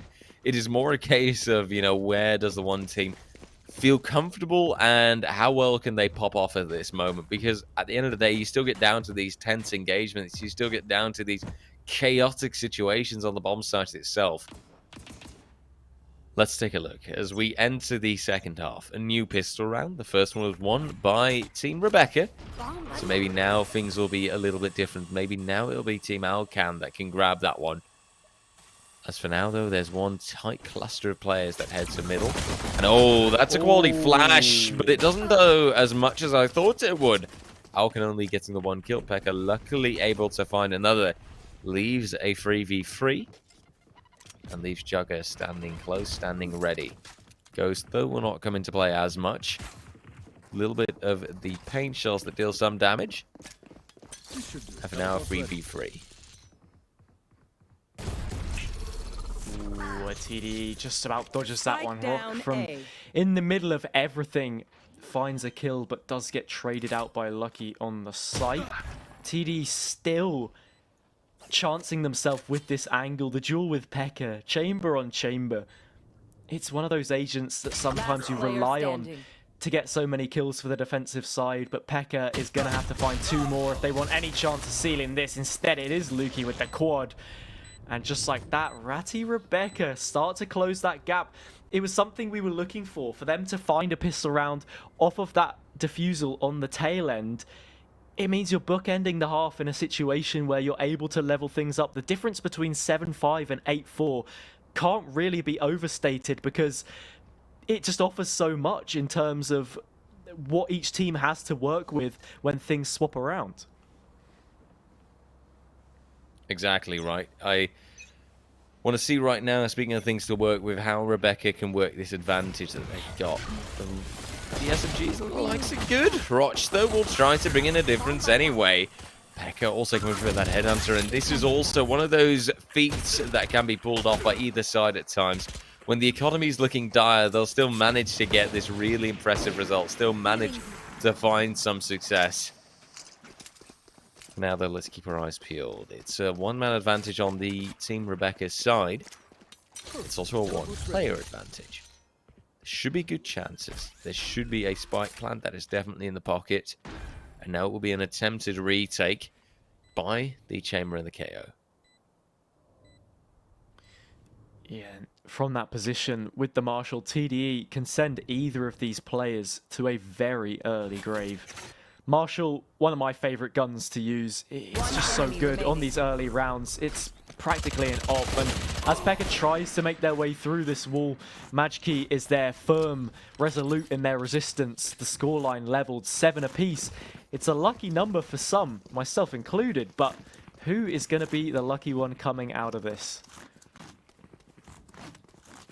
I mean, I'd say that the lucky one is the ones that still have got a fighting chance. Right now, it can be either. The thing is that for Team Alcan, this is the last map that they're playing. They were not able to book any results in the previous one. That's true.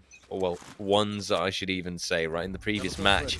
They've gotten one map in. It would be very beneficial for them if they can get this one too. Gives them 6 points. Gives them a fighting chance depending on what kind of score Rebecca will get against Skravicka. We'll have to see, though. For now, let's keep our eyes focused on the second half of this second map of the second match. It's all in the seconds today, isn't it? Because right now, middle push is tried again. And at least a lot of mid control is gained, but the peak can be deadly from either side right now. Those seconds start to tick down as well. Only about a minute left on the clock when you deduct the amount of time it'll take for a spike to find itself planted. Alcan on top of one of these chunks of the wall gets taken out by Rebecca through the side of the box. Eric poking in and out of the vents. Suspicious looking character here on the raise. Uses those paint shells to try and slow things down a little bit more. 4 versus 4, and like you said, I think the lucky ones really are the audience that get to watch this game, because it's been so back and forth. And if Rebecca do pick up this map, we go into that third map. Realistically, I see Kravica running away with it 2-0 in my mind. It'll come down to round differential, so whatever these two teams can put against each other right now, it will really be what determines who is going to the playoffs tomorrow. And Lucky is putting their best foot forward to ensure that it is Team Rebecca. Gets that opening kill, gets that spike down. Player advantage in their hands now. What can they do to see this one out? A difficult site to defend, albeit, but they have the numbers and they have those positions. Still, though, numbers now are failing on the Team Alcan side. Luki absolutely rolling it out, popping off, and the Empress doing a lot of work, as now the 8-7 is a reality. That was a lot of work put in by Luki there, and you can see it as well when you look at the scoreboard, right? 21 kills over the 13 and the 10 that Maki, Majki even, and Rebecca respectively have. Undeniably strong performance by Luki.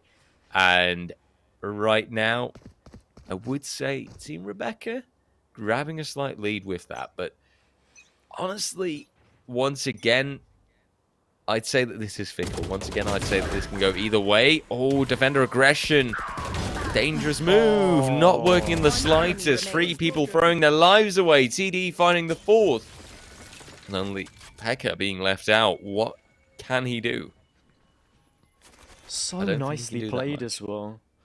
Yeah, the dismiss that we saw from Luki in that situation, just bait for Rebecca in that spot, so she's able to get a kill. Luki then chimes in with another of their own, and that defender's push is shut down completely. You have to opt for these risky kind of plays because you're at such a deficit in terms of guns. A flawless round.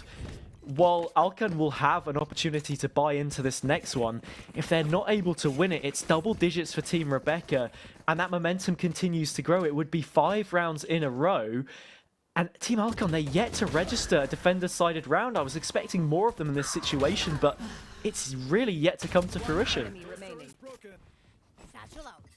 I think currently things are definitely working out extremely well on that Rebecca side. 2-round advantage, nothing too crazy yet, but there is a chance for momentum here. You know, it seems like a lot of these teams are based in that sense, that they just need to get that smooth rolling going, that they just need to be on that momentum, and that they need to keep it going. Good healing going through there from Roch, by the way. That does save Chamber quite a bit of HP and puts him back in a bit of a fighting shape. Team Alcan can use any advantage they can get, as they've got that one player ahead. And they're still holding on to their positions whilst Team Rebecca is giving it a shot again at mid. Engagement waiting to happen. Eric responsible for this heaven angle. Going for the battle, winning it out with TD. And some orbital strike coming to change. Majki to find Eric and a one-man advantage to remain for Team Alcan.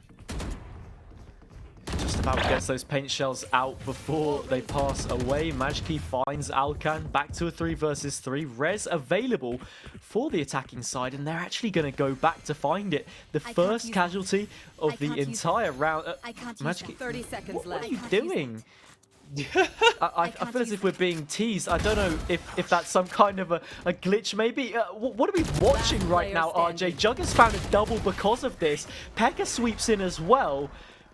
Team Rebecca, I'm absolutely astounded as to what I have just witnessed.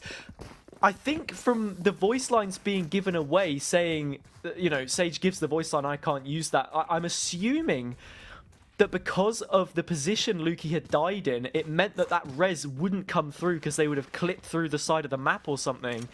And in those moments, it lends an opportunity for the players on Team Alcan, Jugger, who had made that flank happen, to capitalize, to punish, and now it blows this game wide open. Right out of the water. And currently, I'd say Team Alcan giving themselves a new shot. Again, though, it's that mid position that Team Rebecca keeps vying on, and they keep pushing through it. They get a lot of room from it as well, right? This time round, though, they're not moving through toward that heaven position toward A. They move into that little vents area instead, into that little link area, call it what you like. Now Eric, the first line of defense, falling back, not taking the risk. Paint shells not immediately connecting either, no damage found. Now they execute further onto the B site, baby. Holding the high ground, corners being checked, and there is still Jugger lurking, waiting to get the double. Roch dropping down, baby, though, still being that impact player, finding, oh, dearie me, the double. But still being caught by the bomb bots, as Lukey will show that aggression, find out Eric. And the showstopper is right on the mark to take out Alcan. 1v2. Only Pekka remains on the Team Alcan side, and Team Rebecca is fighting with force to get this second map win. Straight down the throat of Alcan, and Pekka has an idea where Bebe is. Takes them out 1 versus 1. Two of the most capable fraggers, but it is Lukey that sees this one to their side. Ratty Rebecca now on double digits, and yet again, it's that decisive mid-battle which they win out cleanly. Territorial conquests that head in their direction, and from that position onwards, they're able to so cleanly take control of the site. Jugger does offer some resistance, but in the end, from a deficit, they're able to fight back. We've seen it happen time and time again on 50 rounds, gun rounds, and they have risen to the occasion. That previous loss that we saw, maybe just some kind of a fluke, I suppose. No real weight on the narrative as a whole, I suppose, in the way that this has set itself out. Pekka does get one in that situation, and there are tags onto the position of Lukey. But they're not quite able to get the second, and will have to go back if they want to try and find more. You will not kill my ally. Currently, good res coming through from Mashki in the meantime. Puts them back on that 5 out of 5 position, gives them the advantage. I think right now that Team Rebecca have got a good chance. They're going to have to kind of refresh it, so to speak, right? Go for another execute, give it another shot. Where B isn't directly contested, but now the heaven support is coming through. Jugger, of course, whom else would it be to go for that first frag? But then Rebecca and Bebe, they return quite strongly so. Double kill found by them. Eric taking out Rebecca. One enemy remaining. And the spike having been put down. Only poor old Pekka left at this point in time. He's got the Tour de Force. It's a lovely, lovely weapon. Ooh. He's also got 2 bullets. 1 per enemy. You're going to have to make them count. This will be tough. Looking around, time still on his side. Let's say that currently, with this crossfire being set up, He might get away with a half defuse, but sadly, he sticks it a bit too much. Majki will take it out, and it'll be Team Rebecca leading the fray still. 3 rounds in advantage. Means that there's 2 left for Team Rebecca to get this, to win this. And I don't think we were expecting it to shift so much in the favor of the attackers, but Ratty Rebecca picking up that initial pistol round, converting through the bonuses and preserving momentum, which they found towards the back end of the first half, is so important. It's an incredible amount of pressure piled onto these Alcan players, back-breaking almost as they try to resist it. A nice one-way in here, though, could be the shutdown that they need. Jugger's found a double. Alcan's got a couple of their own. It takes 2 to tango, and that's a panic at the disco because these players are struggling right now. TDA swings back on their own with a couple of their own, and well, right now it swings against them. It's going to have to be more than just that. It's going to have to be an ace, and it won't. Alcan, they get it on the board. The gap begins to close. Nothing is done yet. It's not quite sealed for either side. I love that line. That was beautiful. You're on a roll today, Hazza, just like you were yesterday. But indeed, I think the same can be said about Team Alcan in this previous round. Although TD tried really hard to return it, it quite simply couldn't happen. It just didn't go that way. We'll have to keep looking, see if now Team Alcan can push this towards the double digits, if they can make a run for it. And if they can actually pull it off. Mid-execution, nothing too wild there. A position that is clearly being favoured by Team Rebecca on the attacker side, but that is now being punished a little bit more, perhaps, as we see the paint shells chasing. Eric taking the close range angle. Lear will deny vision, but eventually it will be destroyed. Eric, not remaining unchecked, will be found by Lukey, and that will be the first person to fall on the Team Alcan side. Scary days still, because obviously if this round is won by Team Rebecca, that puts them on the map point. And obviously, being on that map point, great mental boost. And obviously, I think with a mental boost like that, it could be something to propel them forward towards the 13. The hunt begins. Yeah, we're seeing a bit of a split here. That execute will come in towards A. A potential crossfire established between the 2 defenders from this ramp and spawn position. Alcan gets 1, not quite as many as they had on the previous, and TDE oversteps somewhat towards Mailroom, gets sent first class back to the spectator screen. Player advantage for Ratty Rebecca in this situation, and Luki is posted up close to this barrier orb. We know what they're capable of in this situation. Empress already popped, searching for these players, has spotted out both of them. Majki comes to support. Rock will trade out that, at least on the Sage. And Luki's just going to tuck their tail and head away for the time being. 1 away now from match point. A great position from which to spring themselves, to leap on forward. And it's got to be a leap of faith from Rock. They've got to make their way out from heaven. Eventually it's done. Sound cue's given away out in the open. The crossfire now, it's gone from the defenders in their setup to the attackers locking down that spike. Match point secured, and Ratty Rebecca have at least 1 point, looking for the 3. And I'd say that at the end there, it was a unwinnable scenario. Once that spike went down, once you've got that crossfire set up, it is just so hard to do. It is so hard to pull off. And we've just got to be honest about that, right? You can't deny the fact that, in that sense, it was just a clear advantage for Team Rebecca. Honestly, altogether, this could be it. This could be the moment of truth. You want to play? Team Alcan, Let's play.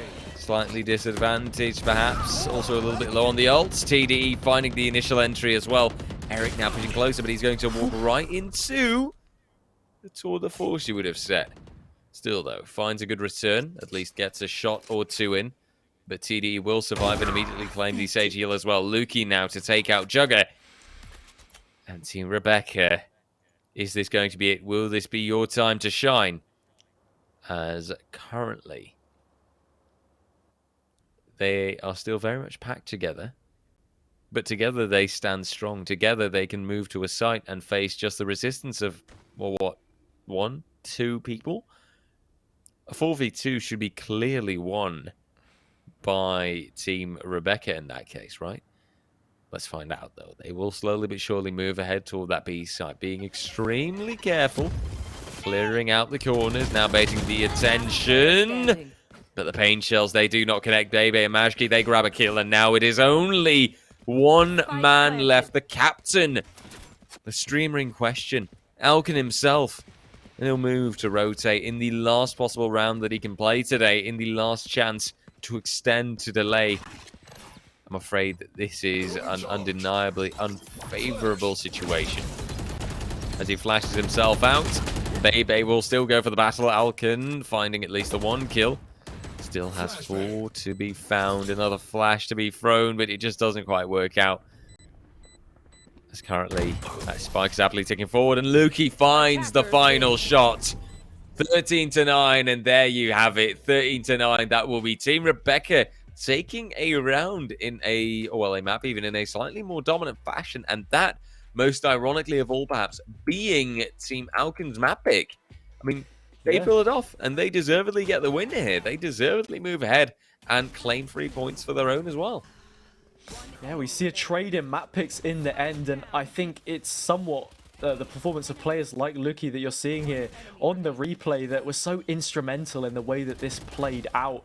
The confidence that they built up, the momentum that the team had as a whole, and that you felt flowing through them as that Reyna player was huge. That's what you really require of that agent specifically. I had maybe a couple of question marks about it coming into the comp initially, but having known what we saw from them on that Haven game, there's so much carry potential they can bring if they are fragging out. It is that reliance, of course, but the majority of this highlight package is made up of kills that they managed to find. They were so crispy, overcooking the opposition almost, and they have those 3 points now secured. It's going to go down to the wire as to who will secure that second spot. Absolutely. So, I mean, it'll be dependent as well, right? For Team Alcan, it is out of their hands. It will depend on how Team Rebecca fights it out against Team Kravichka. If there's just one map won by Team Rebecca, then they're out of the running. They'll have to rely on the HyperX wildcard. Exclamation mark wildcard, by the way, in case you're wondering what that might be. A great chance to get your favorite streamers still in the tournament if they might not have won out the battles.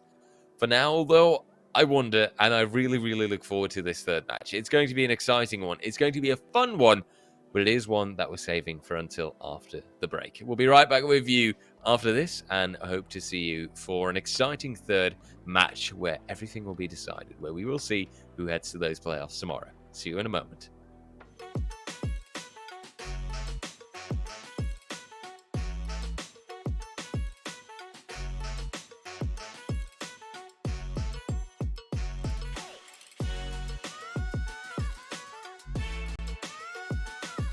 Hey, chat.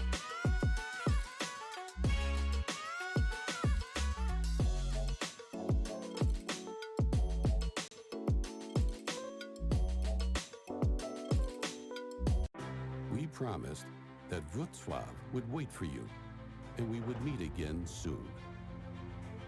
We always keep our promises. The time has just come.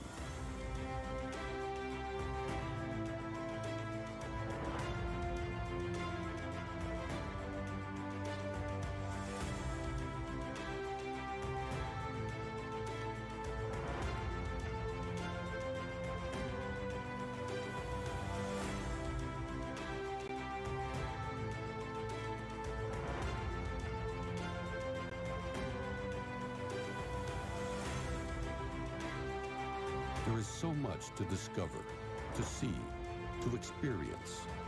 Make good use of your time. It would be great to see you again. We are waiting for you whenever you are ready. Let's meet in Wrocław.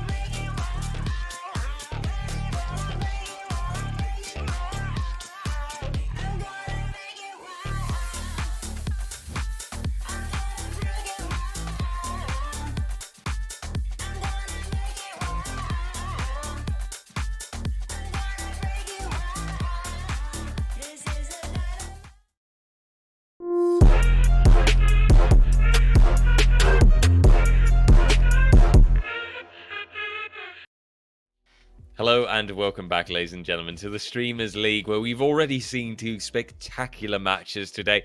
And we now move ahead for the third. Of course, we're still, the lovely Hazard JC right next to me, and I'm RJ Cast. A pleasure to be here with you all.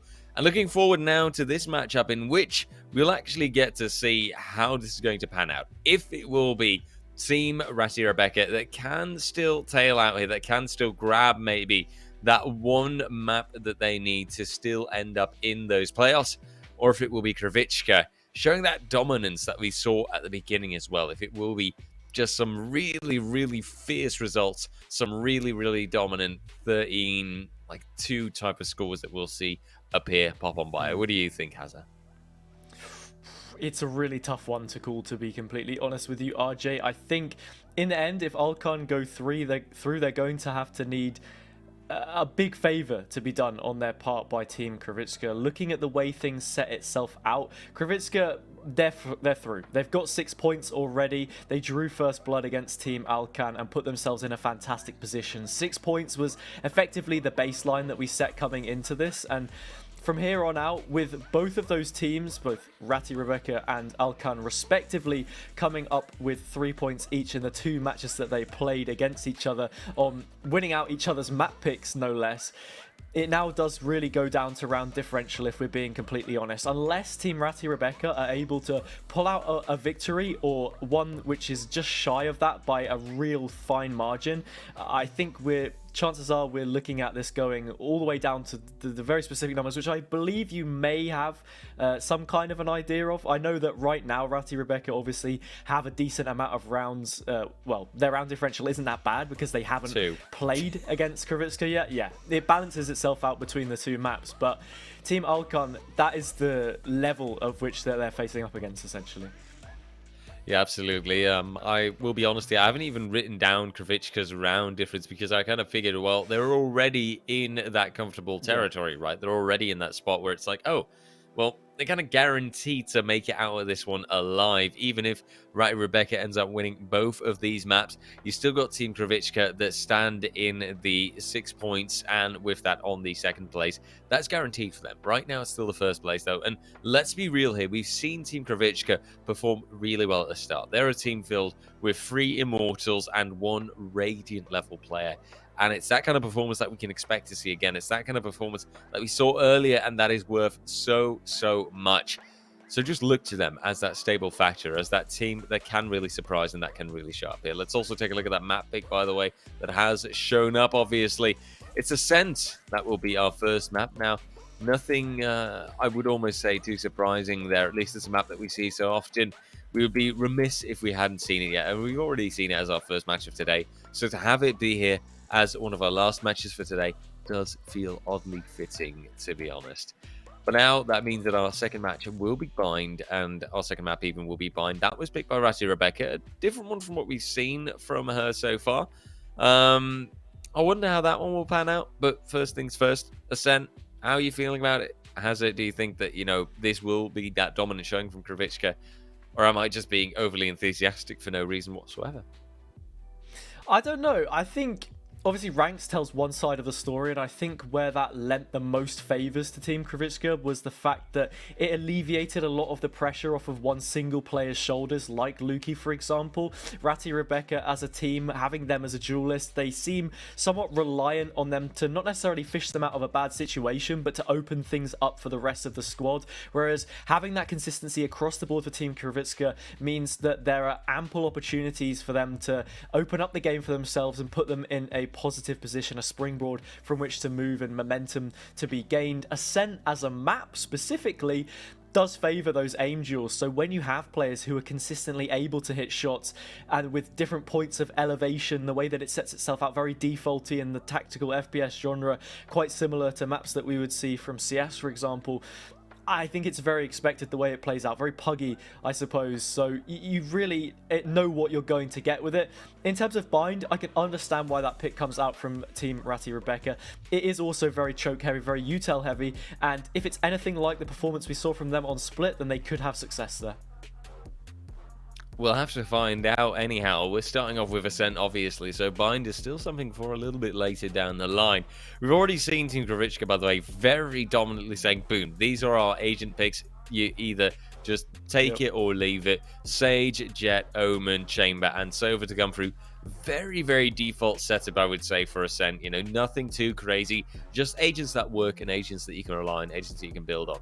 For Team Ratty Rebecca, we see a Fade lock-in coming through. Now, I'm happy to see that. Brimstone, Sova, Raze, and I believe... Which one am I missing now? I saw Fade. Oh, dear. Chamber? I've missed the... Sova? At the bottom. Yes, the Chamber. Thank you very much, Hazza. You're the best. Exactly that. The one that I was missing.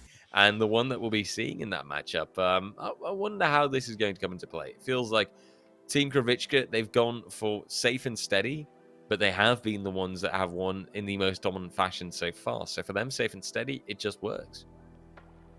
It certainly does. Looking at the comp that we have from Team Rebecca, I do find it somewhat interesting that Luki's decided to swap over onto that Raze. It's an agent which can offer a lot of value, and I think in certain places can be very useful on Ascent as well, using those paint shells to shut down some of those tighter areas. But for the most part, it doesn't offer you that op player, right? Like a Jet or a Reyna would do. You don't have that same kind of get out of jail free card. I suppose TDA fills in that gap, and maybe this is the rounding out they needed in their comp to give them more of that. But the Fade choice is one that I really like. It's an agent which I think is getting a lot of love on Ascent at the moment. Fnatic have brought it into their composition. Enzo using those haunts to rack up 17 assists, I think it was earlier today against Ascend. So the potential they can have to help set up players like Luki on the Raze to get some of those kills could be absolutely huge, and we'll just have to see how they try and utilize it. Well, I suppose that will now all become crystal clear as the round commences, as we will see Team Ratty Rebecca against Team Kravitschka. The slight favourite for Group B, Team Kravitschka in that sense. That will be a mighty foe to fell. See if they can pull it off as they set themselves up for that B main push, that B side push altogether. Abilities now coming through. Recon Dart, TDE moving away from it though, and the Cover of Darkness definitely stealing some vision from Team Rebecca for that defense. Patta in the meantime throwing a shock dart back and a spike plant that will not be denied right away. However, a retake that will be set up relatively quickly. They all move closer and closer, and at least that gives them a good chance to show on up, a good chance to grab that spike away to defuse that thing. Massa, though, pops off. Kravitschka starts off well, too. Pablo in the back, and Luki, the only one that is able to put a frag in edgeways. Mashki, however, with the Fade will show up as well. Kravitschka then taking out Luki, and sadly, Mashki, no more chance there. Some weapon upgrades showing up, but these are merely pistols, so that is less of a focus. It's a simple fact that Team Kravitschka, they start well and they grab the first pistol round. And it is just as simple as that. They waltz their way in the front door, met with little resistance, take what it was they wanted and left. A thief in the night almost. Massa here gets a kill, as well as Kravitsa as well chipping in. It's just a bit of a bloodbath in the end, quite chaotic the end to the round, but Kravitsa, they get the majority of the kills in that situation. And once more, we see this very reserved second round setup from them. They love to drop that spike, play from outside of B towards tiles, and just wait. See what their opponents want to put in front of them, and then dictate the pace accordingly. And, you know, try and find where those gaps are going to put themselves up, not offer the opposition any kind of chance to really go on the front foot early on. Indeed, and I believe, speaking of early on, that is one thing that I would like to reiterate again, right? This is still early on, early days. There's so much that can be changed, and well, TDE does get hit by a bit of an unlucky recon bolt there. We'll force him to fall further back, and we'll give Patta more room to work with. Recon bolt will get destroyed. We'll also give him that read, knowing that there's someone right close, and indeed, this is a pretty terrible call there by Team Rebecca. They're all stacked up on the B side. And where's the spike going? The A side. 30 seconds left. It's a situation where if you get it right, you look like a genius. If you get it wrong, then it's a gamble stack after all. When you have these low buy rounds, you've got to try and change up the pace just a little bit. Try and find any kind of advantage against your opposition. Unfortunately for Ratty Rebecca, they don't get it right in this instance. Still a 5v5 retake. Utility will come in to try and aid them in their efforts, but Massa is in place to deal with it accordingly. He's already got themselves a double. Pata chimes in as well. One enemy remaining. And it's a deadly tune because Pata is just raining down damage with these shock darts fired at the feet of Bibi, who narrowly avoids it, but will succumb eventually to that ghost. Becomes a ghost himself, flies off into the distance, and now they will be reborn with an opportunity to revitalize this Ratty Rebecca side, as they will be getting a full buy. And that gives them the chance, right? Vandals in hand, armor right there, facing off against some Spectres. In theory, it would tell you, okay, this is doable, this is achievable. Still, though, we've sometimes seen it that those bonus rounds can be fierce, that they can be rough. Pablo, by the way, not rocking any weapon whatsoever. I would argue that if he can recover himself an ultimate orb, there should be a chamber vault popping out from there in just a moment. For now, though, Team Kravitschka, they move ahead, waiting to get this started. Luki, though, at the same time, standing ready with the boom bot to be thrown out and to start finding some enemies. Oh, there it is indeed, but that boom bot, well, that's not going to last even. Some paint shells to chase won't really connect with anyone either, and it will be Team Kravitschka that at least claim that initial area, that A main spot. Yeah, the first hunk of damage is dealt, and maybe Luki just shows a little bit too much in that situation. The sound cues would have been given away that they were jump spotting the angle, and then they're met with two different players both facing. Aldrone will come through to try and make some space. There are three players here to defend it. Haunt as well, but this is a fake. That spike is heading elsewhere. There's different plans for the rest of the Kravitsa squad. Well, Pata's found another shock dart kill, this time onto Luki, that low HP player. Kill confirmed, and now we wait for the execute to come through. These players spread so thin, it could be a potential disaster if they are taken apart. Footsteps heard towards Market, but they will be able to get away with it. It's just TDE towards the backside, finds the first one. Spike will be going down with little time remaining. This position's so well aware of it. It'll take a couple Vandal shots to take them.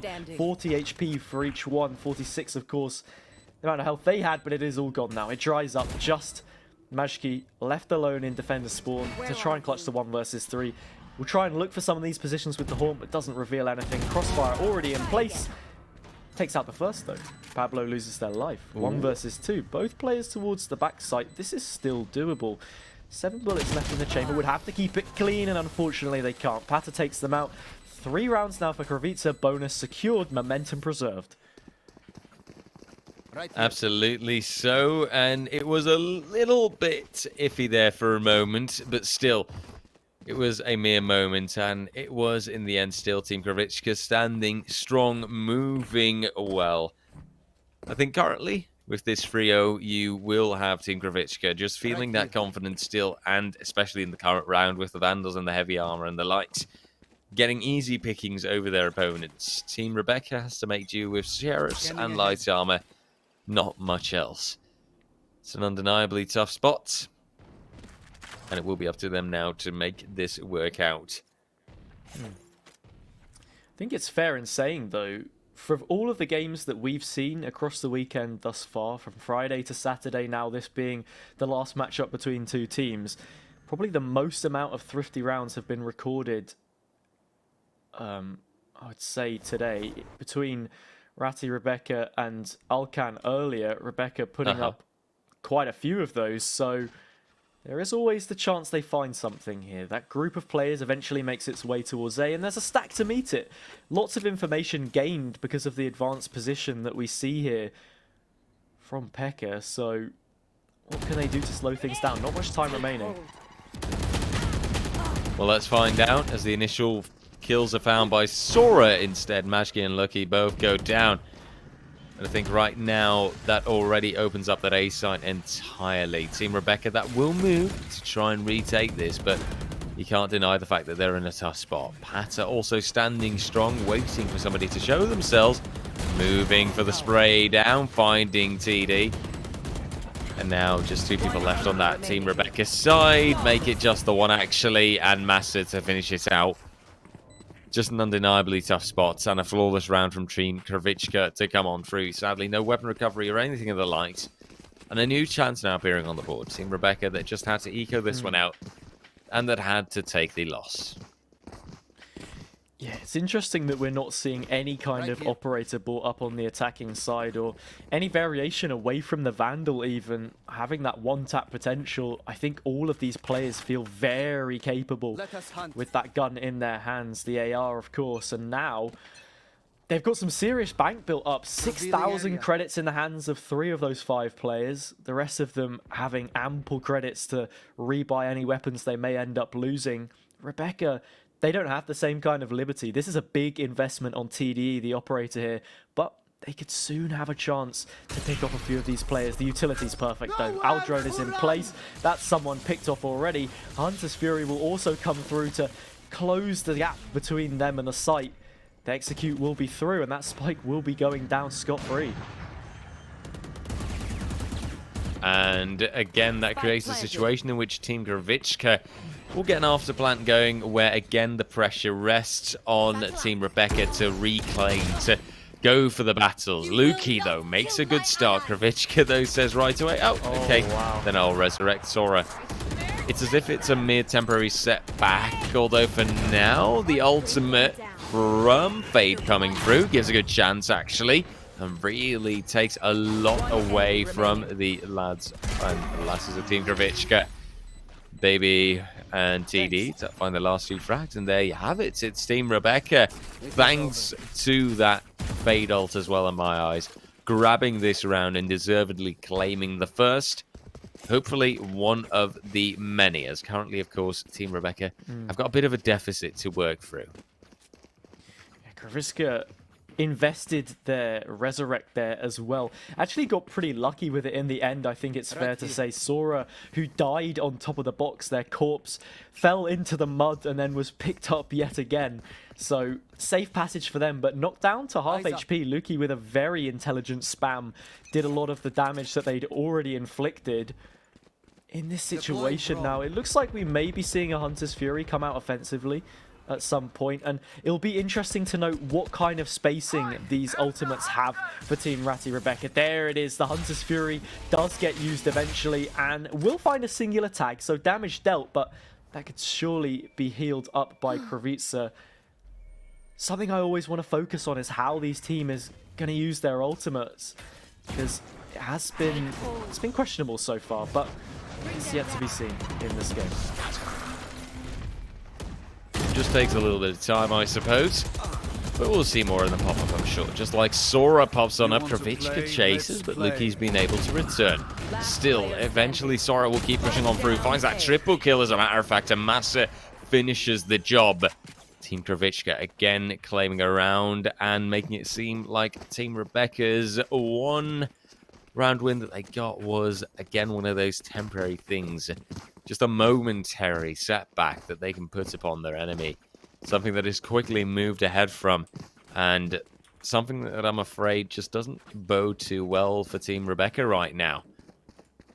I still wonder, though. Hope maybe that round difference can be pushed up a little bit, because that's what Team Rebecca will have to get it from. Not only that, those weapons have been taken off the board. The investment, which had so much value, that operator in the hands of Pekka, is now completely lost, and it is just the sole Vandal in the hands of Majki to try and find something here. Tour de Force has been invested as well, so that spacing of ultimates we were talking about could be coming through here to potentially give them some more support. But yet again, Kravitsa, Team Rebecca, they respect their opponents so much, but sometimes you have to try and fight it where they stand instead of just playing for a retake, because it's yet another free site that they've been able to take up. And with a player advantage as well, you can't just rely on those trades to win it back for you. For now, it is Panther to move further ahead. Luki, though, at least some resistance found. But here you see the issue with that economy showing up right again. It is just the tiniest bit of resistance. It is one sheriff kill and nothing else. Team Kravichka just feeling so much more comfortable. Even reaching that credit cap in some cases. I mean, look at Pablo over there. Obviously, cheating a little bit when you look at a chamber, because that tour de force that comes through every now and then, the headhunter, it does offer a lot of impact. For now, though, further impact altogether is found by Team Kravichka, and they are showing that there's a reason why we set them up as the titan of this group stage day. And they're definitely proving that reputation. Especially, it's hard to play for a retake when you have one of those snipers in your hand, whether it is Tour de Force or an operator. This time it's just the Vandal for TDE. They've taken up this advanced position multiple times, reading in, I'm sure, to the way that this is being played by Team Kravichka, because they're so slow in the outset. At the beginning of these rounds, they leave a lot of space just to see whether there's going to be some kind of an offensive stance from the defending side. But Ratty Rebecca, that's not how they've tried to play this. Now that the mid-aggression starts to move forward, so does TDE. Looks for that kill, gets it. It's going to be a freebie on Tomasa. That's one that you can't trade out. Now they have to look elsewhere. And speaking of looking elsewhere, well, BB definitely looks the right way. We'll find and catch out Pata. And now Sora moving further ahead will have to do a lot to change this out. But the Blade Storm is only good for the one kill, as Bebe is absolutely on a roll so far. And will return. Pablo, though, comes through, but then Luki finds that frag. As Kravichka will feel very much caught out, I believe. Still full armor, full health, so that's something. That's a line, perhaps. But it will merely be the one kill. As Rebecca returns and also sticks the defuse. Team Rebecca with that, grabbing round number 2. But Team Kravichka still a solid 4 ahead. Looking a lot better there, Team Rebecca. Finding that kill from TDE as well, I think, is paramount to the way the round plays out, because I think, actually, you know what? It reminds me a lot of what we saw happen with Team Spike yesterday. They also like to play incredibly slowly towards the tiles position. And it means if you can get a player in behind from main to find that opening kill, and the rest of the team are sat towards mid, not really looking to get anything done, or maybe a bit more directionless in their outset, they're really going to struggle to go forward and put themselves on a front foot, recover that round where they're at a deficit. So I like these little bursts of aggression time and time again from Team Rebecca, because it's helping them out a lot. Barrier Orb will block the recon, but Luki has already slipped in the background and find a headshot. Just get traded out, and well, then they start to drop. Overzealous is one thing, aggression is another, and now twice as many are alive for Team Kravichka, and they're moving elsewhere. That B site means should be a free plant, and this post will be more difficult for Rebecca to try and deal with. Yeah, currently it's that chaos that popped up right there, and that ended up giving Team Kravichka that return. As currently a plant will come through, Spike on the site, and just 2 people left for that retake that are going to be setting themselves up for an exit frag, but not actually trying the retake anymore, I think. Would be weird. Would be unfortunate. And lose them out some very worthwhile rifles. Right here. Still, though, it looks like they might be giving it a shot anyway. They spotted out the spike, so they just say, you know what, we just have to give it a try. It's a daring maneuver, I'd say, although right now, no, never mind. They just keep waiting it out. See, I was worrying for a moment there. I think they're playing for exits. If you can take some of the guns off the Kravichka players here, it gets rid of a bit of that pressure, I suppose. There's so much economy already built up for them, but a gun here and there will do you at least some good. Bebe finds that one on Tomasa, but the gun lost on Rebecca on the flip side, I think, probably carries more weight than the one kill that they were able to find. And sadly, right, it is just that one kill. There's so much more that has to be done by Team Rebecca right now. You see them struggling, right? You see this dominance from Team Kravichka. that outclassing in my eyes that is really happening. I can only hope as well that with that halftime switch, there's going to be a bit of a dynamic change there. That maybe that will give Team Rebecca that edge that they might need. Let's take a look, though, see how this round pans out. There's a few ultimates available. Lukey having the showstopper. Hunter's Fury from Sova also ready to come on through. Lukey, though, right now, would definitely have wished that a Sage had been available because quite a bit of HP that has been lost out. Yeah, nothing to round that off whatsoever. And we see a knock-on effect here in terms of rounds. Rebecca dying on the tail end of the previous means it's one less rifle they're able to bring into this. They've bought a couple up, or at least just the one, the other being kept in the hands of Sova. There's a util set up here to try and work onto these players, but they're dashing in. Magiki's up close and personal, but can't quite find anything. Luki loses their life as well, unable to capture the same form that they had in the previous game, but it doesn't matter because their teammates are doing it all for them. Pata now locked out, Sky Smoke placed back down, replenished. Incendiary at their feet eventually evaporates. It's good timing through the Aldrone though, nearly finds a lineup on both players. But Rebecca shuts things down, and that is a big one to be picking up in the face of adversity on the previous. Exactly. Team Rebecca right when it's necessary. Building back up that pressure. Sadly, though, Team Kravitska do have reserves that they're diving into. Vandal, heavy armor. That's all back on the menu. Not too far to be found. So keep your eyes peeled for Master and Pablo quite close to their own ultimates. Whereas for the Rebecca side, the Hunter's Fury and the Showstopper are still available. That's important. Those two can be so impactful if they come into play well. I mean, just imagine the power of that Hunter's Fury going down the ways of B main. A Showstopper in the same position. I mean, we saw it yesterday, right? I believe there was a 4K with a Showstopper, and there you get it. It is that Hunter's Fury the ways of B main, plus the support coming through from TD. Means that at least one kill can be enabled through it. Not as much effect as you might have hoped for, but still a degree of effect. Ooh, TDE through the smoke. A flush one. Massa trades it out. Bebe moves up to try and deal with things. That shadow step, it's one that lingers on their mind for a little too long. If that peak had come out moments sooner, they would have been prepared for it, but they allowed it to envelop them. Lukey does trade things out back to a 2 versus 2, but with the way things are currently, the positions of these players and that time ticking on down, urgency starts to set in. It will become planted. And now we have to navigate this situation. It's going to be a 1v1 towards Button, Magiki and Massa together in that spot. Showstopper invested though, and it's a good investment. Traded though. Massa's found a triple in this situation before they fall. Prowler hangs on to the position of Kravica. That haunt will come through as well, but the reposition is so good. Timing perfect, and they've made their way towards the back site. Haunt won't be revealing where they stand for now.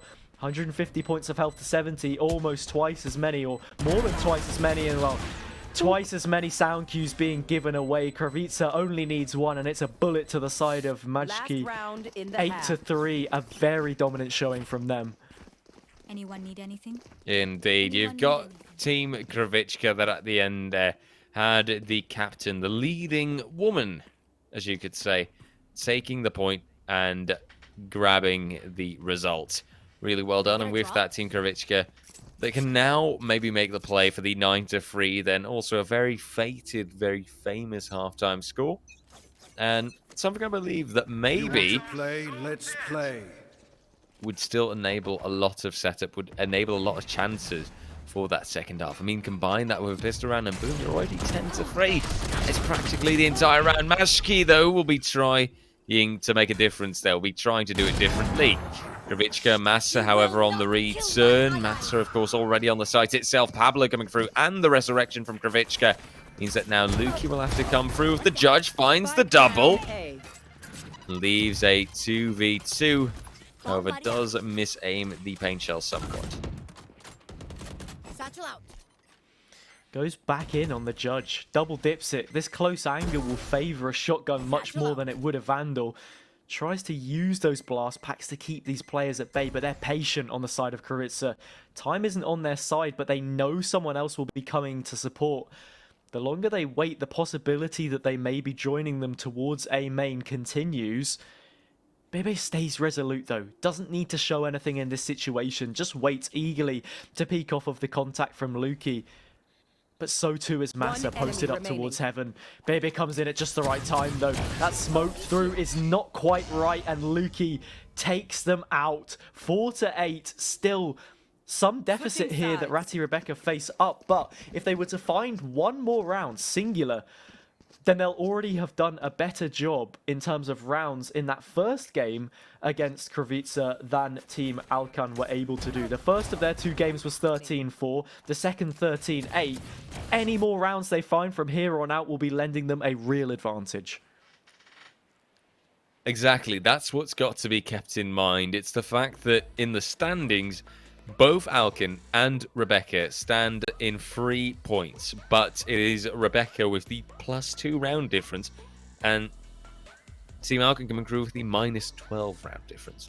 That means that for Team Rebecca, if they want to make this count, it is absolutely vital to get as many rounds as possible. It has been made clear that there is a lot of resistance and a lot of power that Team Kravica brings to the table, maybe even too much for Team Rebecca to match, but if Team Rebecca can just make sure they lose with these round differences, the likes of -5, -6, then things are okay. Then it is smooth sailing.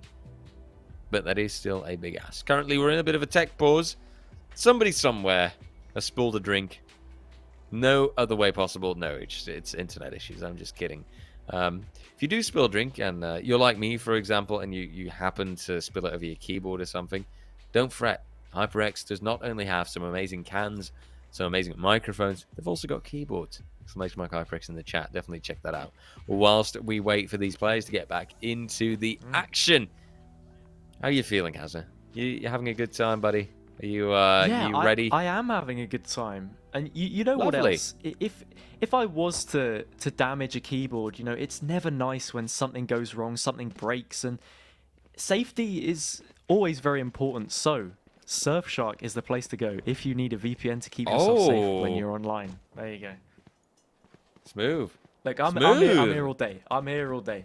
Anyway, no, I'm really enjoying this final match, and luckily enough for the viewers at home, they've been spared the pain of having to listen to me crack any more jokes, because we will be going back into this one as that timer ticks on down. We're in the second half of what is one of the last games, the second to last game of the evening. Kravica versus Ratty Rebecca. They've lent themselves a great advantage, Team Kravica, at this point in time. We knew that they would be one of the stronger teams in the competition, but Ratty Rebecca, they've not exactly, you know, been at their own fault here. 4 rounds already is a good number to be putting up. They just need to follow through and find 1 or 2 more in this first game to keep themselves above that water level and in with a chance of qualifying ahead of Team Alkan.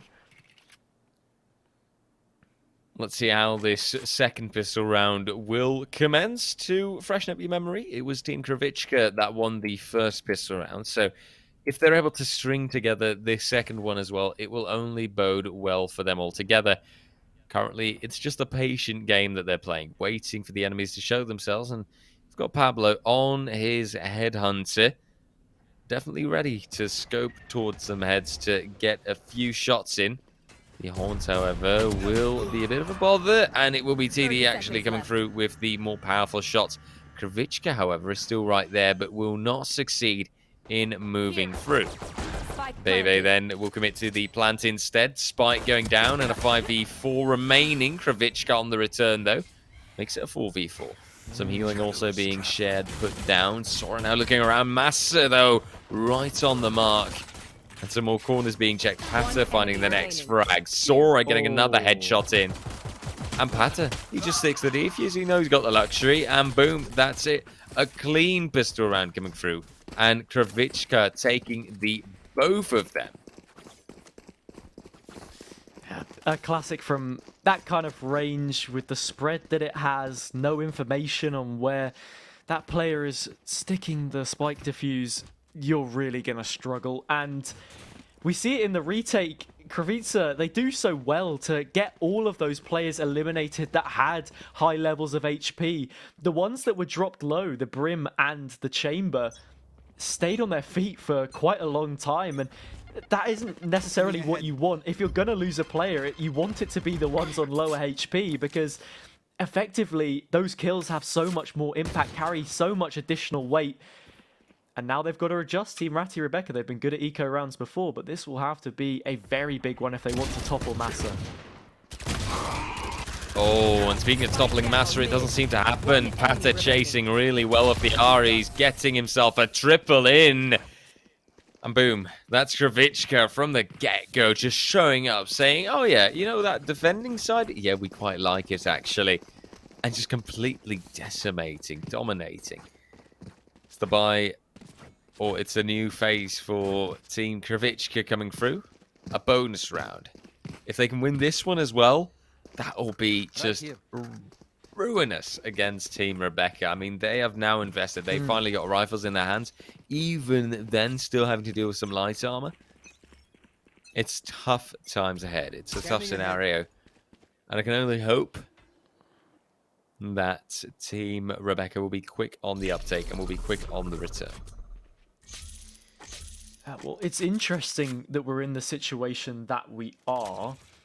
The first game that we saw between Team Alkan and Team Kravica, always additional context required, was 9-3. Alkan were able to find one round, being the gun round, this round, of course, in terms of the way that things play out in its trajectory. And that fourth round was the only one that they found. For Ratty Rebecca, they already have that fourth round secured. So this is the prime opportunity for them to close that gap. They won't get a better opportunity than this to put themselves in a position of qualifying. This is so important that they find. And look at the stack from Kravica. 4 players towards the A side of the map, and this is where the execute is coming in. Towards B, utility begins to pour on through. It will just be Pablo on their lonesome towards the backside to try and deal with it. The Prowler narrowly evades them though. I don't think they're aware of this. Gets the burst and the second onto TDA, snaps away in the blink of an eye, and that is a huge advantage, a huge first blow or two dealt against Ratty Rebecca's chances in this round. And at least seeing that field being popped down by Fate, solid place, right, solid spot, but even then, it's Pata Kravica moving ahead. Sure, the spike is down, but it won't last. Sora gets the last kill in, and it is Team Kravica just not relenting. Defuse coming through, and you've got your defending side just rolling it down, completely ruining and shooting down the opponents. Luki and Bebe, you can clearly see them leading on top, right? Clearly seeing their top performance, but it's just not enough. They can't hold things off. They can't win situations like these fights that you see. Pablo being stronger, Pata Kravica herself. Altogether, it's just a really strong showing from that Team Kravica side, as we kind of expected. Yeah, just not quite meticulous enough in the end. That Prowler, oh so shy of finding Pablo's position. Now with Kravica on 11 rounds, Sheriff's in hand. They have an opportunity here. This is a free hit, I would say, in terms of rounds. They're not expected to do too much from this position, Ratty Rebecca. We know what they're capable of, though. It will likely go to match point, and from there, they have to find that additional round. Every single one counts. Because if this does end 13-4, then we know exactly what the target is that they have to aim for. It would be more than 8 rounds in that situation, so... Right now, Bibi's got another one, and actually... They want to do it here and now. This is really nicely played, but Pablo lays in wait yet again. They got a double on the previous. They may be hard-pressed to find too many more here, but the pace slows all the way down. And right now, Ratty Rebecca may just be looking for another kill before they choose to explode onto a site. Oh, the good chance from Kravica, but it just doesn't quite line up. You've got that advantage coming through, actually, from Team Rebecca. They were the ones going for the fight. They were the ones moving out. And in that sense, they were the ones catching out Kravica. Pablo, all blind, no vision there. And pretty much a done round, a done deal. Team Kravitska not being the ones to win this one out. Finally, Spike you planted. could say, you know, if you're on that Team Rebecca's side, there's an end to that streak that Team Kravitska has shown so far. Sora now sitting it down in this corner, waiting to at least spot one or two last players, although that won't happen either. Sora just lets this be, leaves this what it is, and hopes for better days, better times. At least fancies taking the operator with him to that next round. They don't want to get their hand caught in a Venus flytrap here, though. An operator is being saved. That's something they're aware of, I think, or at least the potentiality of it as they search for this final player. Don't think they're going to find it. That distance is just a bit too far astray from what they're going to be able to find. But it's a big piece of weaponry to be keeping on through here. Economy is still there for Team Kravitsa as well, so they won't struggle in terms of buys here. But 5 rounds now secured for Ratty Rebecca. It's a great position for them to be in. Now on, they've just got to try and keep grinding out as many rounds as they possibly can, as we just momentarily a little lapse there. But no, there needn't be a lapse in concentration for these players, because I was immediately right now, if you're afraid. Team Ratty Rebecca, you've got to be, you know, just comfortable in this position. I think they already have secured at least the baseline of what they would have wanted from map 1. Kick on and try and alleviate yourself some of that work that could be coming up in that second map, which is their choice as well. Important to note. Absolutely, there is an advantage at play in that sense, and hopefully something that can grant Ratty Rebecca those rounds that she and her team desperately need right now to, well, still get a shot, really.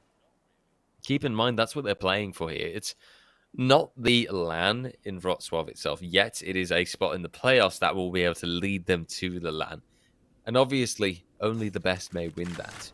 But do keep in mind, by the way, you know, in case you're watching here and you're wondering, yeah, but my favourite streamer, you know, they're already out of the tournament. Well, don't fret, you've got the wild card, so that's still an option. Pata and Sora, in the meantime, they find something else an option. Odin's Operators and Vandals. They do all the work and they find all the kills. 5v2 creates a round which already feels rather decided. Rebecca falling back. Just one teammate left and a 2v5 that is simply undoable. 15 seconds also on the clock meant that it was that time pressure, forcing them out of position, 10 seconds forcing left. them to just make a move, to play for something. There's not the craziest amount of credit reserves anymore either, which just does not help the situation ahead. It'll be the defenders, Team Kravitska, taking round number 12. Team Rebecca, though, 7 rounds behind still. However, not in the Doomsday scenario yet. It is only when we go to the next map and they lose very severely there that it'll create a problem for the standings, that it might mean them giving away that second spot and losing out a chance to get into the playoffs. Yeah, right now, I think it is only Team Rebecca that plays second string to Kravitsa at this point in time. Very smart for them to hold on to the weapons. That last round was incredibly staggered, but this one looks to be a little more complete. They need to play together off of one another because that is where they've had most of the success. That eco round they were able to find hinged solely on the way that they play together. This time the Prowler makes no mistake and Pepe gets it through the wall. Very nicely done from them. This is a much more complete showing that we're seeing from Team Rebecca, and it's a pleasure to watch because they're a team that knows what is required of them in this situation for qualification, and they seem to be doing all that is necessary, all that they need to get that place in the second spot. The round isn't done yet though. Aldrone starts to come in, looks for a tag, unable to find it. A recon of their own will force these players back, so will the Haunt. As trades start to come through, the numbers still remain. See Rebecca, they want to see this one out now. Bebe's going to get another, looking for a third, just shy of it. Pata will find that one. Maybe looking for a little bit more, but no, Majki shuts it down. 6 now secured. The round differential was already to their advantage, I believe, between Rebecca and Alkan coming out of their own duel between the two sides, but this is looking a lot more convincing, especially on Kravica's pick. In that sense, yeah, the round difference, just to reiterate there, Team Ratty Rebecca, 3 points plus 2 rounds. Team Alkan, 3 points minus 12 rounds. That's where the issue lies. That's where we will see Team Ratty Rebecca playing it far stronger. Still, we'll keep looking ahead and we will see how this pans out. Any round that Team Ratty Rebecca can get here is a 1-1 post-mortem showstopper kill from Lukey coming through, and a trade to kick things off with. Just a trade, however. This still means that this round can go either way, that it's still that tense 4v4 to perhaps Team Rebecca's dismay. Hunter's Fury now chasing, but that won't connect with anyone for Bebe. There's now Pata. Kravica pop on off. The double from Kravica here is essential. Pata also being resurrected leaves only Bebe stuck in that corner, stuck in that A main area. Looking around, trying to find, but not really getting the success. Now the recon drone also coming through. The shock dart's not connecting with anything. Kravica showing the aggression, and Pata finishing the job. 13-6, and that is the result. That is the first map done and dusted. Where honestly, I've got to say, credit where it's due. You know, Team Ratty Rebecca, I thought that this would actually have gone a lot worse for them, but they still put down a pretty decent enough resistance. So, you know, no BM here, no harsh words. I think that they put in a really, really good fight, and I'm really happy to have seen it go this way. And obviously, there's still that second map coming up. That's going to be Bind. That's going to be their map pick. That should be their territory. They should be more comfortable there, right? Oh, they certainly should on paper. Whether that is to be the case or not, we are yet to find out. Looking at some of the plays here, Lukey, always being that standout player for Team Rebecca, has great impact on rounds that they really demanded it of them, especially the eco round, I think, where they were pinned all the way, and this one in particular where Pablo got a double made me start to think that the game may be slipping away from Team Rebecca, but they managed to solidify that ship, make sure that they weren't rocking in those shaky waters any longer, and it seems as if now they have a great opportunity of qualifying in that second spot. So credit to them, but also credit to Team Kravica for continuing on with that dominance of which we expected from them. If they are able to recuperate 12 points from the 4 games that they end up playing today, then it must be said that they are certainly fitting of that top spot, and it'll just be the question, how do they weigh up against some of those Group A teams when we come to playoffs tomorrow? An absolutely solid question to ask for now, though a question that I won't ask, actually. I will rather be saying that we're moving this to a break instead. That we'll be right back with the final map of today. Still a very tense map, still a map that can decide a lot for the standings, so definitely be here to check it out. We'll see you right back after this break.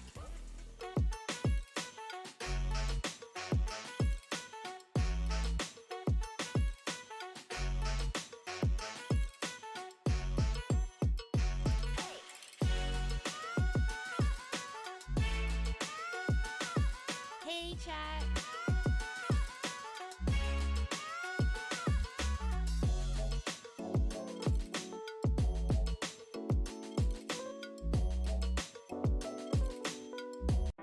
We promised that Wrocław would wait for you, and we would meet again soon. We always keep our promises. The time has just come.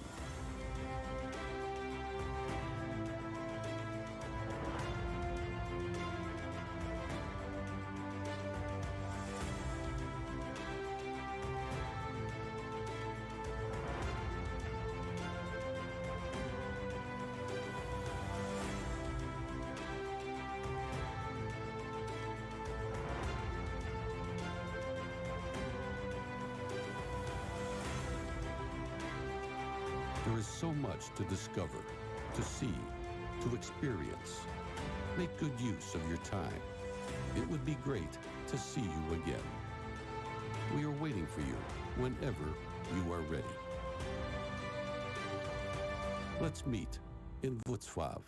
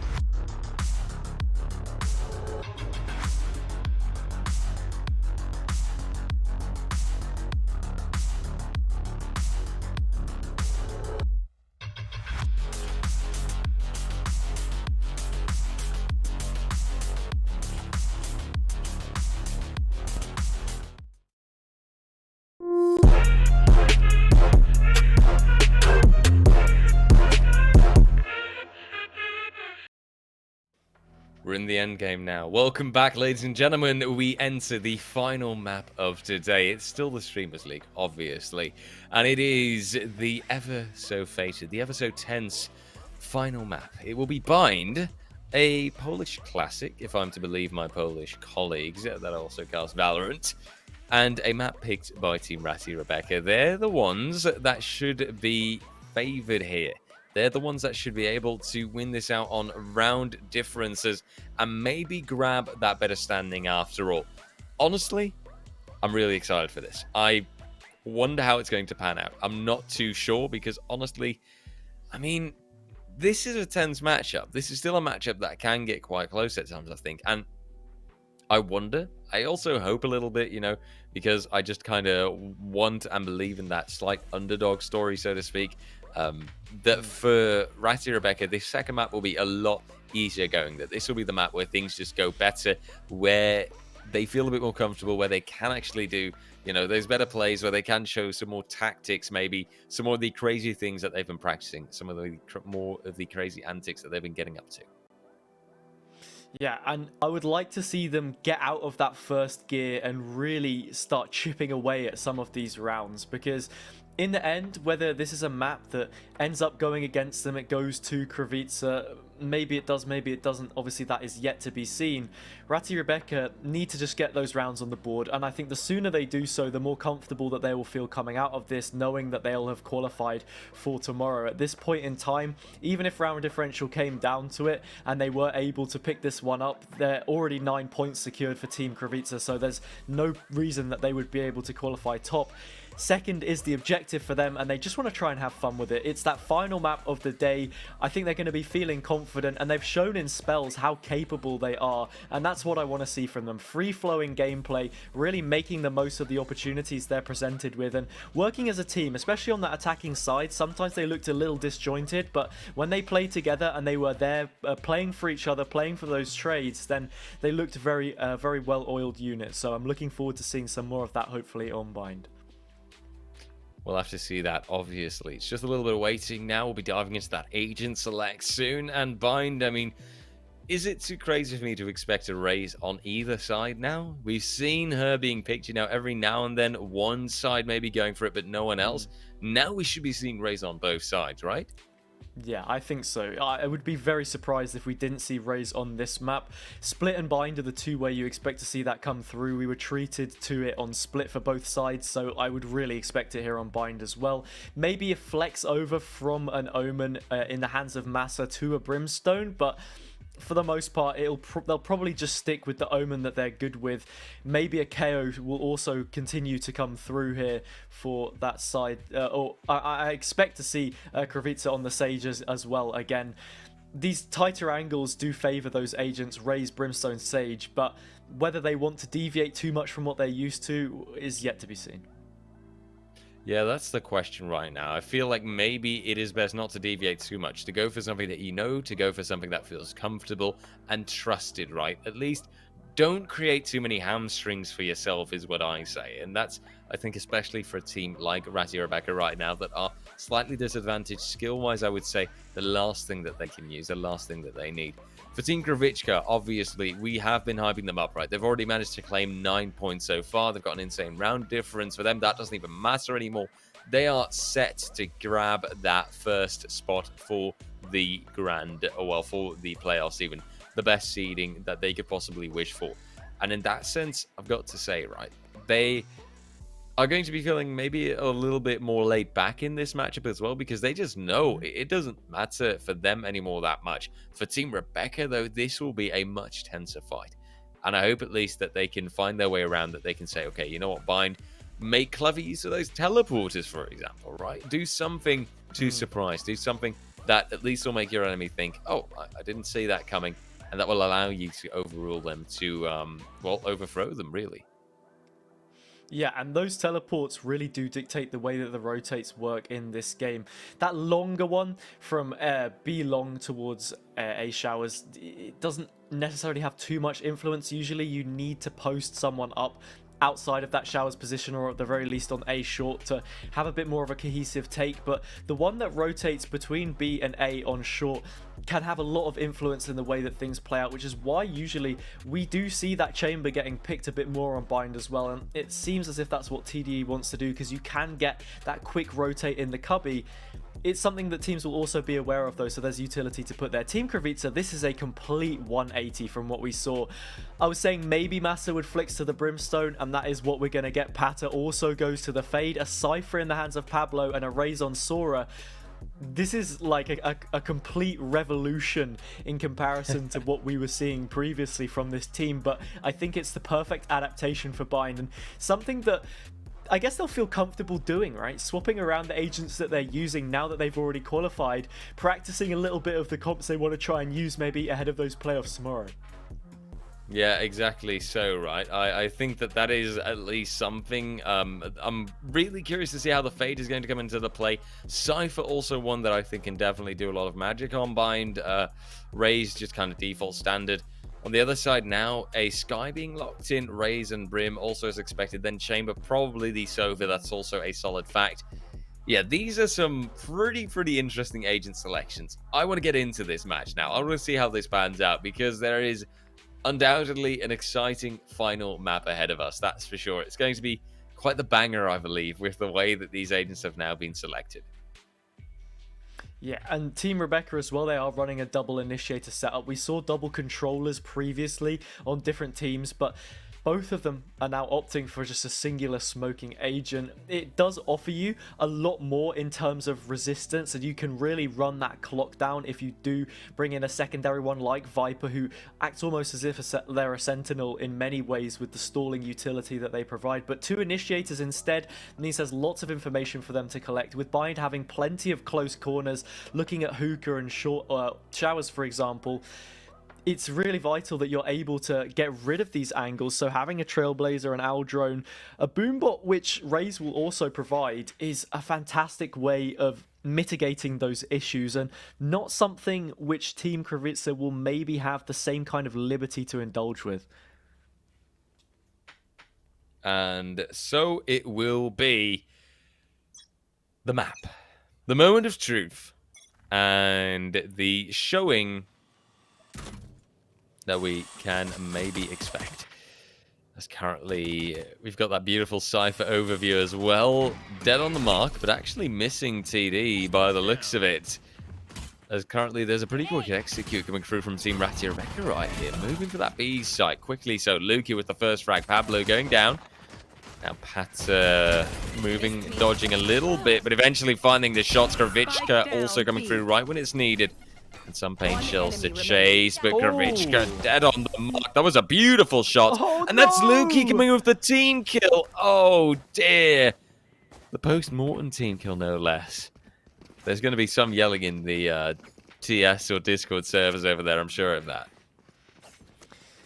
The paint shells go flying in, and you thought maybe it's given an opportunity to isolate that fight with Kravica a bit better. It enabled Sora to do that, but unfortunately wasn't to be the case. Rebecca dies to it. The captain falls to the grenades of one of their strongest soldiers. Luki gets a couple kills on that round to open things up, but it's not quite enough.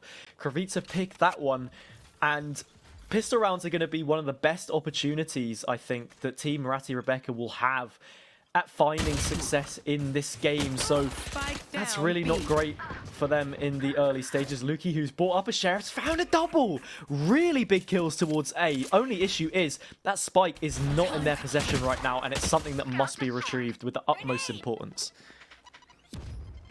And so we will see Team Kravica. They are at least in a slightly disfavored position, but Masson now balances that back out. Pablo finds it. And just like that, you do have that situation in which, with Mashki now falling, Kravica standing stronger, this is very likely to be a 2-0. We found one. And the player's already been spotted out. BB will get shut down. Was that a boop from you just then? Yes. Yeah, it was a little bit of a boop on the nose in the end, but ultimately a lot more painful, blinded and taken out entirely. However, damage was dealt across the board, and looking at the way that things are, there is a significant gun advantage now that Team Rebecca have to work with.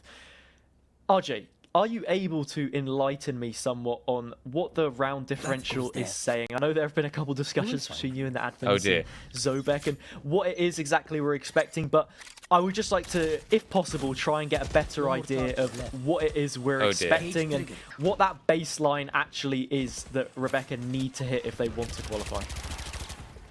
Well, for starters, as it turns out, I'm not good at maths. That has been made abundantly clear. My calculations are potato. And that is a simple fact. And as such, Rebecca needs a mere 2 rounds, I believe it is, to get a better position out of this. But we'll have to see. I'll get back to you on that, you know, in a moment after I calculate it completely. By the looks of it, Rebecca should be getting her first round in. That is a fact already. And obviously, with now Sora returning, that is too little too late, as there's only Kravichka left running into the Vandal pretty quickly, baby, with the wall bang no less. And Ratty Rebecca and Ratty Rebecca and the rest of the team with their first round already. Really quick on this return as well, which is great to see. So, to answer your question clearly, Alcan, Team Alcan, is also at 3 points, just like Team Rebecca even. But Alcan has a -14 round difference. Team Rebecca has a -5 round difference. Sure, you know, they've lost quite a few, right? After the previous map, they went from +2 rounds to -5. But now, they would have to basically be 13-0'd or something in that ballpark to lose their number 2 spot in the standings. As such, if they just get in those 2 free rounds, you know, let's say 4, then they should be confident and they'll definitely have it in the pocket.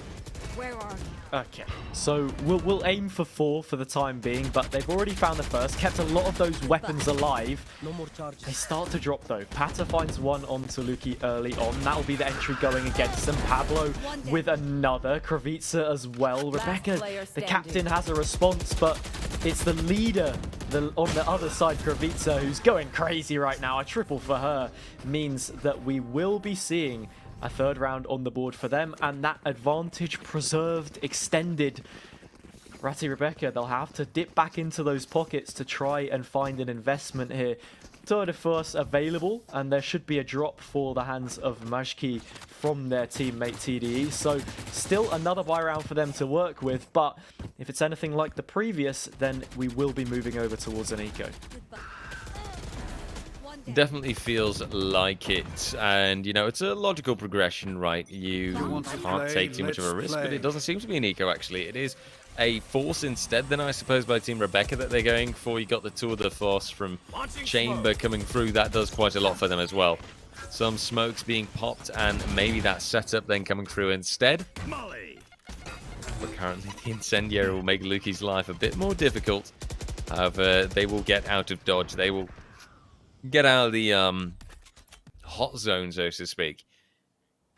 Right now, we'll wait a little while longer for a certain execute to come through from Team Rebecca.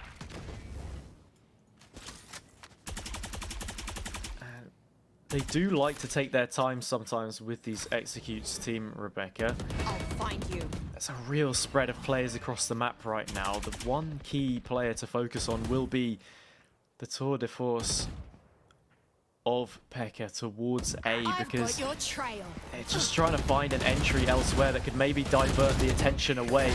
So much utility from the sky comes through, but Kravica is well in place to shut it down. Massa as well. And we're starting to see some of those same issues crop up. No one in position to trade. These players staggered so much between each kill.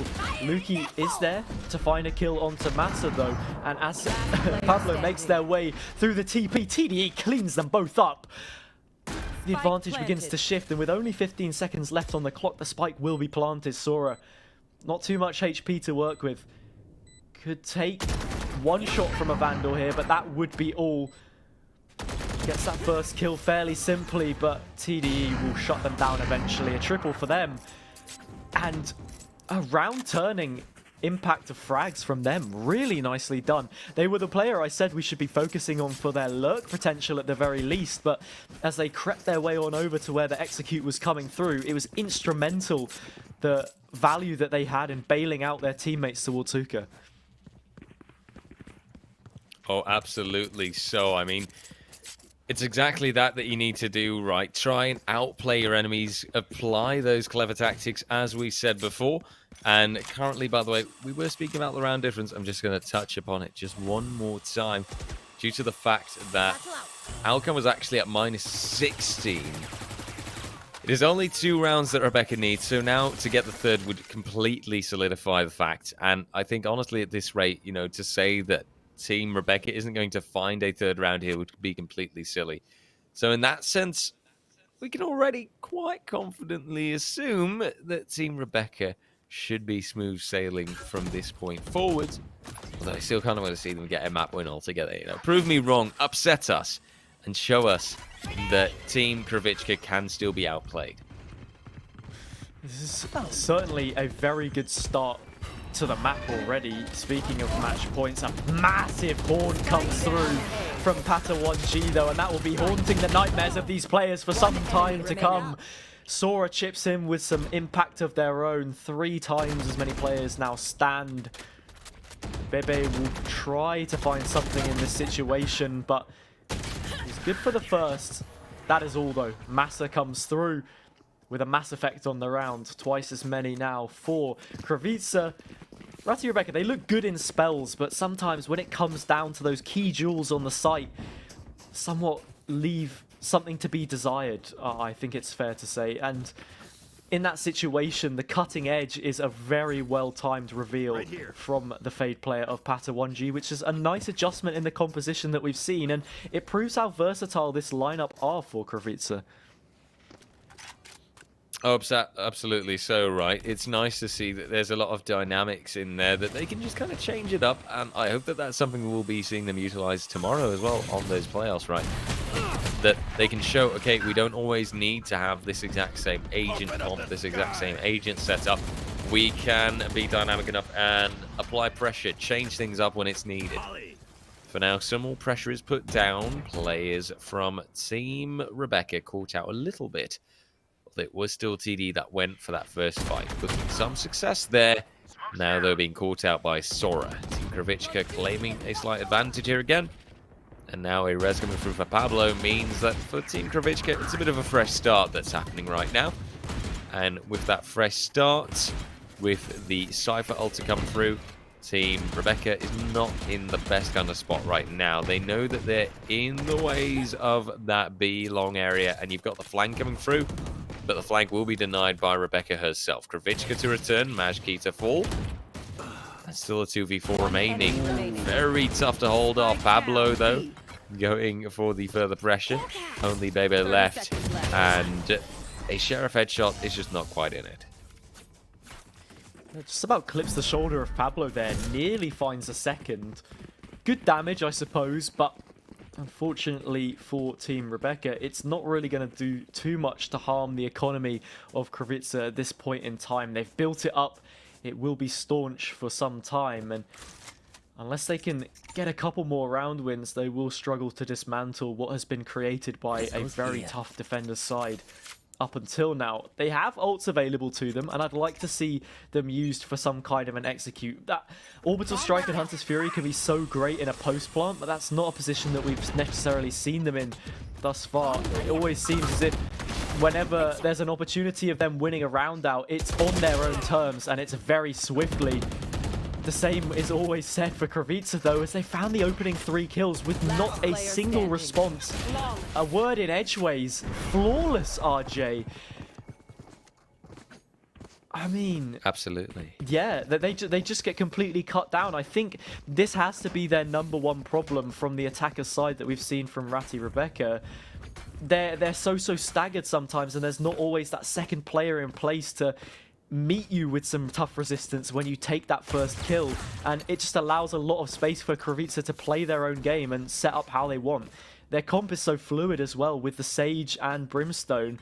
They can offer so much resistance to certain areas of the map, fortify them so well with the sky smokes, incendiary slows, barrier orbs, you name it, they have it. Satchel out. I'm just not sure what the play is here, and well, Sora completely catches Luki off guard, and that's a great combination of utility to open up yet another round. Yeah, right now I think that Dream Kravitschka, they are standing pretty solid. Team Rebecca, though, don't discount them too much, as at the moment, slowly but surely, another execute might come through. Raze admittedly has been lost out, and I like the fact that he did touch upon that orbital strike, for example. Yeah, I am still waiting for that to be used as well. There should be a chance, right? There should be a moment. TD now moving ahead, taking out Massa in the meantime. Majki then moving on up, trying to find Pablo though on the return, but Majki through the smoke, he still spots the target. Also, by the way, notice the commitment there from Sky to immediately recover the weapon and to send out the Seekers. But the Fade ult will come through. Sora, however, caught out means that the Fade ult, yeah, marked and DK targets, sure. Still, this does not feel like a doable situation, and Fade herself is marked up. Eventually, the ultimate will fade away. The spike will keep ticking down. And for Pata, this will be a lost round. For Rebecca, however, this will be a 1-1. One that carries an insane amount of impact, because this does solidify and make sure that their round difference is strong enough, regardless of how the rest of this map will end. Oh, Pata can't quite grind out even the one kill in that situation. I may be too quick off the mark though, because they do find TDE nearly Magiki as well. But it's a thrifty round from Team Rebecca. They've done it time and time again. They're able to bring it out the bag when it counts. A great opener from TDE enabled them to have space towards the site. And this is just good stuff from them, really. On the attacker side, even right now, the scoreline may suggest that they're on the back foot, but as long as they can keep chipping away here and there, maybe find a couple more before this meets its conclusion, then they'll be in a good position to kick on that defender side, and heck, maybe they can even find themselves a match point here against Kravica, who look to be a very strong side at this point in time, but certainly leave themselves vulnerable in places. And with Pablo now down, a Sentinel lost towards the B site, that is where the spike looks to move. Another entry made, and only one player there to actually defend it from the site itself. Get out of here. And, well, speaking of defending, Kravitschka's defense seems a little bit weak yet again. I mean, Team Rebecca, they've not directly, I suppose, put themselves down on a site yet, but they do have that man advantage. Utilize the tour de force, utilize that orbital strike well, you can clear out the entire site, you can force players out of position, and boom, you get another spike plant coming through, you get another favorable situation. In this case, it's a peak that could be the changing factor. Luki slowly but surely creeping ahead, checking a million angles at once, eventually finding Kravitschka, and now claiming the site. It is theirs. You've got Sora on the rotation, but Sora probably also realizing, a 1v3. Yeah, this is probably not the most favorable situation to be in. Certainly not, especially when you pair it with the fact that they've got an operator in hand. For that first engagement, wins it out. TDE drops. That first peek comes through. There's a showstopper. The lays in wait, but it's a no-scope from Sora. Absolutely disgusting. And now you start to believe in towards the site the Vandal is picked up, but there's an orbital strike they have to worry about. It has to be baited. When that tap comes through, so will the ult and so will the flank. Rebecca will be coming in the back lines. And unfortunately for Sora, that time just runs a little too thin. The final drops of sand reach the bottom of the hourglass on bind. A dusty one indeed, and Rebecca gets out by the skin of her teeth. Another on the board, but wow, that got very close. Yeah, that was one of those calls where you could have still seen those last moment insane clutch scenarios, but it didn't end up happening, even though it was a beautiful no-scope, or well, quick scope, I suppose, to come through at the beginning, and then an eventual no-scope to chase. It just wasn't meant to be. Ratty, Rebecca, and Co. setting themselves up pretty strong. Who knows? Maybe even, progressing towards a 6-6 halftime score. If they get a draw, then, whatever. Leave the round difference for what it is. It doesn't matter. Still, let's just see how the rest of this will pan out for now, right? Let me not get too excited. Because obviously, we've got to see how the rest of this pans out at first. Ooh, Pablo just about sneaks around. Not sure they knew about their position. They don't. Lucky is felled with the Sheriff, and they've left in their will a Vandal to Pablo. Can't get much done with it, though. Rebecca will take them out. With Kravitsa on the eco here and not too much lent in their ways, they may struggle to retake. Finally, an advantage is made, but TDE! That's a huge collapse from them. On a triple now, Massa bites back. Orbital strike of their own to try and use. This will be them flushed out on the angle. Upgraded to a Vandal. Massa, the mass executioner, gets it done. A massive clutch. And 7 rounds now, an advantage established on the half for Team Kravitsa. Dearie me, how do they keep doing this? It's insanity, all right, but it is a really, really solid showing. That is a deserved 7th round coming through for Team Kravitsa. Massa and Sora putting in the work this time, although once again, really, I see the 10, the 10, the 9, the 8, the 8. There is consistency there. And it is Team Kravitsa that have just got a solid team composition. Everyone putting in a little bit of work, as it should be. I really like the introduction of Fade to the lineup as well, and what they've been able to bring, using those Prowlers to clear out close angles. And when you have 2, it's pretty much like having a Sky Trailblazer, but you get a couple of them. It won't give you visual information, but locks onto its targets well enough, and that is something they'll want to try and action from. This time, the information is already in their hands. 4 players on the defensive side have made their way over, but they may still be cut down where they stand. Rebecca's found an entry. Sora is doing the best they can from the backside with an operator. Once that showstopper is invested, though, they don't have too much left to work with. 4 versus 2, twice as many, a player advantage. Those Prowlers will try and come through. It's just a little bit shy, but Pad has slipped through the grip here. Finds a headshot onto TDE, and with that information, could look to go hunting for more. Instead, it's the captain, Rebecca, who is doing some work of their own. Pablo will have to couple these up. What is that? Through the side of the box onto Bebe. We've been in this situation before. Surely not a no-scope. It won't be. Magiki gets it. 7-5. Valiant performance from Ratty Rebecca to narrow that gap. Surely now 2nd place already secured. Just a matter of seeing if they can't kick on and take this one for their own. Now, I've got to say that right now, this is Team Ratty Rebecca, putting in even more resistance than the previous map. Lovely to see that transition as well, right? Previous map was Kravitska's map pick. Now we at least see Ratty Rebecca on her own territory, plays it a little bit smoother, plays it a little bit better. It's good to see that kind of progression. Now, I hope that the pistol round can go her way, and that she, together with her team, can actually make this work still, There's 7-7 potential there, isn't there? I believe. I mean, there always is. It'll start off with a pistol round win. That's a necessity here for Team Ratty Rebecca. We saw how well they were able to kick on when they were playing on Split against Alcon, when they got around at the tail end of the half and then matched it with a pistol victory. So this is of key importance to them right now and their successes in this game. A very slow approach from Team Kravitsa, though, means that these players will have to wait with bated breath, anticipation as to when that first contact will finally come through and whereabouts it will be coming through as well. That peek on long now confirms some suspicions that these Rebecca players may have been having, that the spike is in fact heading over towards the A site.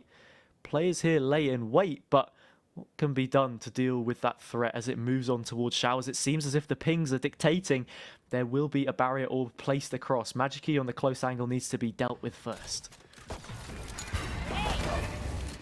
Well, let's see how the start goes. Seems to be Kravitska making a good mark, but Luki getting a little bit of a gap there in the wall. Taking out Pablo in return, but Kravitska, though, with that wall can still put down the spike. Luki, though, making all the use of these tiny little gaps Now Sky also putting further pressure down. Luki, however, still finding the frags. The 4K, as a matter of fact. What? And just one frag remaining to make it the ace. Sadly, though, Sora denies their chance, but Rebecca will return. DQs is found, and the pistol round is won by Team Ratu Rebecca. I mean, just as soon as you said that, it had to be the case. I don't think we've had a single ace so far today. We were treated to one yesterday, I believe, if I'm not mistaken, but nothing so far in Group B, and maybe that tells us that these teams are so much more evenly matched, that there's nothing that really separates them. Standout plays can be seen, though, and Luki, in this situation, a nice headshot through the gap. Those nades keeping players on their toes, fishing in for more and getting a quad eventually. That's the round that they needed. Pistol now secured. Better weapons forced up. Marshall in the hands of TDE. They've found some nice first bloods before. What will they be able to get on this one? Prowler comes in for first contact. Finds at least a tag, but that is all for the time being. Information gained, though, and these players anticipating the push coming through. Is that maybe a force buy? I think it is. Oh, that'll be daring. Not accounting for TD, though. Rebecca with the Spectre. Looks a bit like it, and it will be an entry still. 2 kills found, and now Pata committing to the spike plant in the meantime. Kravitska trying to go for some higher pacing here, and perhaps that also being a pretty solid idea for them. As for now, you've got some paint shells being thrown out. They'll force one player out of position. Luki, though, not immediately succeeding. Masra over on the return, and eventually, yep, you guessed it, it's Team Rebecca again, holding things off, still grabbing those rounds. They're tense fights, but they're fights that work in her favor. Now it's the 7-7. It's a balanced situation. There could still be a draw in play, and maybe even a map win coming in from Team Rebecca. They're definitely getting off to a good start, and this is almost a free bonus round being given to them in the way that it works, because we see the force buy coming through from Team Kravitska, and it didn't pay out. This huge Vandal buy from Luki also gets preserved, and what that means now is there's a full set of weapons in the hands of these defending players. As long as they can shut out Kravitsa for the second time in a row, they'll be carrying on that momentum, carrying through those weapons, and putting themselves in a great position to build some kind of a lead in this one. Luki, though, takes a very nasty Sheriff shot to the face, dropping them all the way down to 5 HP. The only thing that spares them is the range between the two. Now Luki starts things off, and it will be that strong start that does so much. Luki Majki also following through Pablo to fall, and eventually Bebe with that second to last kill. And look at that, Rebecca and her team, they're just hopping about on the side. They're having the time of their life, and they don't mind. For them, it all just works out. For them, it is just that perfect going scenario. I mean, can I blame them? Like, this is just going excellently so, and this is a perfect showing from them. And we knew they were in a situation where they needed rounds to win, but they're playing as if they're a team right now that needs to secure a victory of their own, a full 3 points to qualify, because they look so good on some of these rounds. Luki leading the charge for their team, and speaking of leading the charge, they'll be doing it again. They take the fight to them, but Kravitsa swings back. A huge 3K followed up with a res means that Rebecca are put in their place, stopped in their tracks, and we may just be seeing a save round come through from these remaining players. Magiki on the Spectre will be the exception to it. And well, as that teleport comes through, though, it now means Rebecca is in a much better place to deal with things. Questionable decision coming out from Kravitsa, but once again, we see that wall towards the shower spot. So with these players now locked out, I think the retake potential is completely gone. No weapons saved either. 8-8, the scoreline becomes tied. Yeah, I love the battle that we're seeing here, coming to this point, coming to this fray. I mean, if this is going to keep going up, you know, it'll either be that draw or maybe that surprising Team Rebecca win. I'm here for it. The beautiful plays coming through, you know, Kravitska with an excellent triple kill, but then Luki putting in that effort time and time again. It's just the exact kind of Valorant that you love to see, that you love to commentate on. Ult this time in play from either Massa or Lukey. That's an orbital strike or a showstopper.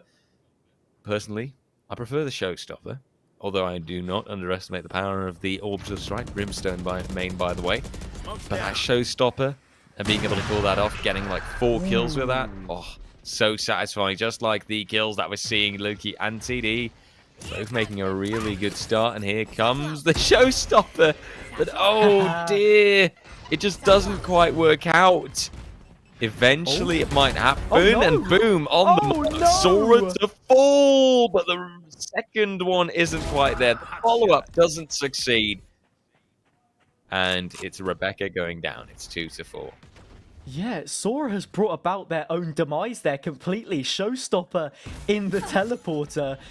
And then Sora says, you know what, I've got a blast pack. I'm actually going to break this wall, which is saving my life right now. And then ends up taking a rocket straight to the face.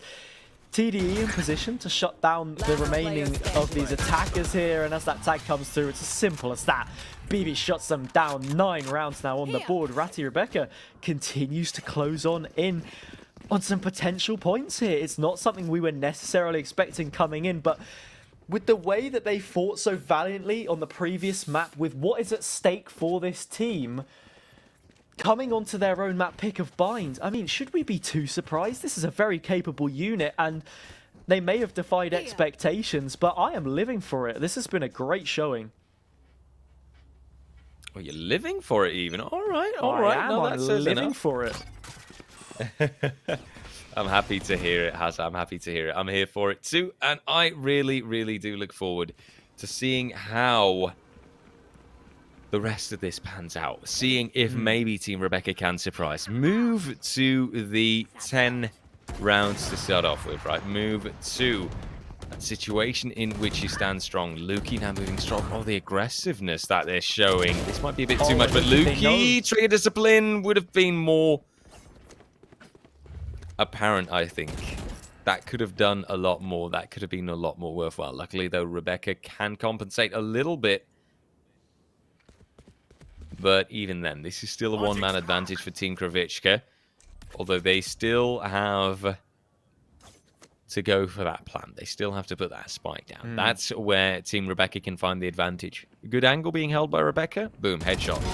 Balance it out. There you go. It's not a headshot, but it was at least a frag. Sadly, though, the refrag from Massa is pretty solid too. TD, though, comes right through with the operator. And, important factor here, finds the spike. Gets it down. A little bit careless, I thought. But we'll look the right ways. We'll look towards window. Eventually, however, doesn't quite pan out as much. It's TD coming through. Pata going down, and the 10th round in the end being clutched out by TD. TD is so sharp on those flicks time and time again. That's a fantastic call in the middle of the round there. I'm not too sure who made it. Maybe Rebecca as the leader of their respective team. But to bring TD on over, double stack towards this site with the lack of presence that we'd seen towards A is huge, because they double up, they turn that almost impossible situation on its head. If it had gone down into a post plant, trying to retake with the operator would have been a lot more difficult. Double digits now secured. Growing in confidence round by round. Won't quite hit that one, but forced onto an eco. Great position for Rebecca to be in right now. Yeah, I mean, working out from this, working further, you've got that potential. Oh, that is a quality bout of nades, though. The paint shells can really damage. Sora, however, returns. A balance is still maintained, but keep in mind, Sora low HP. Luckily, though, there is a Sage on that Kravitschka side, and that does a lot. Now the showstopper comes through, taking out Rebecca. Massive blast damage. Hunter's Fury to chase. Lucky, though, right on target. Double to be found. And a 2v2 in the end. It keeps getting down to these equal scenarios, and the spike still has to be planted. The owl drone is apparently quite challenging to shoot out of the air, it seems like. Oh, TDE! I don't know how he does it, but he does. Finds the shots with the, I'd say, most nervous scoping that I've seen in a while. Now you've got Kravitschka committing to that spike plant, but the enemy's right there at the gate. TD pushing closer, waiting to spot out Kravitschka, and they'll meet at the lamps. So close, right on the mark for TD, and the 11th round to be found by Team Rebecca. Very nicely done. 11 rounds for Ratty Rebecca. This is fantastic stuff. I think it may be fair to say that Team Kravitsa, since they started earlier in the day, Rebecca could be feeling a little more revitalized, a little more well-rested, I suppose. Get those extra minutes in bed. A lie-in on a Saturday is always nice. Just getting a replay on that shot from TDE, though, so nicely done. Only one away from securing that all-important point. And, well, 2 away from just securing it as it is. A 13-8 here would be a real statement from Ratty Rebecca, and I think it throws them straight into the mix amongst the other teams when we look at those playoffs happening tomorrow. I'll find you. Yeah, I do have to give them the credit, right? We were worried. We thought, oh, it's going to come down to the round difference and everything. But hey, Rebecca's proving us wrong, and I'm here for it, you know? I will completely give that away and say, look at me, how silly of me to think that Rebecca and her conspirators weren't going to be able to get the second map, get their own map pick. Yeah. For now, we wait a little while longer as the execute comes through. Lukey, beautiful hold, a double found. A triple, though, a bit too much to ask. Pata will put the pressure down. Mashki, though, with the knife, he gets it, takes out Massa, and sprays down towards Pata. The BM and the shock dart to not finish the job, but the Sheriff to do it instead. 12-8. Team Rebecca, they're just one round away. That is the cherry on top, RJ. A knife kill from Majki onto Maj on the side of Kravitschka.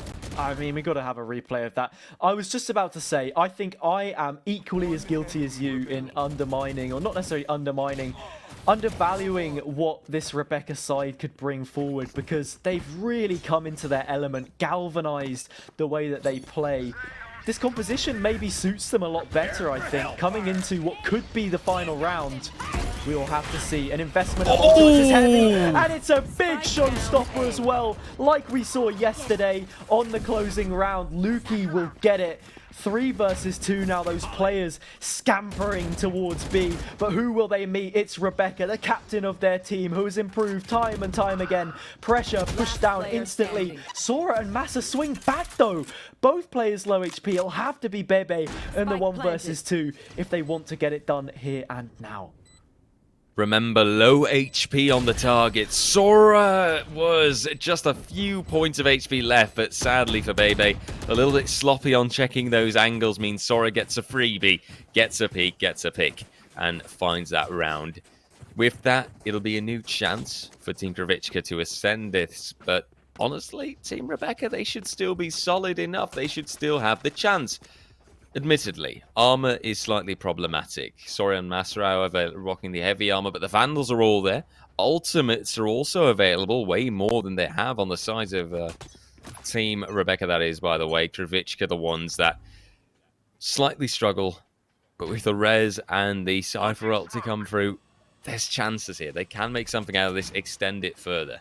Let's find out, though, as currently, Lukey showing some aggression again. Of course, a pick like this can do a lot, but it is troublesome. Massa to find the first rag, taking out Lukey. Smoke's down. They don't want to get carried away with this, Ratty Rebecca. They have a fantastic opportunity here to secure those 3 points, make the table look a little bit nicer for them than just the one that they have right now. The one gap between them and Alkan. Going for an aggressive peak like that early on, it's not going to do you any favors unless you're able to win it out. Didn't look so assured, but TDE elsewhere has found the lurk of Pablo. Now all focus shifts towards the remaining 4 players outside of B, stacked up with yet another opportunity to bring this one further along. Utility comes through to slow them down, but that push will be late. Only 30 seconds or so left on the clock, and Asura comes flying in. Majki is in place, finds 2 kills already. Rebecca chimes in as well. It's a big triple, and more than just that, it's a huge win for Ratty Rebecca to round out the day and find 3 points of their own against who we thought were the strongest team, Kravica.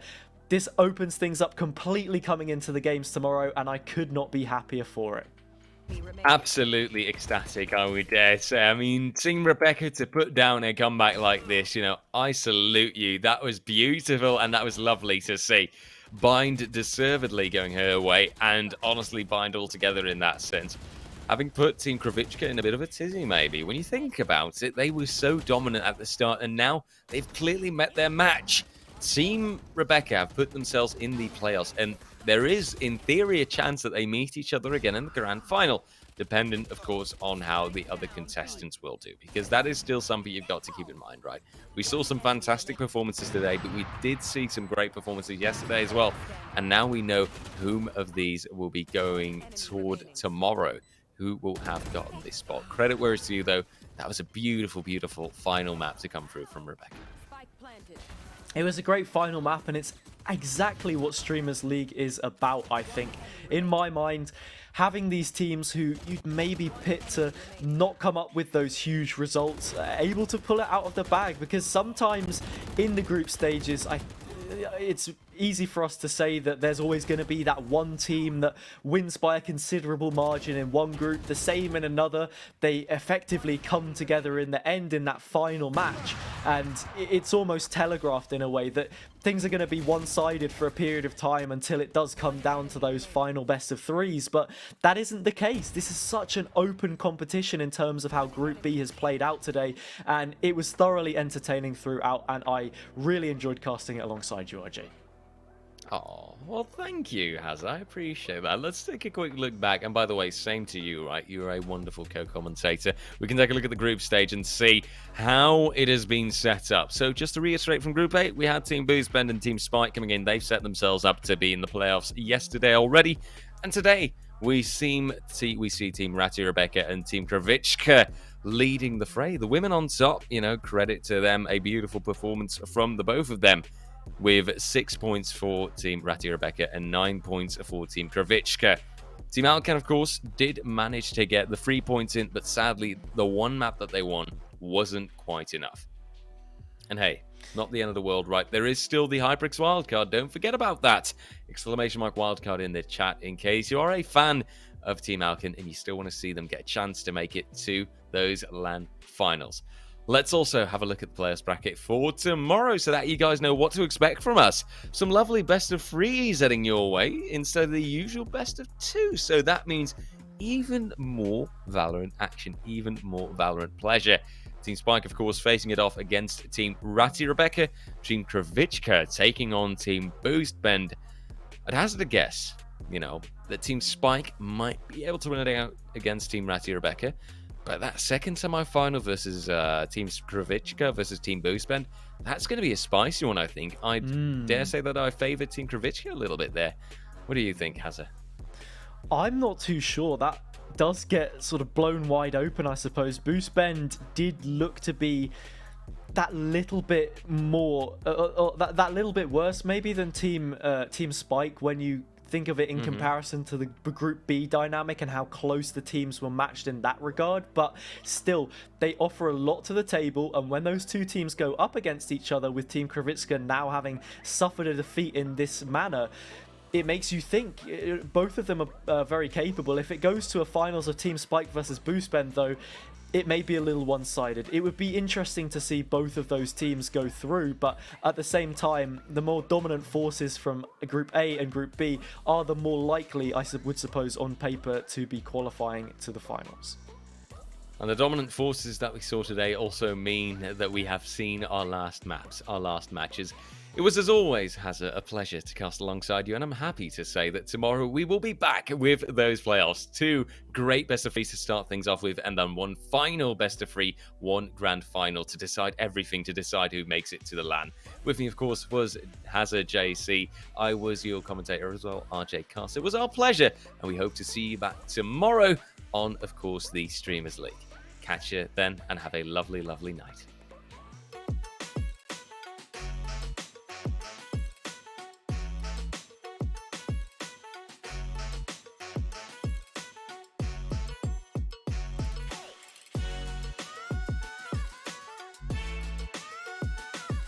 Hey, chat.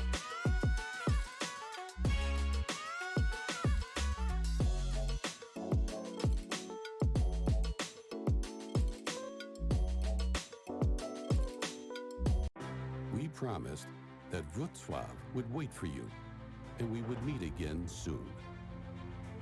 We always keep our promises. The time has just come.